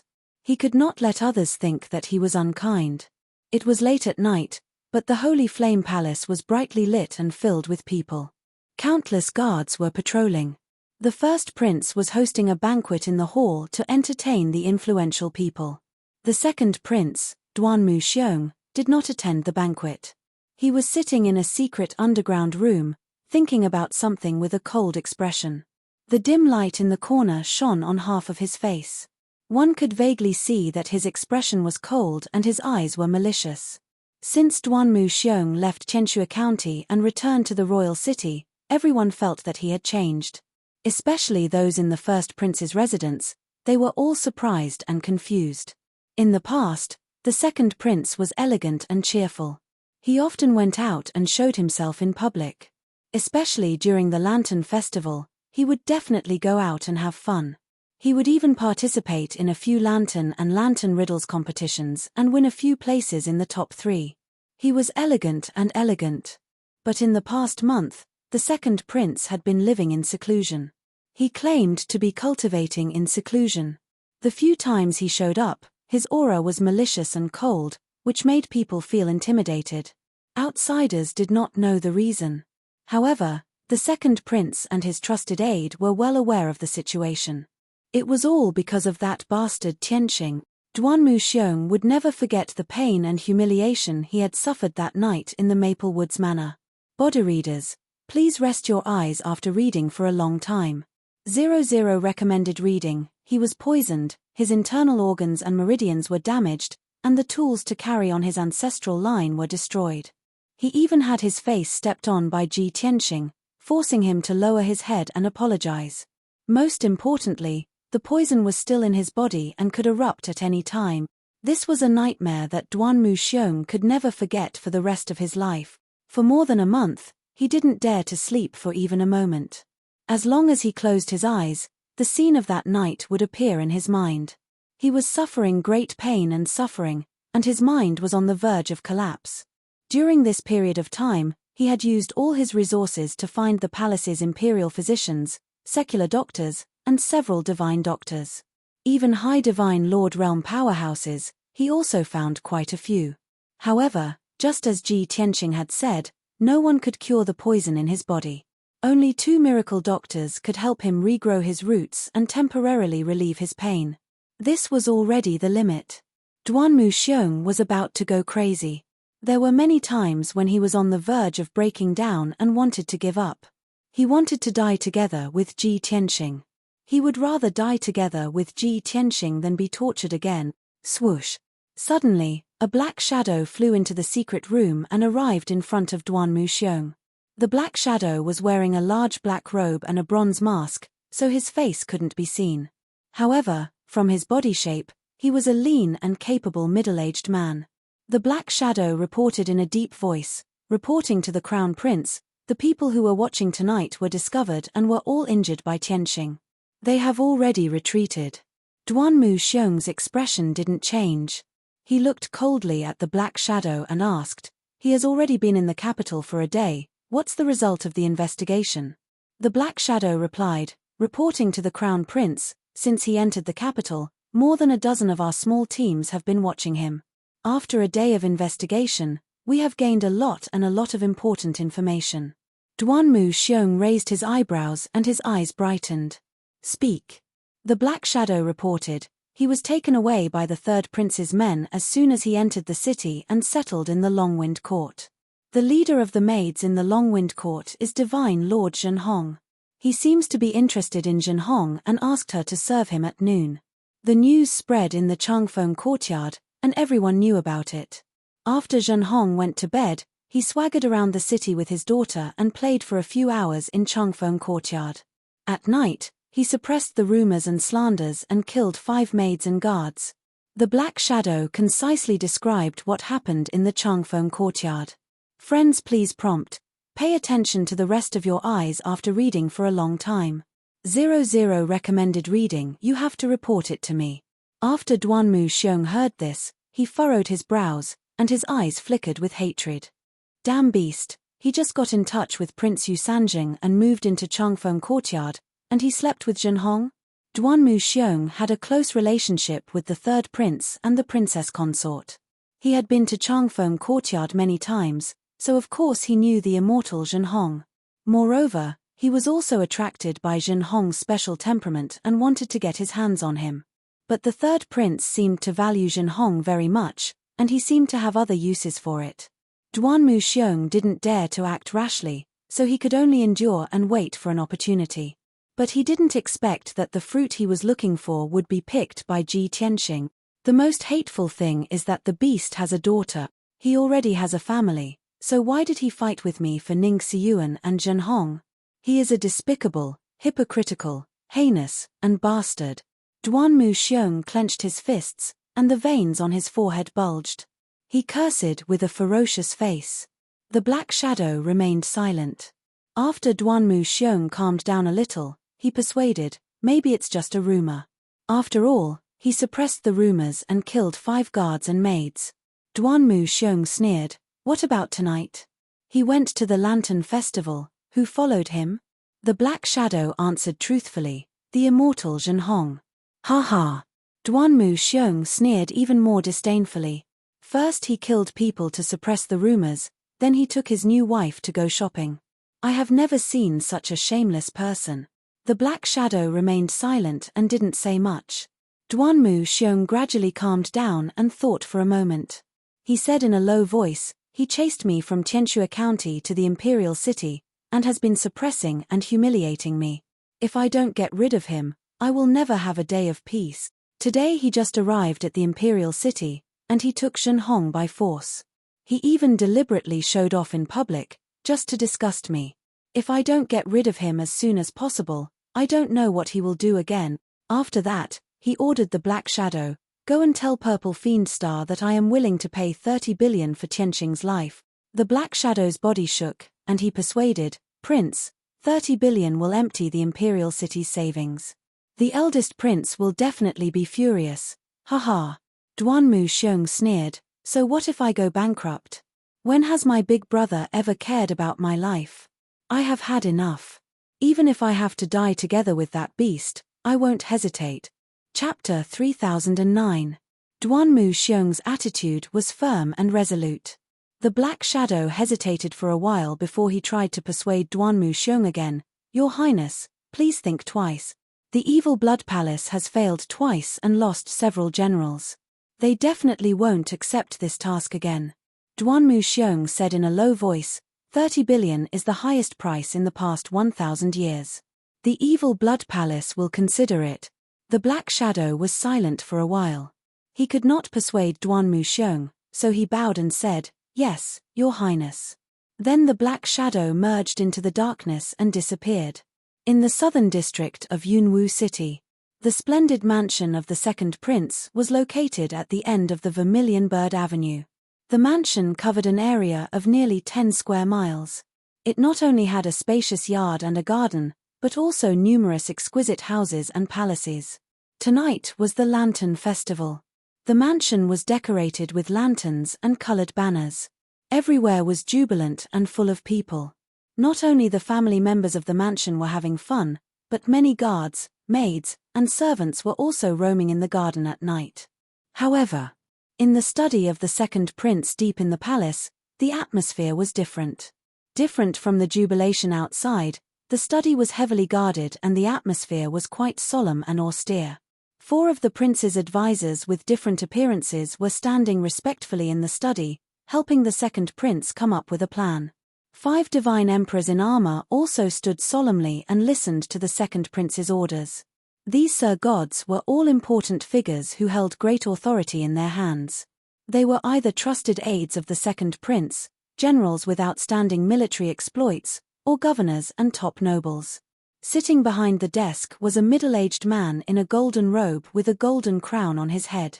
He was the second prince. He was tall and sturdy with a dignified appearance. His bell-sized eyes were shining brightly and exuded awe-inspiring majesty. He had a goatee on his chin, which was neatly combed. His temples were white, but his thick eyebrows were slanted to his temples. This second prince was clearly a man of great talent and bold vision. Just a moment ago, the second prince had finished discussing some important matters with his aides and confidants. After he made his decision and gave the order, the armored confidants all saluted to show that they had obeyed the order. The second prince waved his hand, indicating for everyone to leave. The confidants hurriedly saluted and left the study one after another. Only the second prince and his 4 advisors were left in the study, and they soon quieted down. For many years, the second prince had been eager to recruit talents and had recruited many capable people. There were more than 1,000 diners in the prince's mansion. Among the nearly 1,000 people with special abilities, more than 40 of them were exceptionally talented and were hired by the second prince as his aides. Normally, these aides would rack their brains to help him plan and deal with all kinds of affairs. The 4 aides in the study were the elites and leaders of the group of aides. Especially the white-haired old man in the lead. He wore the attire of an immortal and learned scholar, and he held a silver horsetail whisk with both hands, causing him to seem extremely unfathomable. This person was the chief advisor, Yang Long Celestial Lord. The second prince leaned back in his large chair and closed his eyes to rest. His hands were rubbing the space between his eyebrows. He seemed to have a lot on his mind. Lord Yang Long bowed slightly and calmly reported, Master, it has been an entire day since Tianqing entered the capital. Many things have happened in this day. First, he was taken to the Longwind courtyard by the third prince's people for a temporary stay. Lord Yang Long reported to the second prince all the information that his spies and scouts had brought back to him. The second prince closed his eyes and listened quietly. No one could see any change in his expression. After a while, Lord Yang Long finished reporting everything that had happened in the day. Only then did the second prince open his eyes, and the corners of his mouth curled into a cold smile. He seemed to be talking to himself. Tianqing just moved into the Longwind courtyard, and he let the captain of the maidservants serve him in bed. Ha ha, that kid is vicious, but he is not a shallow person. This must be the third prince's honey trap. He wants to completely trap that kid and tie him to his chariot. Lord Yanglong nodded in agreement and said with a smile, "Master is wise." Judging from Tianxing's previous behavior, he is not the kind of person who is attached to women. The incident of serving him in bed was most likely the third prince's honey trap. But Tianxing then let his daughter appear and took her to stroll around the long-winded courtyard for several hours. At night, they suppressed the rumors and slanders and executed a few guards and maids. These two things are signals. Tianxing strongly and clearly expressed his position. Obviously, he is not willing to accept the third prince's honey trap, nor does he want to be the third prince's vanguard general. The second prince listened with a smile and showed a satisfied expression. Then tell me, what is the situation between Tianxing and the third prince? Lord Yanglong thought for a while and said in a serious tone, "They are neither friendly nor distant. On the surface, they seem to be allies, grasshoppers tied to a string. But in fact, Tianxing and the third prince are not of one mind." Another hunchbacked aide added, "Judging from Tianxing's past behavior, he is very arrogant and will not submit to anyone. Even when facing the third prince, he only treats him as a friend, not as his master." Another middle-aged aide in a purple robe said with a serious expression, "Tianxing is an extremely cunning person. He has long understood the situation in the capital. Even if he is very close to the third prince, he will not truly rely on the third prince. He knows better than us that only by waiting for the right price can he seize the greatest benefit. Once he is eager to pledge loyalty to the third prince, his value will be greatly reduced." Several aides spoke one after another, expressing their views on Tianxing. After they finished, the second prince nodded and said in a serious tone, "That's right. Your analysis is correct and comprehensive. Tianxing and the third prince's state shows that they are not completely united. We still have a chance." "A chance?" Lord Yanglong frowned in confusion and asked, "My lord, what do you mean?" The second prince's lips curled into a cold smile. "Even though Tianxing and I have a deep grudge against each other, he only killed my men and stole my belongings. There is no direct enmity between him and this king. At this critical moment, I am magnanimous and will not pursue him for the time being. In addition, I have been fighting openly and covertly with the third prince for so many years and have been able to maintain a balance without any results. Now, the fifth prince has appeared out of nowhere and is about to be crowned crown prince. At this time, we should set aside our prejudices and grudges and work together with the third prince to deal with the fifth prince. If I were to discuss cooperation with the third prince, he would definitely refuse. Tianxing has come at the right time. We will try to rope him in and use him as a bridge. I believe the third prince will agree." The aides thought for a moment and showed expressions of agreement. Lord Yanglong also smiled. "That's right. As long as we can convince Tianxing, we can force the third prince to agree to the cooperation. This subordinate is willing to step forward and help the lord with his troubles." Chapter 30:10. Yanglong wanted to share the burden and solve the problem. In fact, he was the one who invited Tianxing on behalf of the second prince. The second prince nodded without hesitation. "All right, I'll leave this matter to Yanglong." After a short pause, he continued, "Let's set the meeting place at Chengyang Villa in the western suburbs. There are many people in the city, and Tianxing is being watched by all forces. He must be on guard. He'll be relieved to meet me outside the city." Yanglong bowed and said, "Yes, Your Highness. I'll do it right away." After that, Lord Yanglong bowed and left the study. The three aides stayed and were about to report other things to the second prince. Just then, a beam of spiritual light flew from the night sky and landed in front of the second prince. When the spiritual light dissipated, a message jade slip appeared. There was a special purple symbol on the slip. The second prince knew it was a secret message from Zisha Xing. Zisha Xing was the vice palace master of the Evil Blood Palace. Usually, Palace Master Xue Xing cultivated in seclusion and rarely showed up. He was one of the most mysterious experts in the entire Bloodfire Divine country. Zisha Xing was basically in charge of the affairs of the Evil Blood Palace. But many people knew that the Evil Blood Palace had taken refuge with the second prince. Therefore, Zhishashing had to ask the second prince for help when he encountered a difficult decision. The second prince picked up the slip and read it with his divine sense. After a while, he threw the slip on the table and sneered. That idiot Duanmu Xiong can't sit still anymore. Tianqing has only been in the capital for a day, and has already lost his mind. He's willing to spend 30 billion god stones to ask the evil blood palace to kill Tianqing. The three aides showed complicated expressions when they heard the news. The hunchbacked aide bowed slightly and said, "My lord, our main task now is to prevent the fifth prince from becoming the crown prince. To deal with the fifth prince, we have to win over Tianqing and cooperate with the third prince. Therefore, Tianqing is still useful for the time being. We can't kill him." The purple-robed aide also nodded in agreement and said in a disdainful tone, "Second prince is young and full of vigor, but he is not good at scheming. It will be difficult for him to achieve great things. I heard that he was interested in the captain of the maid team in Changfeng courtyard. He must have heard about what happened today, which was why he was so angry. A mere captain of the maidservants is enough to make him lose his composure." Sigh.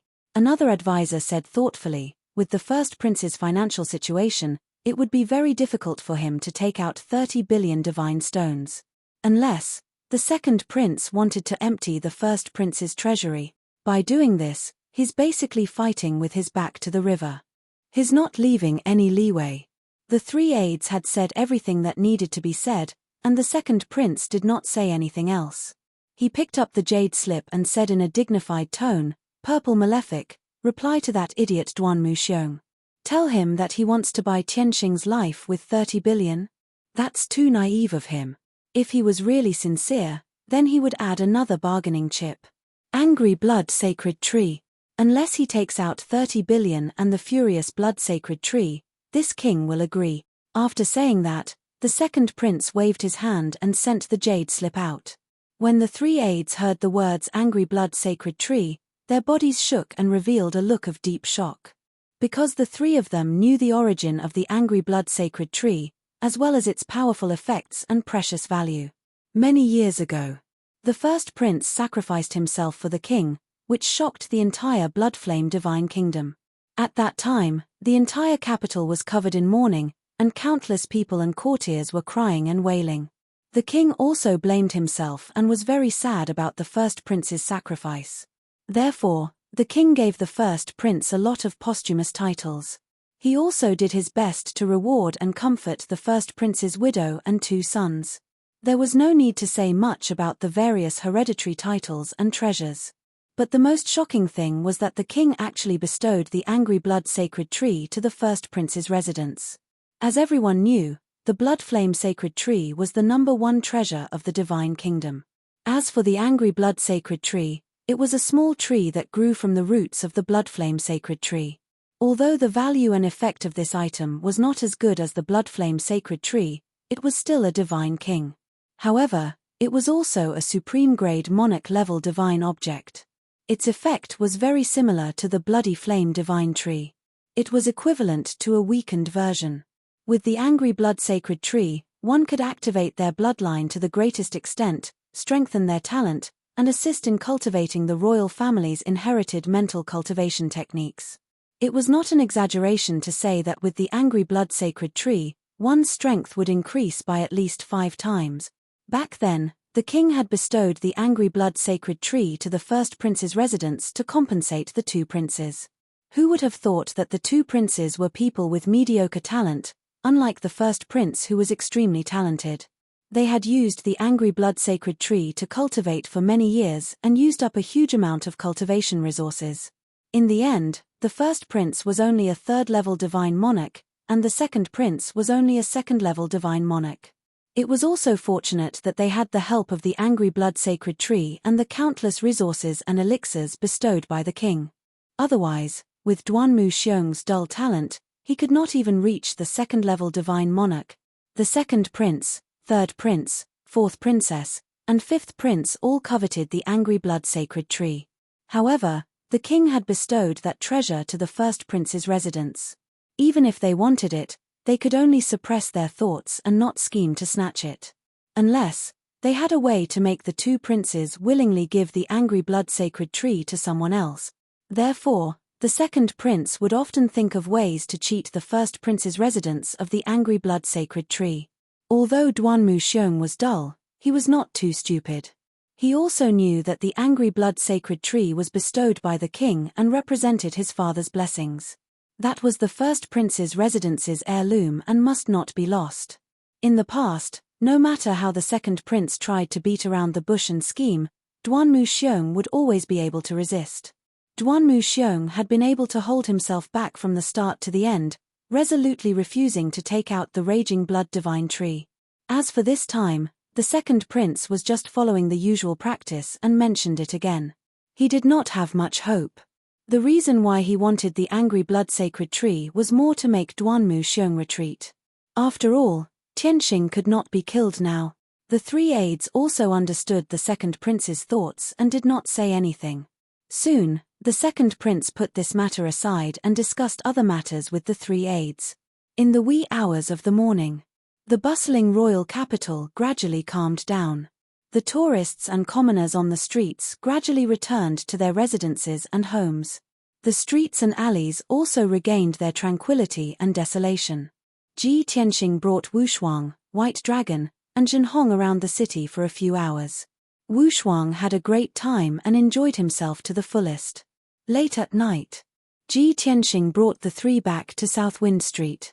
The carriage had been waiting there, and the coachman stood there respectfully. Everyone boarded the carriage and returned to Long Wind Courtyard. 15 minutes later, the carriage arrived at the gate of Long Wind Courtyard and stopped.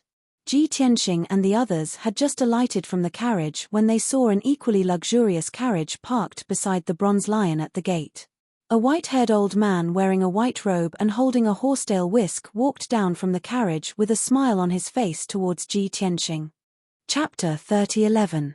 This white-haired old man was the second prince's chief of staff, Emperor Yang Long. He walked to Ji Tianxing with a horsetail whisk and bowed with a smile. "Greetings, young master Tianhang. I am Yang Long." Ji Tianxing and the others stopped and looked at Celestial Lord Yang Long. Yang Long?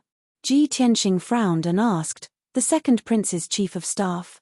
He had investigated the second prince's background. Therefore, he knew about Emperor Yang Long. He also knew that this person's strength was a 7th-degree realm high god monarch. "That's me." Celestial Lord Yang Long bowed and replied with a smile. Ji Tianxing asked calmly, "Lord Yang Long, are you here on behalf of the second prince to send me a message? Or are you inviting me to be your guest?" Celestial Lord Yang Long showed a look of admiration and said, "I've long heard that Mister's wisdom is unparalleled. Now that I've seen it with my own eyes, I'm truly impressed. You are right. I am here on behalf of the Lord to invite you to Chengyang Villa in the southern suburbs." Ji Tianxing had known for a long time that the second prince was good at scheming. He was a ruthless and cunning person. Even though he had a feud with the second prince, they were like fire and water. But at the critical moment, the second prince would definitely make compromises after weighing the pros and cons. Especially this time when the king wanted to make the fifth prince the crown prince. The second prince and the third prince were caught off guard and would definitely work together to stop the fifth prince. They had been fighting openly and secretly for many years and had a deep grudge against each other. Even if they wanted to work together, they couldn't do it face to face. They needed a bridge. Ji Tianxing knew that he was the best candidate. Therefore, before he entered the imperial city, he knew that the second prince would try to rope him in. As expected, God Lord Yang Long came tonight. Southern suburbs. Chengyang Villa. Ji Tianxing raised his eyebrows and said with a playful smile, "The second prince chose a villa outside the city. I am afraid this is not a good banquet." Celestial Lord Yang Long looked solemn and quickly explained, "You've misunderstood. My lord is thirsty for talents and has long noticed young master's talent. He wants to make friends with you. Now that the young master has come to the capital city, as the host, the master must take advantage of this opportunity to entertain you with a banquet. Don't worry, young master. Master is inviting you to be a guest with great sincerity. He definitely has no ill intentions." Ji Tianxing thought for a moment, then nodded and said, "All right, wait here for a moment." Seeing that he had agreed to attend the banquet, Lord Yanglong was secretly relieved.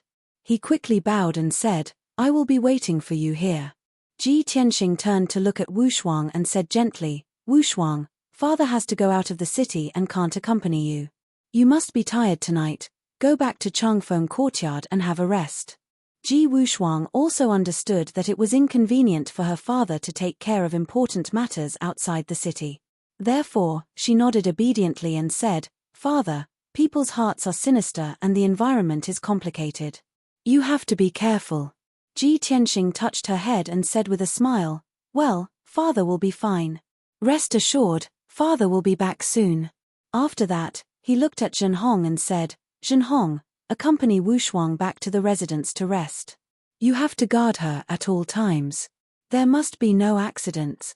Zhenhong nodded without hesitation and said solemnly, "Rest assured, young master. Changfeng courtyard is heavily guarded. There will be no accidents." Ji Tianxing did not say anything more and waved them away. He watched Zhenhong and Wu Shuang enter Changfeng courtyard, then walked to Celestial Lord Yanglong with the white dragon.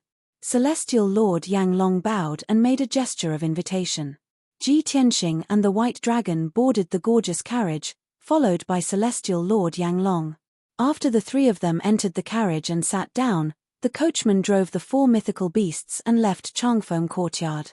This luxurious and reserved carriage sped through the night and soon arrived at the West City Gate. After leaving the capital, the carriage flew into the night sky and went straight to the western suburbs. Chengyang Courtyard was one of the properties under the second prince's name. This beautiful, secluded, and elegant residence was located on Mount Chengyang, 9,000 miles away from the imperial capital. The courtyard covered an area of thousands of acres. It was beautifully and elegantly built. It had a simple and elegant temperament.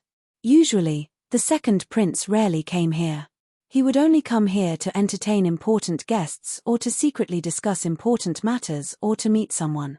The courtyard was covered by a powerful divine formation and was guarded by hundreds of guards. The degree of security was no less than the Changfeng courtyard of the third prince. Just a quarter of an hour later, the carriage arrived at the gate of Chengyang courtyard. Celestial Lord Yanglong took Ji Tianxing and the white dragon into Chengyang courtyard. The three of them passed through two courtyards and a garden. They arrived at the third courtyard and walked toward the splendid guest hall. Along the way, Ji Tianxing and the white dragon secretly observed the layout of the courtyard and the distribution of the defenses. Bai Long quietly reminded Ji Tianxing through telepathy, "Master, this courtyard is heavily guarded, and there are divine formations everywhere. If the second prince has evil intentions, I'm afraid we will be in danger. It will be very troublesome." Ji Tianxing waved his hand and said, "The second prince is not stupid. He is not an impulsive person. He knows better than anyone that he can't do anything to me at this juncture. Moreover, I have already checked. There are no large numbers of experts in the courtyard. It should be safe." The white dragon felt relieved after hearing this. Soon, the three of them stepped into the guest hall. As soon as they entered the brightly lit hall, Ji Tianxing saw a large table in the middle of the hall. It was filled with delicious food and wine. More than a dozen young and beautiful maids were standing respectfully in attendance. The second prince, who was wearing a golden robe, was sitting on the main seat and waiting patiently. Celestial Lord Yanglong walked toward the second prince and reported, "Master, young Master Tianxing is here." The second prince immediately stood up and looked at Ji Tianxing with a smile. He cupped his hands and bowed, "I have heard of young Master Tianxing's name and deeds. I admire you. To be honest, I have been friends with you for a long time. To be able to invite young Master here as a guest tonight, this prince is truly fortunate." The second prince laughed heartily and walked toward Ji Tianxing with open arms. He wanted to give him a warm hug. His forthrightness and enthusiasm were a bit too much. Ji Tianxing frowned but did not show it on his face. He was 10 steps away from the second prince. He cupped his hands and bowed, "Greetings, Your Highness. It is my honor to be invited by the second prince." He politely refused the second prince's hug and enthusiasm. The second prince knew what was going on. Disappointment flashed in his eyes, but he did not show any embarrassment on his face. He retracted his arms without leaving a trace and pulled Ji Tianxing's sleeves instead, inviting him to take a seat in the guest seat. Good wine and food have been prepared. Young master, please take a seat. Let's drink a few cups. As he spoke, the second prince picked up the wine pot and personally poured wine for Ji Tianxing. Chapter 30:12. The second prince held Ji Tianxing's hand and drank to his heart's content. 12 young and beautiful maids were waiting on the two of them respectfully. There were also a few musicians playing beautiful music, and a dozen or so enchanting dancers dancing gracefully in the hall. The second prince had put a lot of effort into this banquet to entertain Ji Tianxing. On the surface, he and Ji Tianxing seemed to be enjoying themselves. But the second prince's excessive enthusiasm made Ji Tianxing and the white dragon wary. Bai Long had been standing behind Ji Tianxing, acting as his bodyguard. Just like Lord Yanglong, he stood behind the second prince. But the difference was that the white dragon was expressionless and silent. Lord Yanglong smiled and occasionally added a few words to liven up the atmosphere, flattering and winning over Ji Tianxing on behalf of the second prince. The banquet lasted for almost 2 hours. During this time, the second prince was quite enthusiastic about Ji Tianxing, as if he regretted not having met him sooner. At the same time, he also hinted at his intentions. He wanted to drive a wedge between Ji Tianxing and the third prince. He offered more attractive terms to win over Ji Tianxing. Ji Tianxing rejected him without any hesitation. The second prince did not feel awkward. After easing the atmosphere, he continued to win over Ji Tianxing. After all, the second prince was prepared that Ji Tianxing would not be loyal to him. He was just testing him and did not have much hope. His main purpose was to cooperate with Ji Tianxing and force the third prince to work with him through Ji Tianxing. However, after the second prince expressed his intention, Ji Tianxing was still indifferent. There was neither a promise nor a clear rejection. He just said that he did not care about the affairs of the divine nation and did not want to get involved in the feuds and struggles of the royal family. Moreover, he only wanted freedom and peace. He could only represent his own position and could not make decisions for the third prince. After the second prince understood his position, he became more disappointed. 2 hours later, the banquet ended. What the second prince wanted to say and what he wanted to express had been expressed clearly and completely. Ji Tianxing also gave a corresponding answer. He wasn't loyal to anyone, nor did he have any ambitions, so he didn't need to work with anyone. On the surface, both parties were still enjoying themselves. But the secret confrontation was over, and the result was not satisfactory to the second prince. The atmosphere between them was somewhat cold, and they parted on bad terms. Ji Tianxing stood up and said goodbye without changing his expression. He thanked the second prince for his hospitality. The second prince got up to see him off and warmly urged Ji Tianxing to stay. He also invited him to visit the prince's mansion next time. Ji Tianxing clearly refused.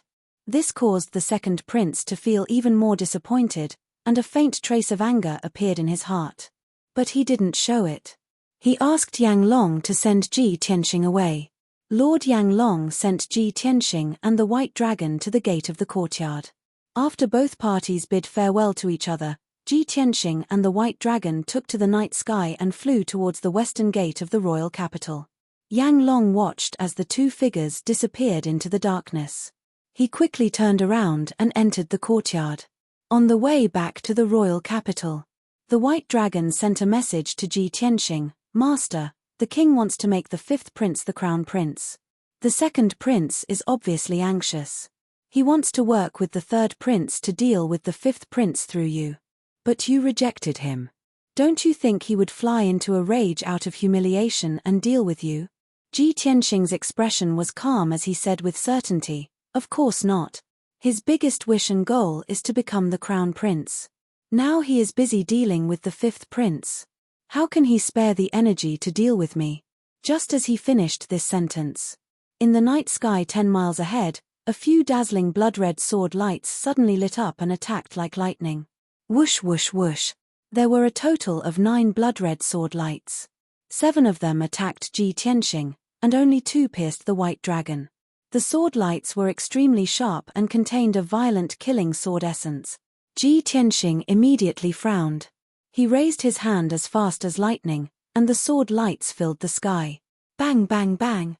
Dozens of dazzling golden sword lights collided with the blood-red sword lights, and there was a loud dull sound. The 9 blood-red sword lights were all blocked and shattered.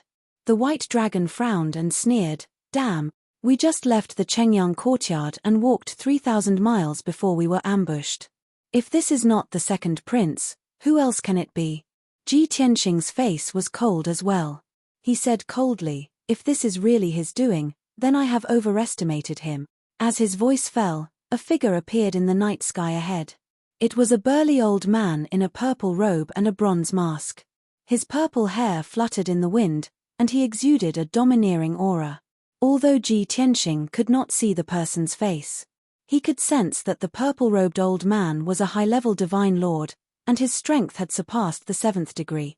At this moment, 2 figures appeared in the night sky on both sides. The figure on the left was a skinny divine clan member in a black robe, and he wore a skull mask. The one on the right was a man as strong as an iron tower. He wore dark golden armor and held 2 large sabers. These 2 were also high-level divine lords, and they both had the strength of the 7th degree. A total of 3 divine lords surrounded Ji Tianxing and the white dragon, and they were filled with a strong murderous aura. The white dragon looked around and sneered, "This place is less than 3,000 miles from the royal city. How dare you set up an ambush here? How audacious! Tell me, who is the master behind you? Is it the second prince?" The divine lords on both sides did not speak. The purple-robed old man, who was the strongest, said in a hoarse voice, "People who are bound to die do not need to know the truth." This answer seemed to agree with the white dragon's words. The white dragon was about to ask when the purple-robed old man had already attacked. He waved a blood-red sword and slashed out sword lights. Swoosh swoosh swoosh. Hundreds of violent and sharp sword lights sealed off the area, drowning Ji Tianxing and the white dragon's figures.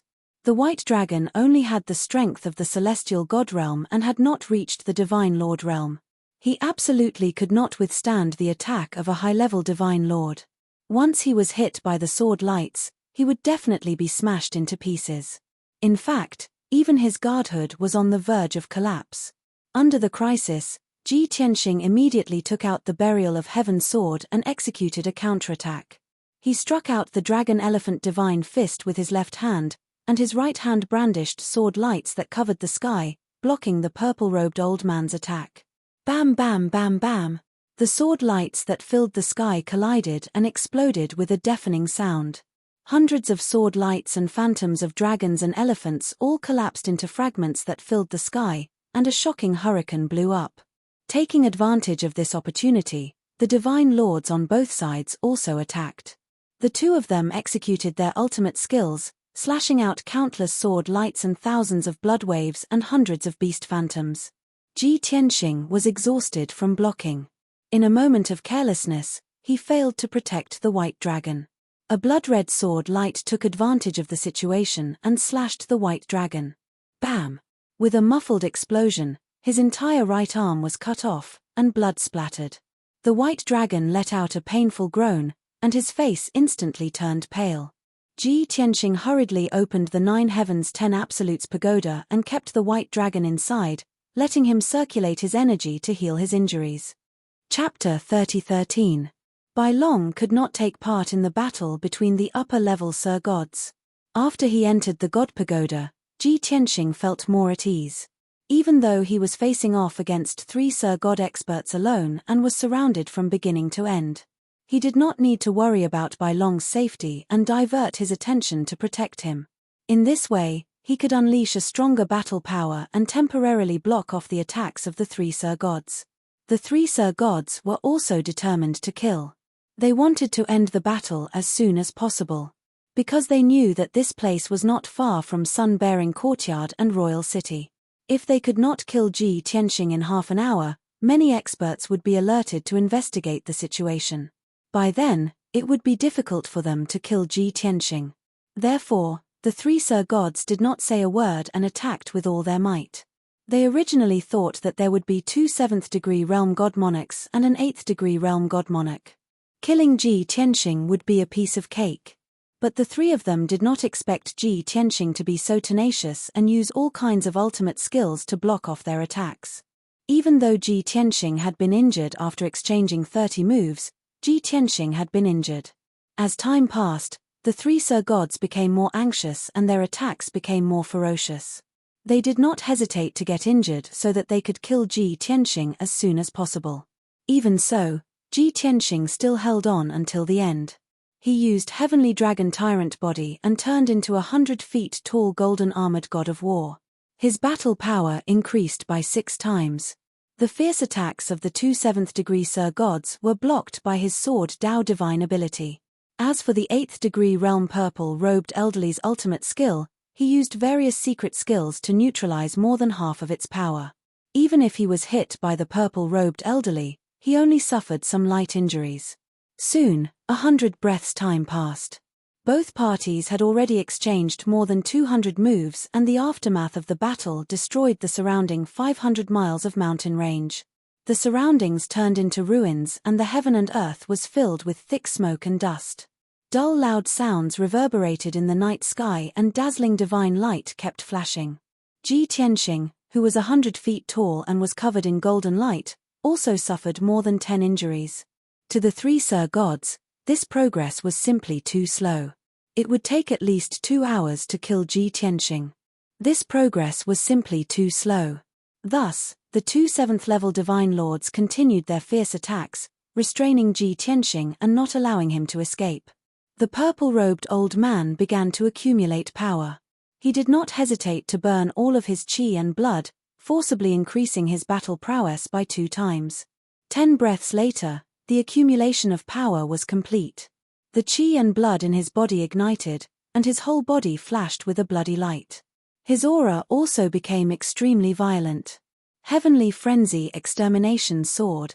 The purple-robed elder held the sword with both hands, and like a blood-red whirlpool, he madly devoured the divine power within a radius of tens of thousands of miles. His battle intent and aura rose crazily, reaching an extremely terrifying level. When his aura reached its peak, he held the divine sword with both hands and slashed at Ji Tianxing with all his might. This sword was the pinnacle of his skills. Its might was extremely powerful, and it gathered the divine power of heaven and earth for tens of thousands of miles, ruthlessly suppressing Ji Tianxing. Everything within a radius of 150 miles was locked down, making it impossible for Ji Tianxing to escape or dodge.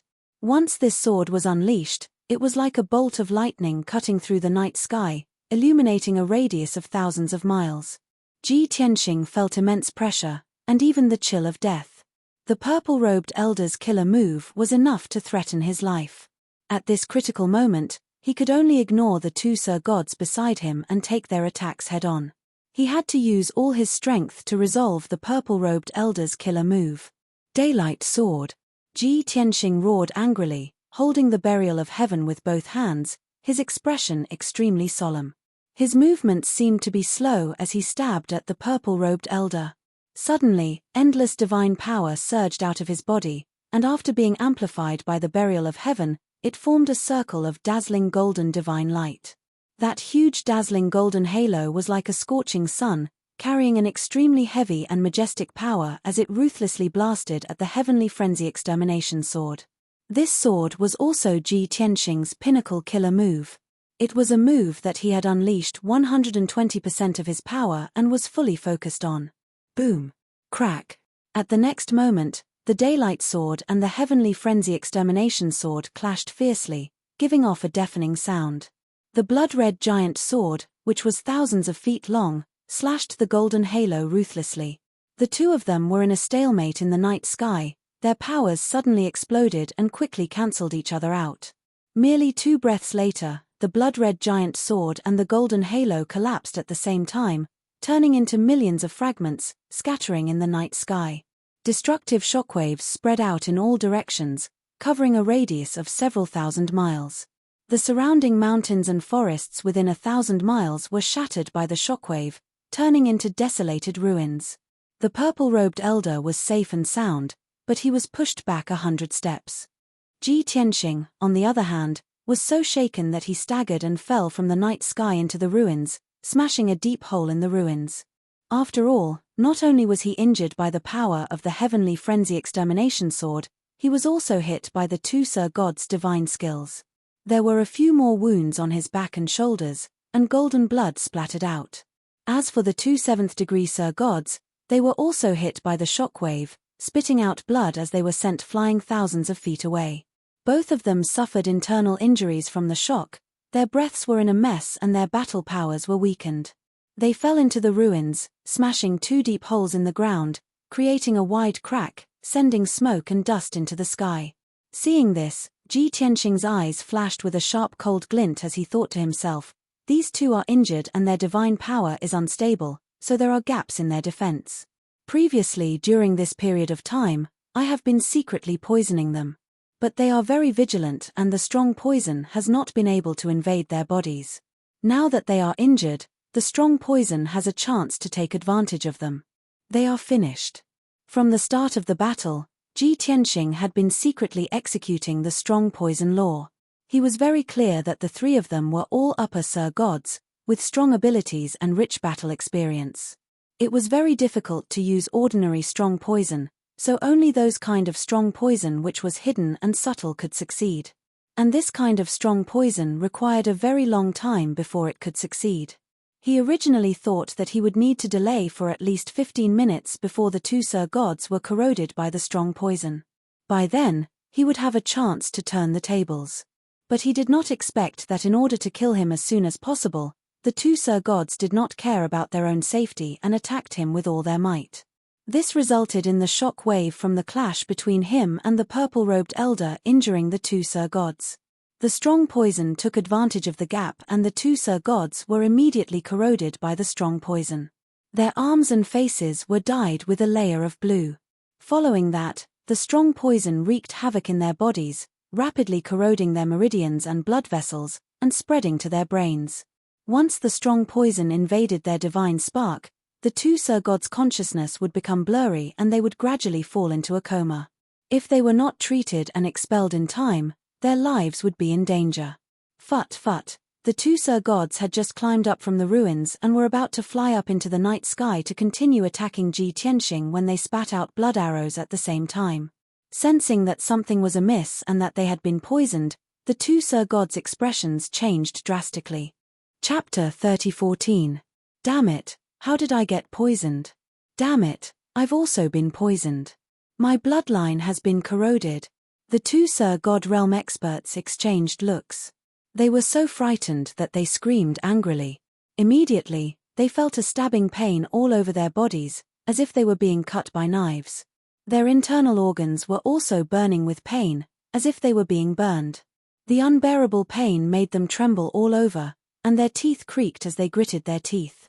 We already knew that the little bastard was good at using poison, so we were very cautious. But we didn't expect that we would still fall into his trap.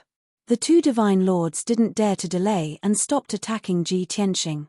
They hurriedly circulated their energy to expel the poison. Seeing this, Ji Tianxing ignored his injuries and charged over with the burial of heaven.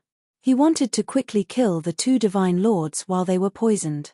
Only then could he focus on dealing with the purple-robed elder. Unfortunately, Ji Tianxing was stopped by the purple-robed elder just as he flew out with his sword.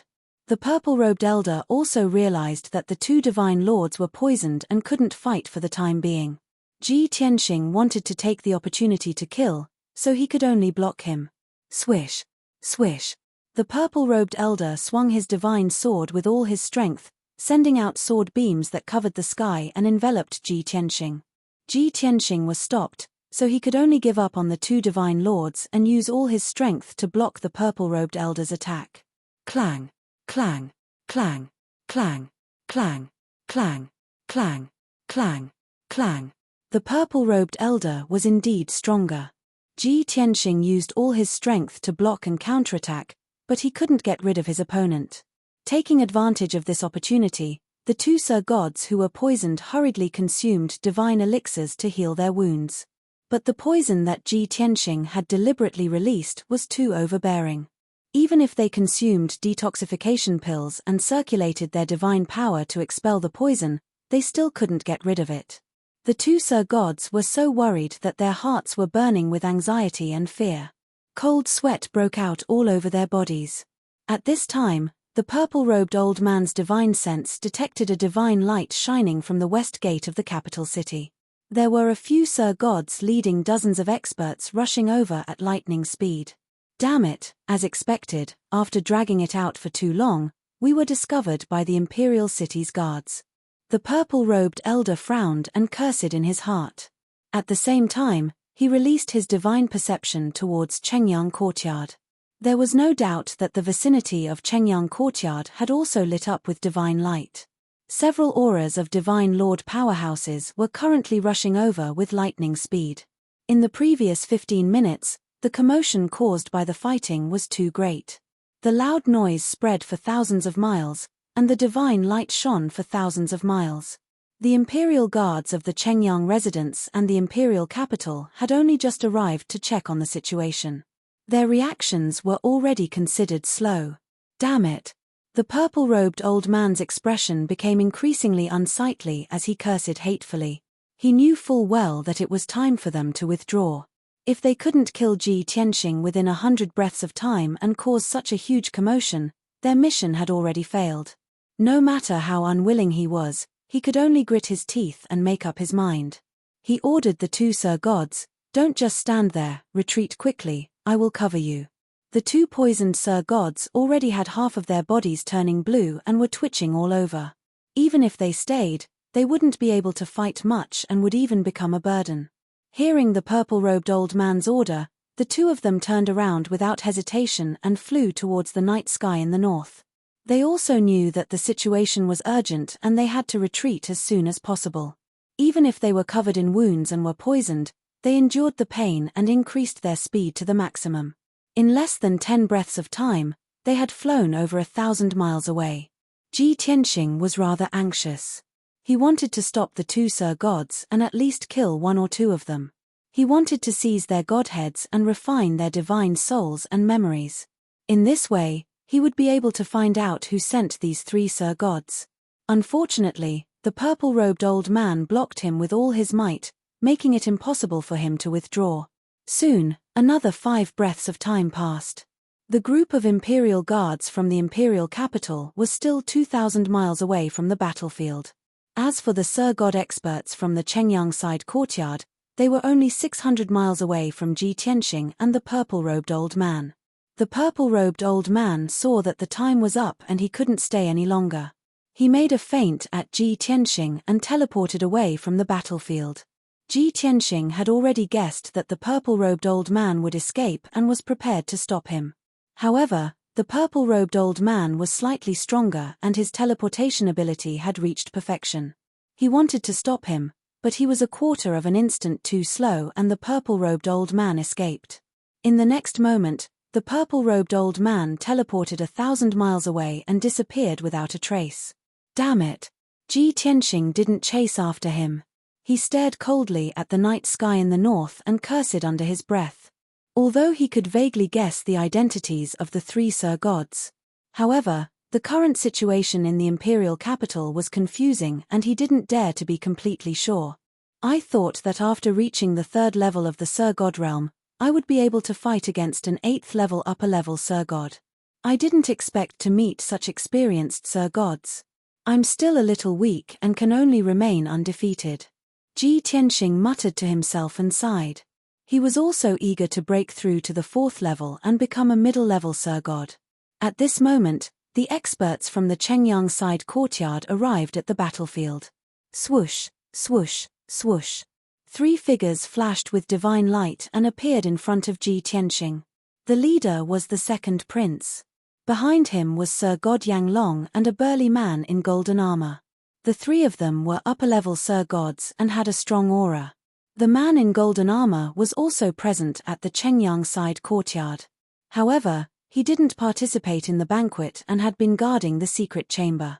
Ji Tianxing used his divine senses to check the situation in the side courtyard and sensed the aura of this person. After the 3 of them arrived, Their gazes gathered on Ji Tianxing and they sized him up. He had already returned to his original appearance. His long hair was messy and his white robe was tattered and stained with blood. Seeing that his life wasn't in danger, the second prince heaved a sigh of relief. "Young Master Tianxing, what's going on?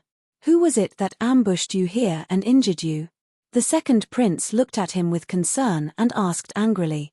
Ji Tianxing said calmly, "The 3 upper-level Sir Gods all hid their true faces. I don't know their identities or origins." Hearing this, the second prince's eyes flashed with a hint of surprise. Sir God Yang Long and the man in golden armor were also shocked and in disbelief.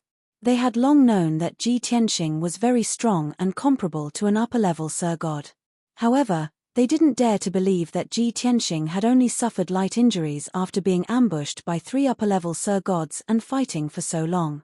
If it were them, they definitely wouldn't be able to do it.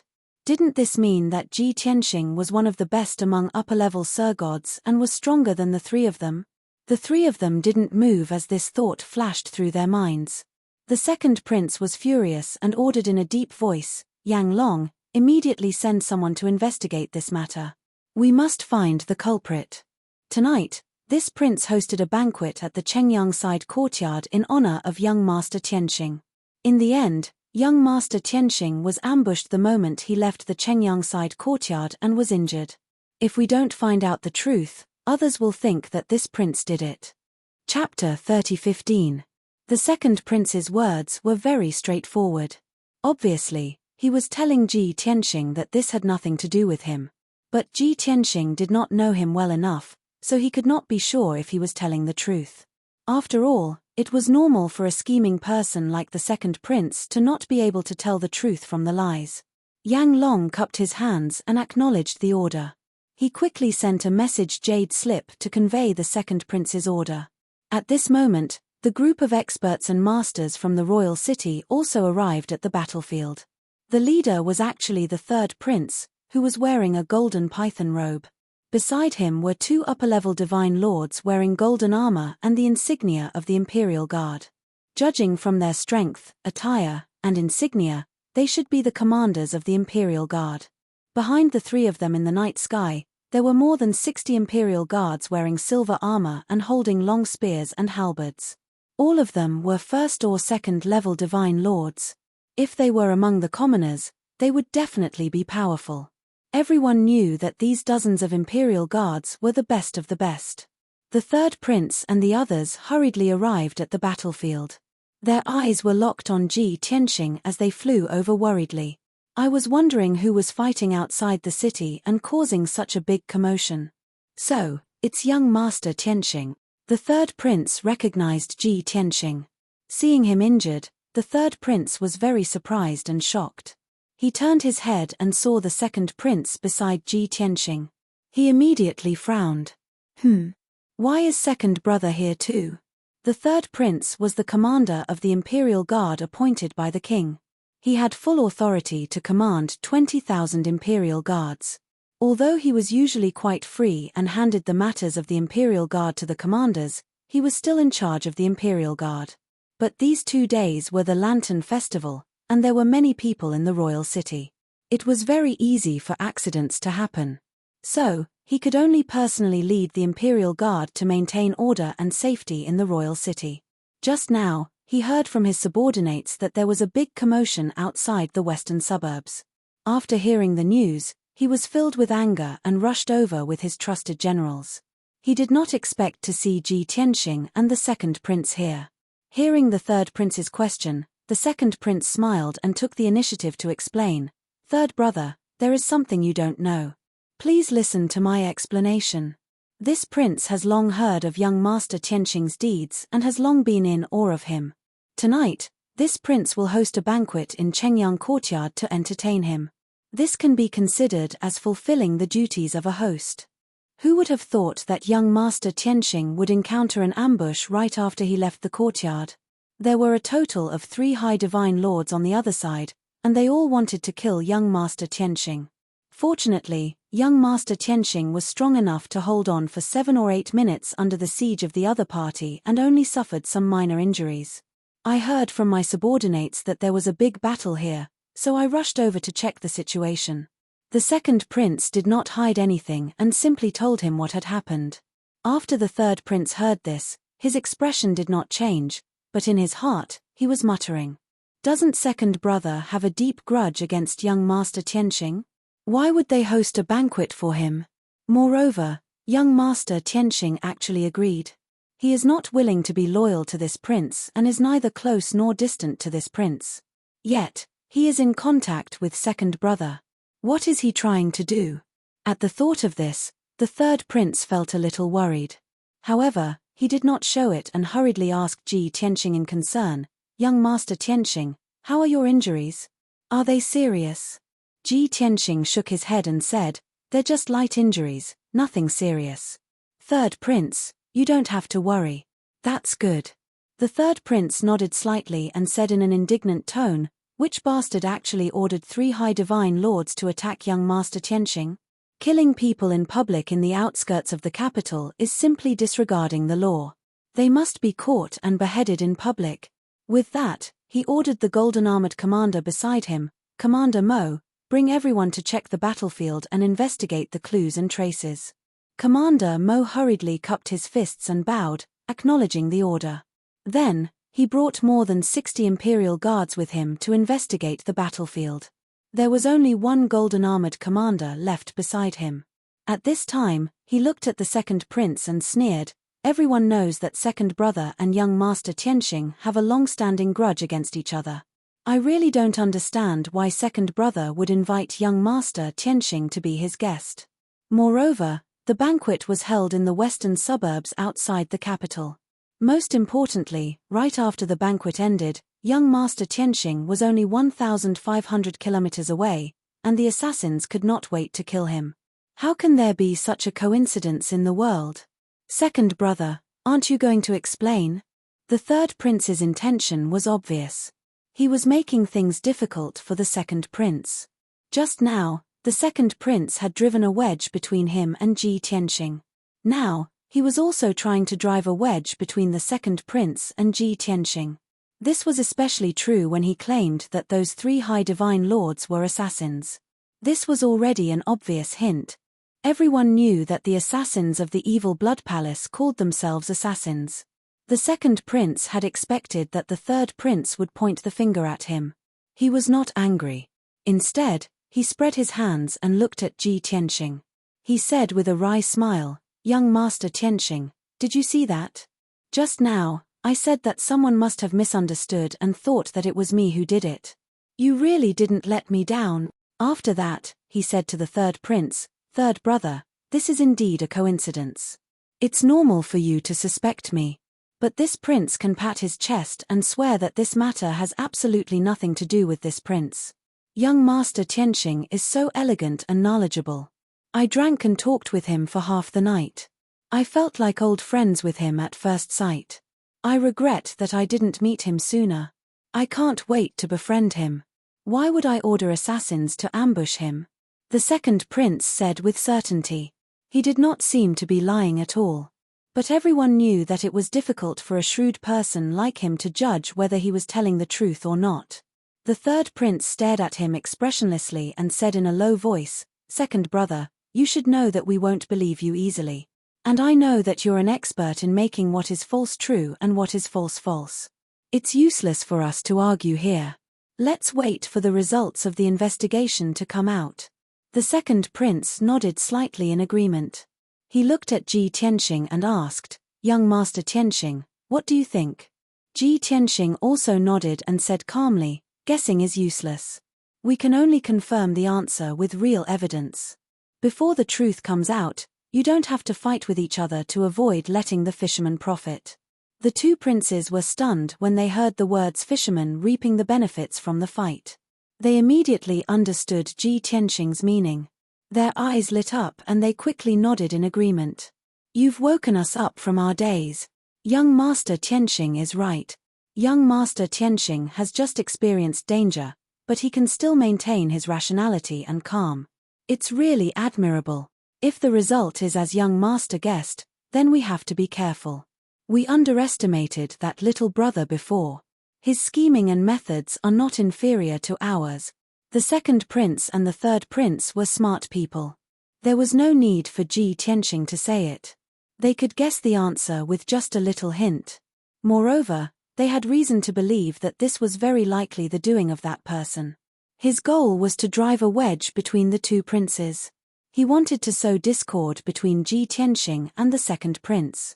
Chapter 30:16. The matter of Ji Tianxing being ambushed had more or less taken shape.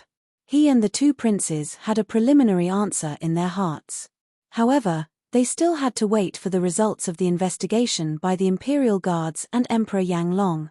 If Yang Long and the commander of the Imperial Guards could find some clues and evidence on the battlefield, that would be great. Time passed quietly. Ji Tianxing and the two princes waited patiently. Unknowingly, a quarter of an hour passed. Emperor Yang Long and the man in golden armor searched the battlefield within a radius of 1,000 miles twice, but found no useful clues. They returned to the second prince to report.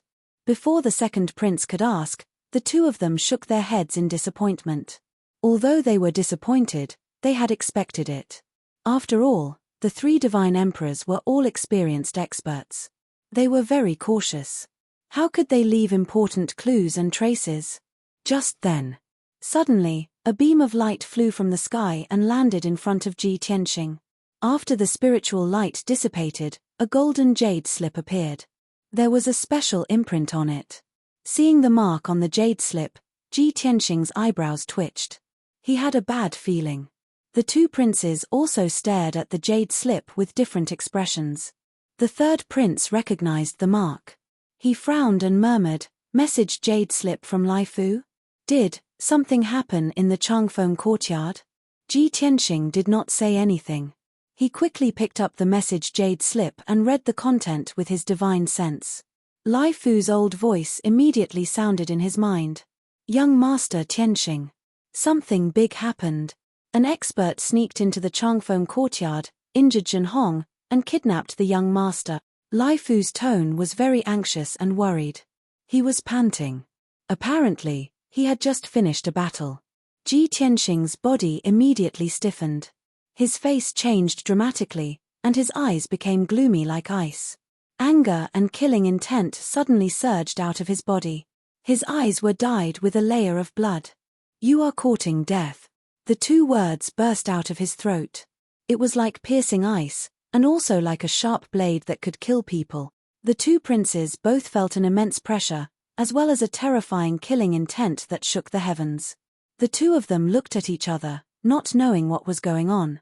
However, they all knew very well that Ji Tianxing was truly enraged and was about to start a massacre. That's strange.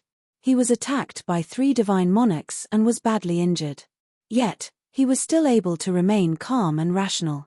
What exactly happened to make him so angry? The two princes were puzzled.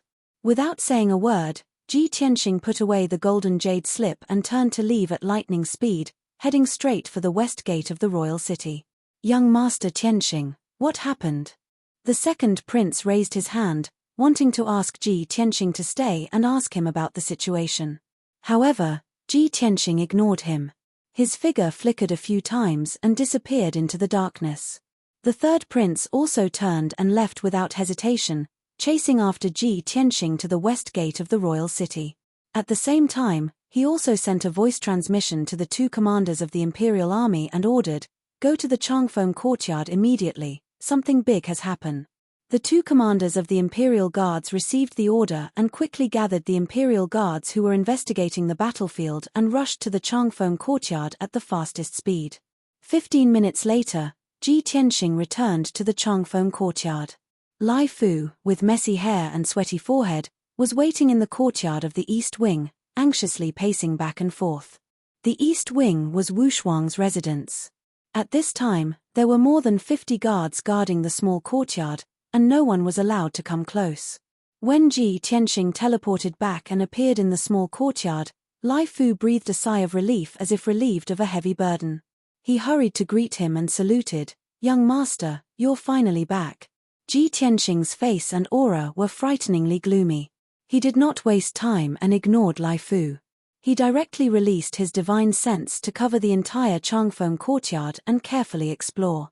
He saw that the east wing, which covered an area of 100 feet, had become dilapidated. More than a dozen houses had collapsed, and many broken fences and walls were exposed in the ruins. There were also several ravines in the small courtyard, and the defensive formation had long been broken. Obviously, there had been a fierce battle here. Although the destructive power was very strong, the two sides fought for a very short time. Based on this, Ji Tianxing was able to deduce that. After the assassins sneaked into the east wing, they defeated Zhen Hong in a few moves and took Wu Shuang away. At this time, the third prince also rushed back and landed in the small courtyard. Lai Fu hurried to greet him and respectfully bowed. "My lord, why are you here?" The third prince did not answer. His face was very serious, and his heart was heavy. After all, the Changfeng courtyard was his property.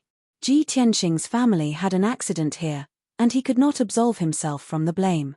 If he did not handle it well, it was likely to cause Ji Tianxing to break with him. Therefore, he must treat it seriously. While exploring the small courtyard with his divine sense, he asked Lai Fu, "What happened?" Lai Fu did not dare to be long-winded, and answered concisely, "Tonight, the young master is resting in the bedroom, and Zhen Hong is guarding outside the door.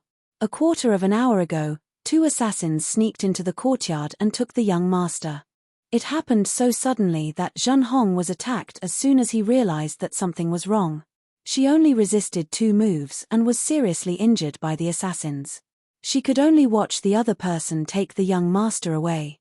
When I heard the fighting, I immediately came to check the situation. At that time, the 2 assassins had already escaped with the young master. Zhen Hong was seriously injured, and I wanted to heal her. But she refused. She said that she must not disappoint young Master Tianxing's trust. Even if she had to exchange her life for it, she must save the young master. When he heard this, the third prince had already understood the general idea. He frowned and asked, "So, Zhen Hong went to chase the 2 assassins?" Lai Fu nodded and said, "Yes. I was afraid that Zhen Hong's injury was too serious and she could not hold on, so I let the 2 guard captains go with her. Then, I sent a message to young Master Tianxing and reported the news." As soon as his voice fell, Ji Tianxing had finished his investigation. He stared at Lai Fu and asked, "In which direction did they escape?" Lai Fu was startled for a moment. He pointed to the direction of the North City and said, "They went north. They have already left Yunwu City." Without saying a word, Ji Tianxing directly teleported away from Changfeng Courtyard and rushed toward the North City gate. The third prince told Lai Fu and quickly followed Ji Tianxing to the north. "After Old Mo and Old Shu come, let them take people to the north to chase." Lai Fu certainly knew that Old Mo and Old Shu were the 2 most valued imperial guards under the third prince's command. He couldn't help but be startled for a moment and murmured in confusion, "The 2 commanders took the imperial guards and followed the lord. What happened before? Didn't young Master Tianxing go to the banquet? How could the lord and young Master Tianxing be together?" Before he could figure it out, the 2 commanders of the imperial guards took more than 60 imperial guards and flew into the Changfeng courtyard like a tide. Lai Fu did not dare to delay and quickly transmitted the third prince's order to the 2 commanders. The 2 commanders received the order and quickly left Changfeng courtyard with the imperial guards and rushed to the north. Yunwu City was destined to be turbulent tonight. Wu Shuang was Ji Tianxing's reverse scale. After tonight, there would be a monstrous massacre. Fengyun Reading Network.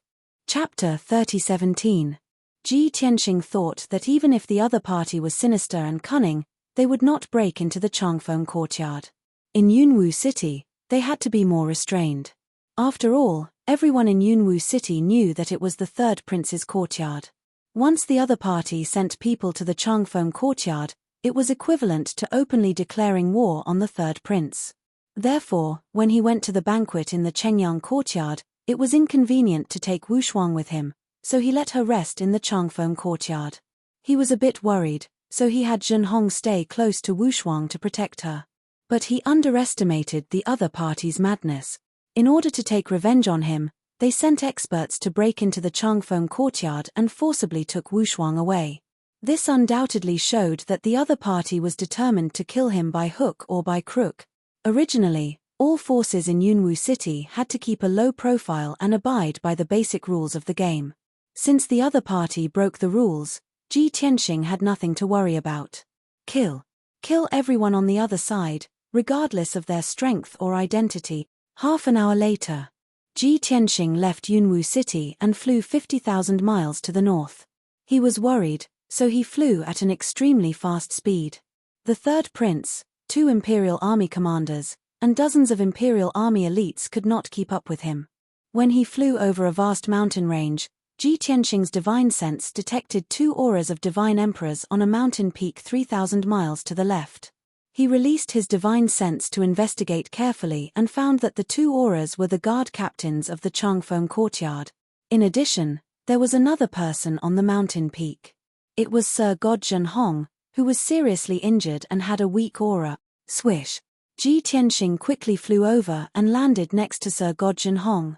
Zhenhong was lying on the grass, unconscious. Her red hair was disheveled and stained with blood, covering half of her face. She looked extremely embarrassed, and the long dress she was wearing was torn in many places, revealing several wounds. Her left shoulder was twisted, and the broken bone was exposed in the wound, dripping with blood. Especially in her chest and abdomen, there was a bowl-sized bloody hole, which was still bleeding. It was a shocking sight. Obviously, she was seriously injured and had fainted. The 2 bodyguard captains were guarding her, as anxious as ants on a hot pan. One of them helped her channel divine power to suppress her injuries. Another person fed her a divine pill and performed a healing technique to help her stop the bleeding. Seeing that Ji Tianxing had arrived, the 2 captains heaved a sigh of relief. He raised his head to greet Ji Tianxing, then lowered his head to continue working. Seeing this, Ji Tianxing frowned and said in a deep voice, "Get out of the way." The strength of the 2 guard captains was slightly lower, and their treatment methods were very mediocre. Knowing that Ji Tianxing was going to save Zhenhong, the 2 of them hurriedly retreated. Inside the heaven-mending orb, there were still thousands of life-saving divine lights that could revive thousands of martial gods. However, Zhenhong was a divine lord powerhouse. Ji Tianxing could only release all of his life-saving divine light and pour it into her body. As he extended his palms, he activated the power of the heaven-mending orb. A dense sacred white light gushed out of his palm and enveloped Zhenhong, who was seriously injured and unconscious. Soon, thousands of life-saving divine lights were injected into her body. Under the watchful eyes of the 2 guard captains, the wounds on Zhenhong's body healed at a speed visible to the naked eye. The blood stopped flowing, and the wounds healed quickly. Even her divine power was recovering quickly. Her originally weak and chaotic divine soul aura also gradually stabilized. After a few breaths, Zhenhong was out of danger. After 100 breaths, the wounds all over her body healed, and her injuries were greatly reduced. When the 2 guard captains saw this scene, they were so shocked that they were dumbfounded. They couldn't help but exclaim in surprise and disbelief. At this moment, the 3rd prince, the 2 guard captains, and more than 60 elite guards arrived at the mountain peak. Seeing Zhenhong unconscious on the ground, the 3rd prince quickly asked about her situation. After learning that she was seriously injured and unconscious, and that Ji Tianxing had healed her, the 3rd prince felt slightly relieved. Soon, Zhenhong slowly woke up. As soon as she opened her eyes, she saw Ji Tianxing, the 3rd prince, the 2 guard captains, and the 2 guard captains surrounding her. Everyone looked at her with a dignified expression, their eyes full of concern. She quickly got up and was about to salute everyone. The 3rd prince raised his hand to stop her and asked anxiously, "Zhenhong, you tracked the murderer here and fell unconscious. What about the murderer? Which direction did he escape in?" At the mention of this matter, Zhenhong's eyes dimmed, and an expression of extreme self-blame appeared on her face. She said guiltily, "My lord, young Master Tianxing, I'm sorry. Zhenhong is useless. I failed to live up to your trust and failed to protect the young lord." Ji Tianxing frowned slightly and said in a deep voice, "Let's talk about this later. Tell me first, where did the murderer escape to? Do you have any clues?" Zhenhong felt even more ashamed and lowered her head even more. "The murderer. Zhenhong is useless. I couldn't catch up with the murderer and was left further and further behind.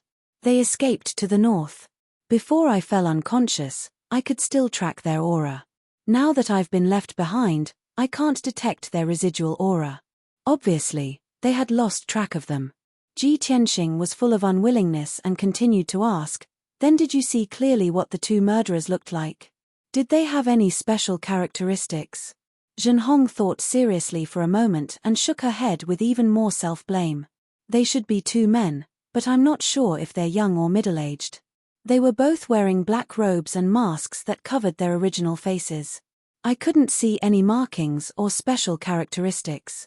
Hearing this, Ji Tianxing, the third prince, and the others looked even more disappointed. Zhenhong was the best witness and the most crucial clue about the two murderers. But now, the clue was broken. No matter how anxious Ji Tianxing was, he couldn't find the murderer's whereabouts. The third prince also understood this and hurriedly persuaded Ji Tianxing, "Young Master Tianxing, don't be too anxious. You must calm down at this time. The clue is broken. Why don't we go back to Royal City first and discuss countermeasures?" After a pause, he also said with self-blame, "I'm also deeply sorry and angry that such a thing happened. Damn the murderers, they broke into the Longwind courtyard and kidnapped Wu Shuang. This is a public declaration of war against me. The other party not only wants to take revenge on you, but also wants to sow discord between us. Young Master Tianxing, please rest assured that I also have an unshirkable responsibility for this matter. I will definitely help you save Wu Shuang." Ji Tianxing nodded and said in a deep voice, "Although the clue is broken, I'm still not reconciled. Let's continue to look for clues around."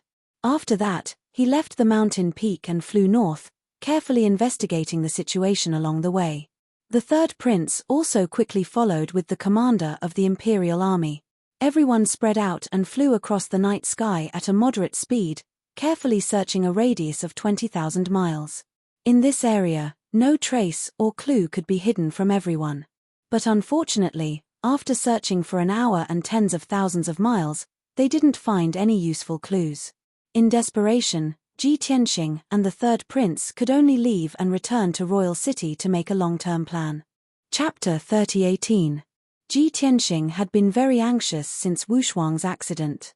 But at such a critical moment, he had to remain calm. Anger and irritation could not solve the problem. The most important thing was to think of a countermeasure. On the way back to the capital, Ji Tianxing frowned and pondered. As soon as they returned to the Changfeng court, Ji Tianxing and the third prince entered the study to discuss countermeasures. Two commanders of the imperial army followed them in, waiting for orders. Originally, the third prince wanted Zhenhong to rest and heal. But she refused to rest and forced herself to enter the study to participate in the discussion. Wu Shuang's kidnapping made her feel very guilty and self-reproachful. At the same time, she felt that she had failed Ji Tianxing's trust and could not face Ji Tianxing. Fortunately, Ji Tianxing did not reprimand her. The secret room was dimly lit and the atmosphere was solemn and austere. The third prince said in a low voice, "Two things happened tonight. First, the second prince invited Mr. Tianxing to the Chengyang court as a guest, but they were ambushed on the way back. Immediately after, two divine monarchs invaded the Longwind court, injured Zhenhong, and kidnapped young Miss Wu Shuang. This prince dares to conclude that these two matters are connected, and the other party has long planned this. Inviting Mr. Tianxing to the Chengyang court was the first step of the plan, luring the tiger away from the mountain. Sending people to infiltrate the Changfeng court and kidnap Miss Wu Shuang was the second step of the plan." Hearing this, Ji Tianxing shook his head and said, "You mean, the main culprit is the second prince?" The third prince said calmly, "I can't rule out this possibility. I don't dare to underestimate him at any time. Moreover, he has the motive and the ability to plan such a scheme." Ji Tianxing shook his head again and said, "You're wrong. The king wants to appoint the fifth prince as the crown prince. You and the second prince have both lost. The fifth prince is the biggest winner. At this critical moment, your and the second prince's common enemy is the fifth prince. In order to fight for the position of crown prince and the king, the second prince has planned for so many years. At this juncture, he can't even cooperate with you, So how can he deal with me and kidnap my daughter? Is it more important to kill me? Or is it more important to seize the crown prince's position? The third prince immediately understood what he meant and said in a serious tone, "The second prince invited you to the banquet tonight because he wants you to persuade me to cooperate with him? Do you mean that the fifth prince is the mastermind?"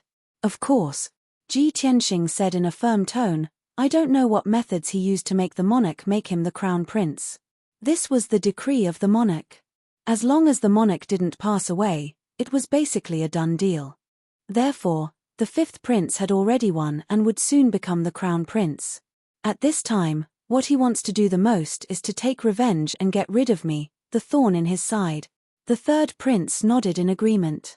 "That makes sense." Ji Tianxing continued, "Besides, you, the second prince, and I all underestimated the fifth prince. He must have planted spies in Changfeng court to monitor our every move. Therefore, he knew that my daughter was in Changfeng courtyard and that I went to Chengyang courtyard to attend the banquet.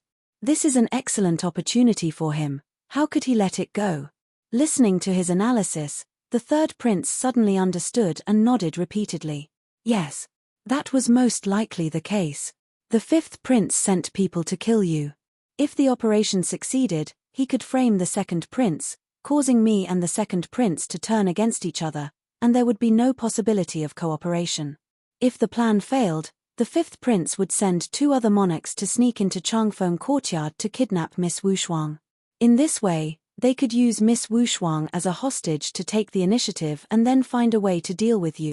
Ji Tianxing nodded slightly and said, "That's right. This is the fifth prince's plan to kill 2 birds with 1 stone. And it's one step after another, interlinked. His goal is to get rid of me. Before he kills me, Wushuang should be safe. Let's wait. It won't be long before they carry out the third step of the plan." The third prince nodded again and said in a dignified tone, "Next, he will send someone to send you a message, asking you to go to a certain place to see Miss Wushuang. And that place, he has already set up a large number of troops and set up an inescapable net. If you don't want anything to happen to Miss Wushuang, you must go to that place and walk into the net." Speaking of this, he sneered and said, "Then we will wait for his message. I will gather a large number of imperial guards and see what tricks he can play." Ji Tianxing glanced at him and asked, "Nominally, the imperial guards are the sword of the monarch. You used a large number of imperial guards to help me deal with my private affairs. Aren't you afraid that he will complain and the monarch will punish you in anger?"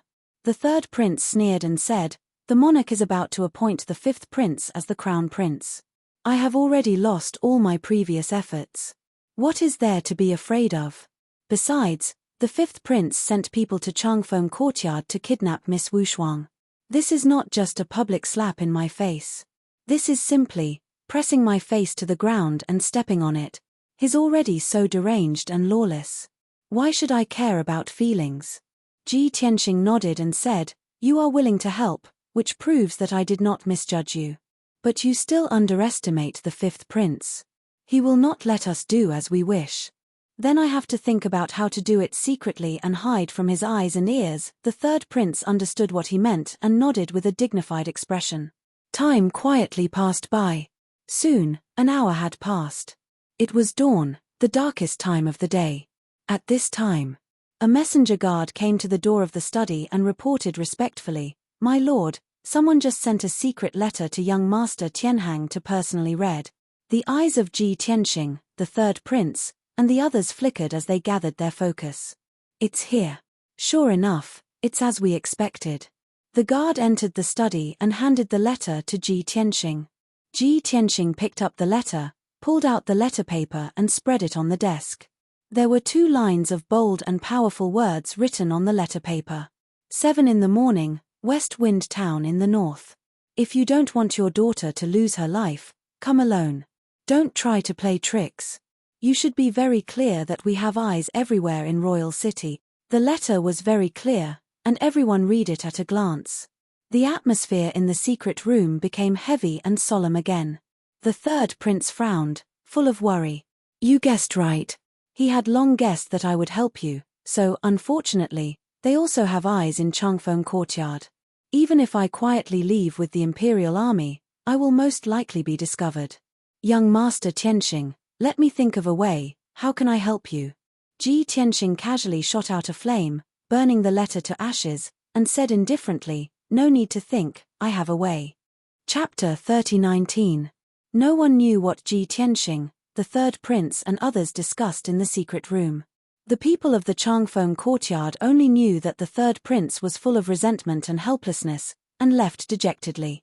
Looking at that appearance, he seemed to be unable to help Ji Tianxing, so he felt guilty and annoyed. Of course. 2 commanders of the Imperial Army and more than 60 elites of the Imperial Army were also taken away by him.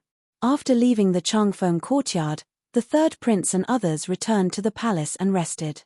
At least, the spies and informants hidden in the dark saw the result. But no one knew that Ji Tianxing had quietly left the Changfeng courtyard with the help of the armillary sphere secret technique. He was not discovered by anyone and quietly sneaked into the palace.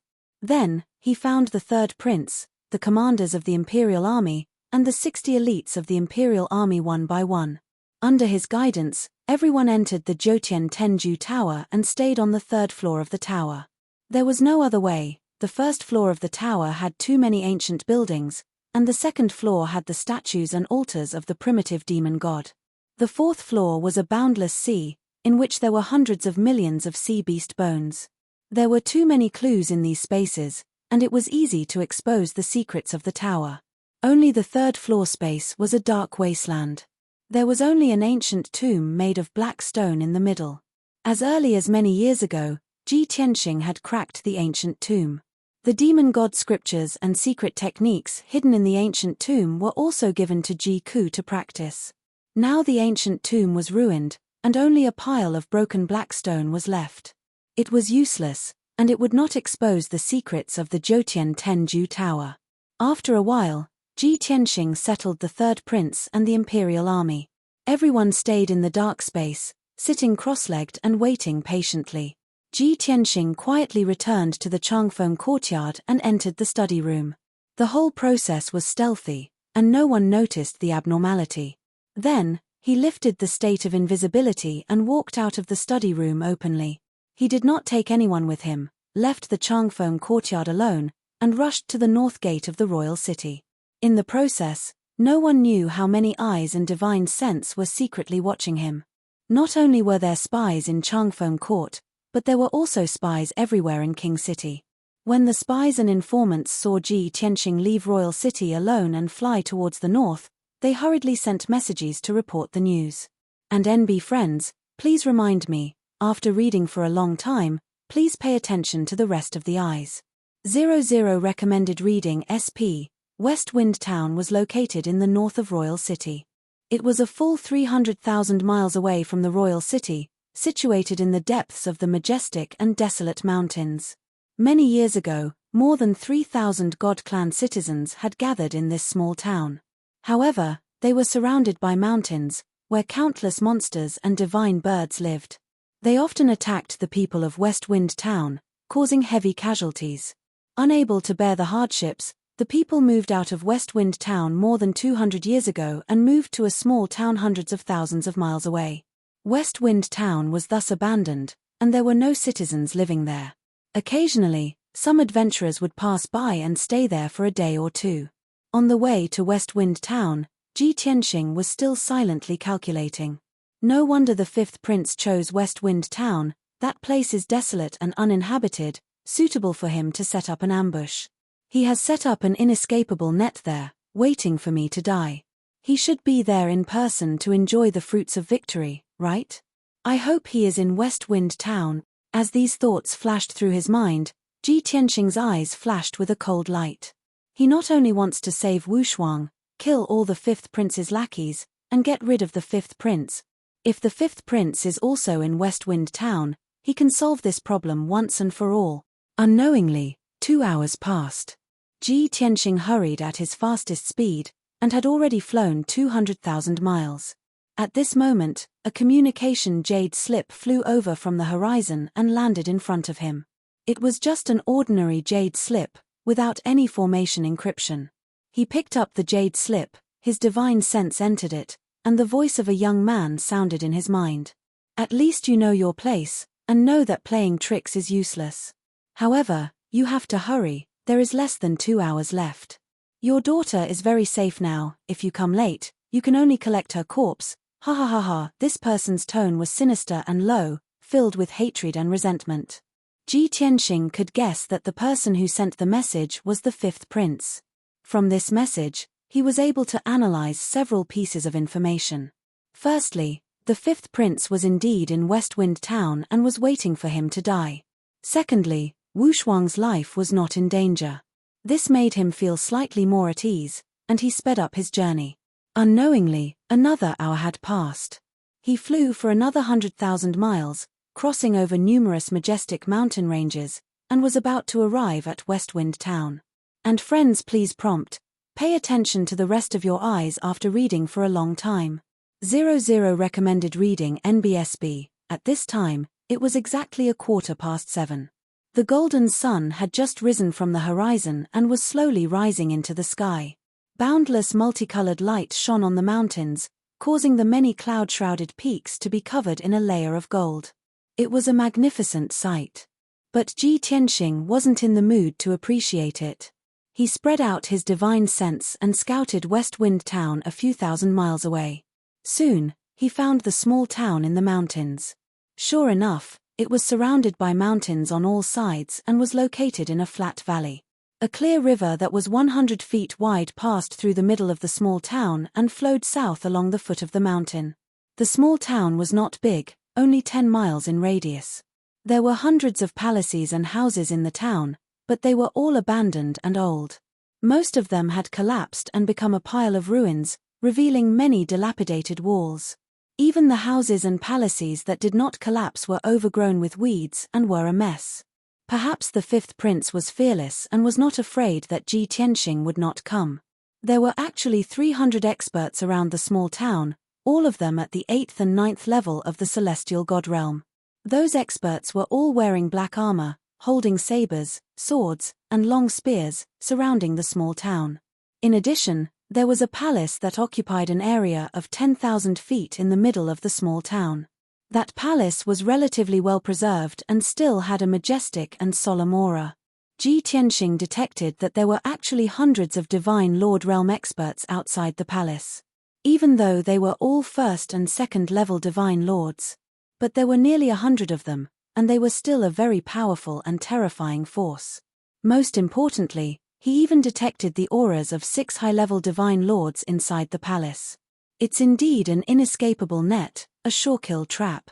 Fortunately, he's a prince and has a powerful backer, that's why he can gather so many Divine Lord experts.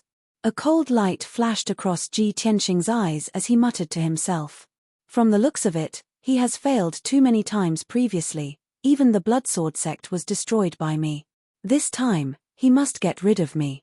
That's why he's willing to put in so much effort in order to be foolproof. Including the third prince, there were 6 high-level Divine Lords, nearly 100 low-level Divine Lords, and 300 celestial god experts. With such a powerful force, not to mention killing Ji Tianxing, even destroying sects like the Bloodsword sect and Bloodblade sect was more than enough. Before entering Westwind Town, Ji Tianxing already felt the fifth prince's killing intent.